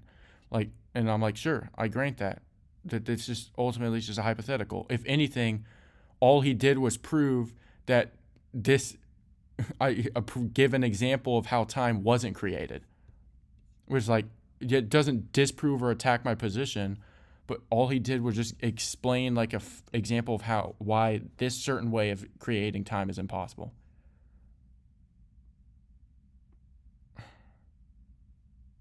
He gave an example that isn't even how we would understand it. Ultimately, I didn't run away from anything. The entire thing is what he's arguing there is just ultimately an epistemic limitation, right? We don't know, and we don't say we know how the mechanics of time was created from orthodoxy. If they do, they're not following what the Orthodox Church teaches. He's trying to argue with me on the mechanics of how like time was created and those types of things, when we affirm that it's just an epistemic limitation, which isn't a problem. Like, his argument would be work if I was like a Catholic and I was a Thomist. I'm not running away. It's just not the position I hold to and the Orthodox Church holds to.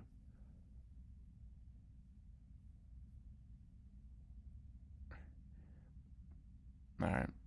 Okay, I ran. That's fine, dude.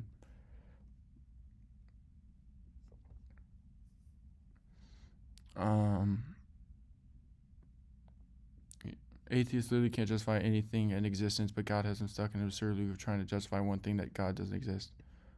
For real. You can give his deductive argument. It could be valid, but we don't hold to it.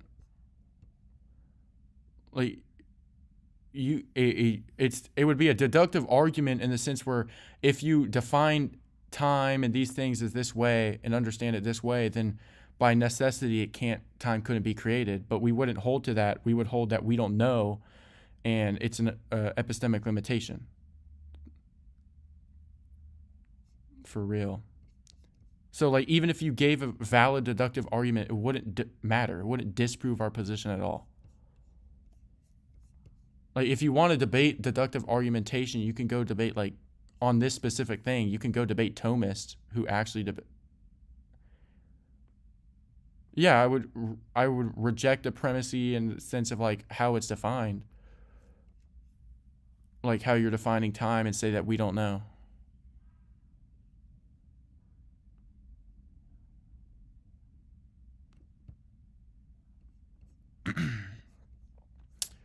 Dang, we're at 4 hours and 12 minutes. This is a long stream. I'm going to be, by the way, with the argument for motion sheet, I'm going to be optimizing it some more. I'm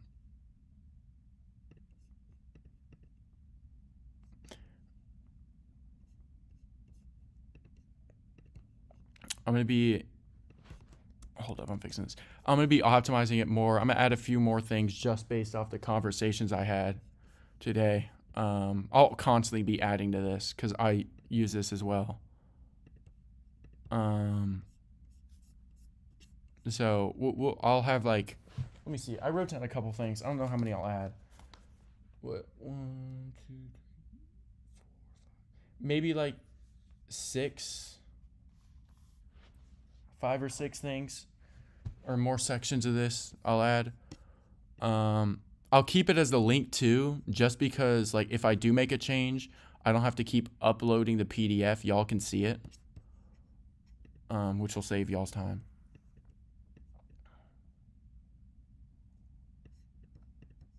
Look at the Wi-Fi too. The Wi-Fi is just beautiful. No disconnects. Yeah, I don't have to grant any definition.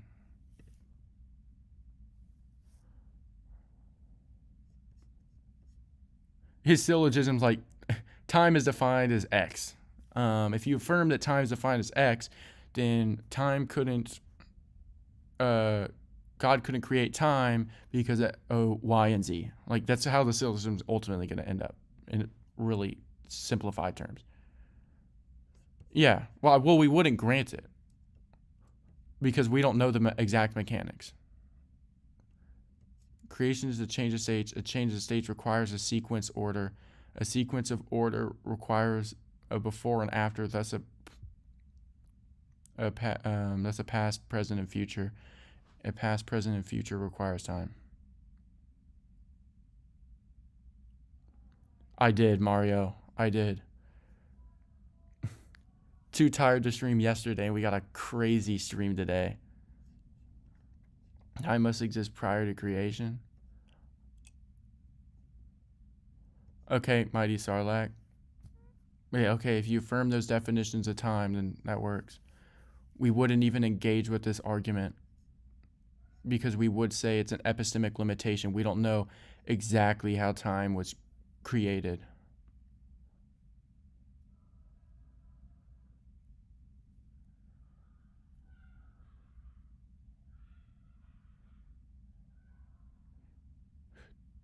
Yeah, I mean, technically, even if like you go with this very simple philosophical definition, time being change, right?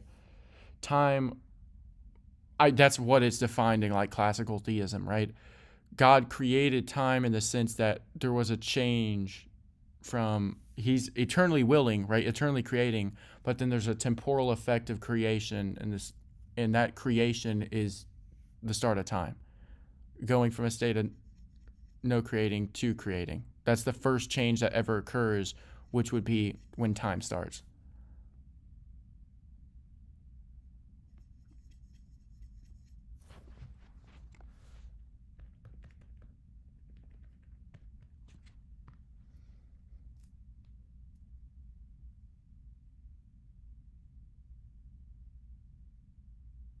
Like within, for example, like that's just how we would understand it. Like time being the measure of change.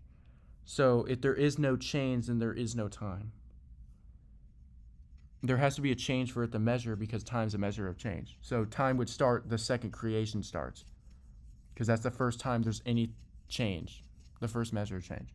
That's how we would understand it. So like we would reject this entire syllogism.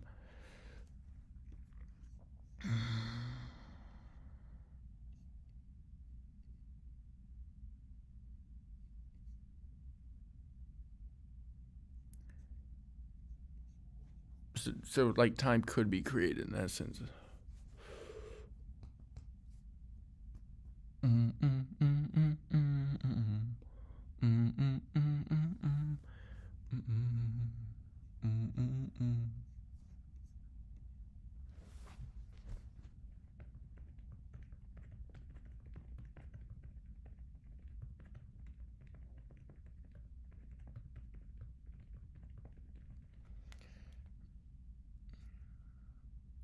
You could also, like, technically that would also mean like, since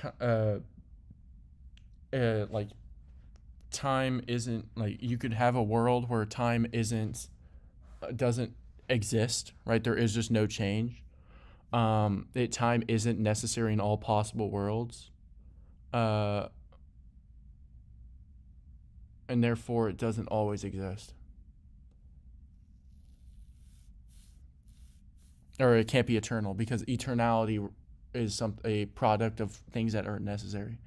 But that's like something that goes way beyond my comprehension. I don't think I could properly explain that. I just know that that's the case. I would never use that for an argument, though, because I can't justify it off the top of my head.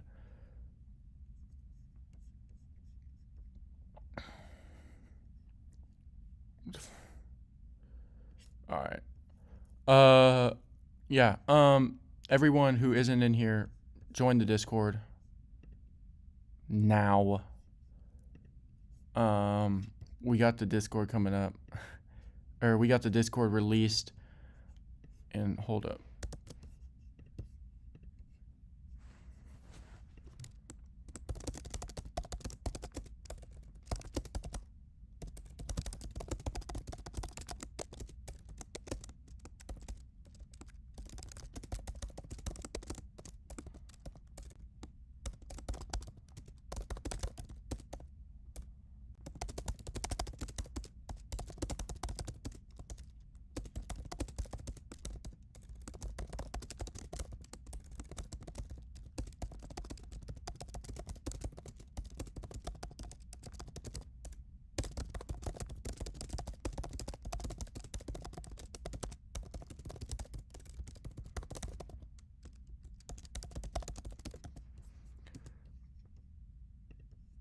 All right, there we go.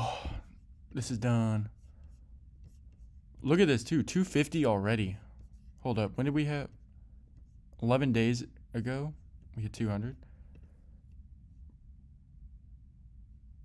All right. Boom.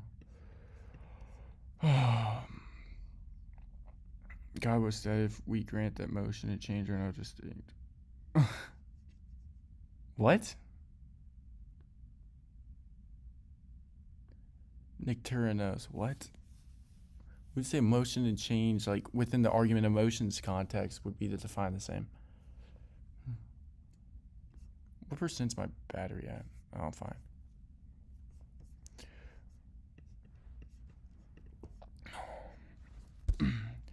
Unless God was determined to create, he made a choice to create from a before state. Wait, he didn't. I mean, we would just affirm that he eternally willed to create. A God in time. I mean, to assume God didn't create time means you assume that the universal restrictions apply to their creator. That's begging. Sarlacc, God's nature is to create. You said time has to be created. Yeah, anyways, this is where I'm going to end the stream. We got like nearly 4.5 hours. Hope everyone enjoyed the stream. The Google Doc, my Google Doc is in the Discord. If you go, it's right here. Please, I hope you guys join up the Discord. This is where I'll be communicating. You'll get to see, like, for example, when I go live, and so on. And yeah, appreciate y'all for all tuning in. We got a good amount of viewers on the TikTok and YouTube. Hope you guys learned. If you guys have any questions, just DM me on Discord. God bless you all. I appreciate y'all for coming. Make sure you're going to church, praying the hours, and everything. Yeah, appreciate y'all. God bless. See ya.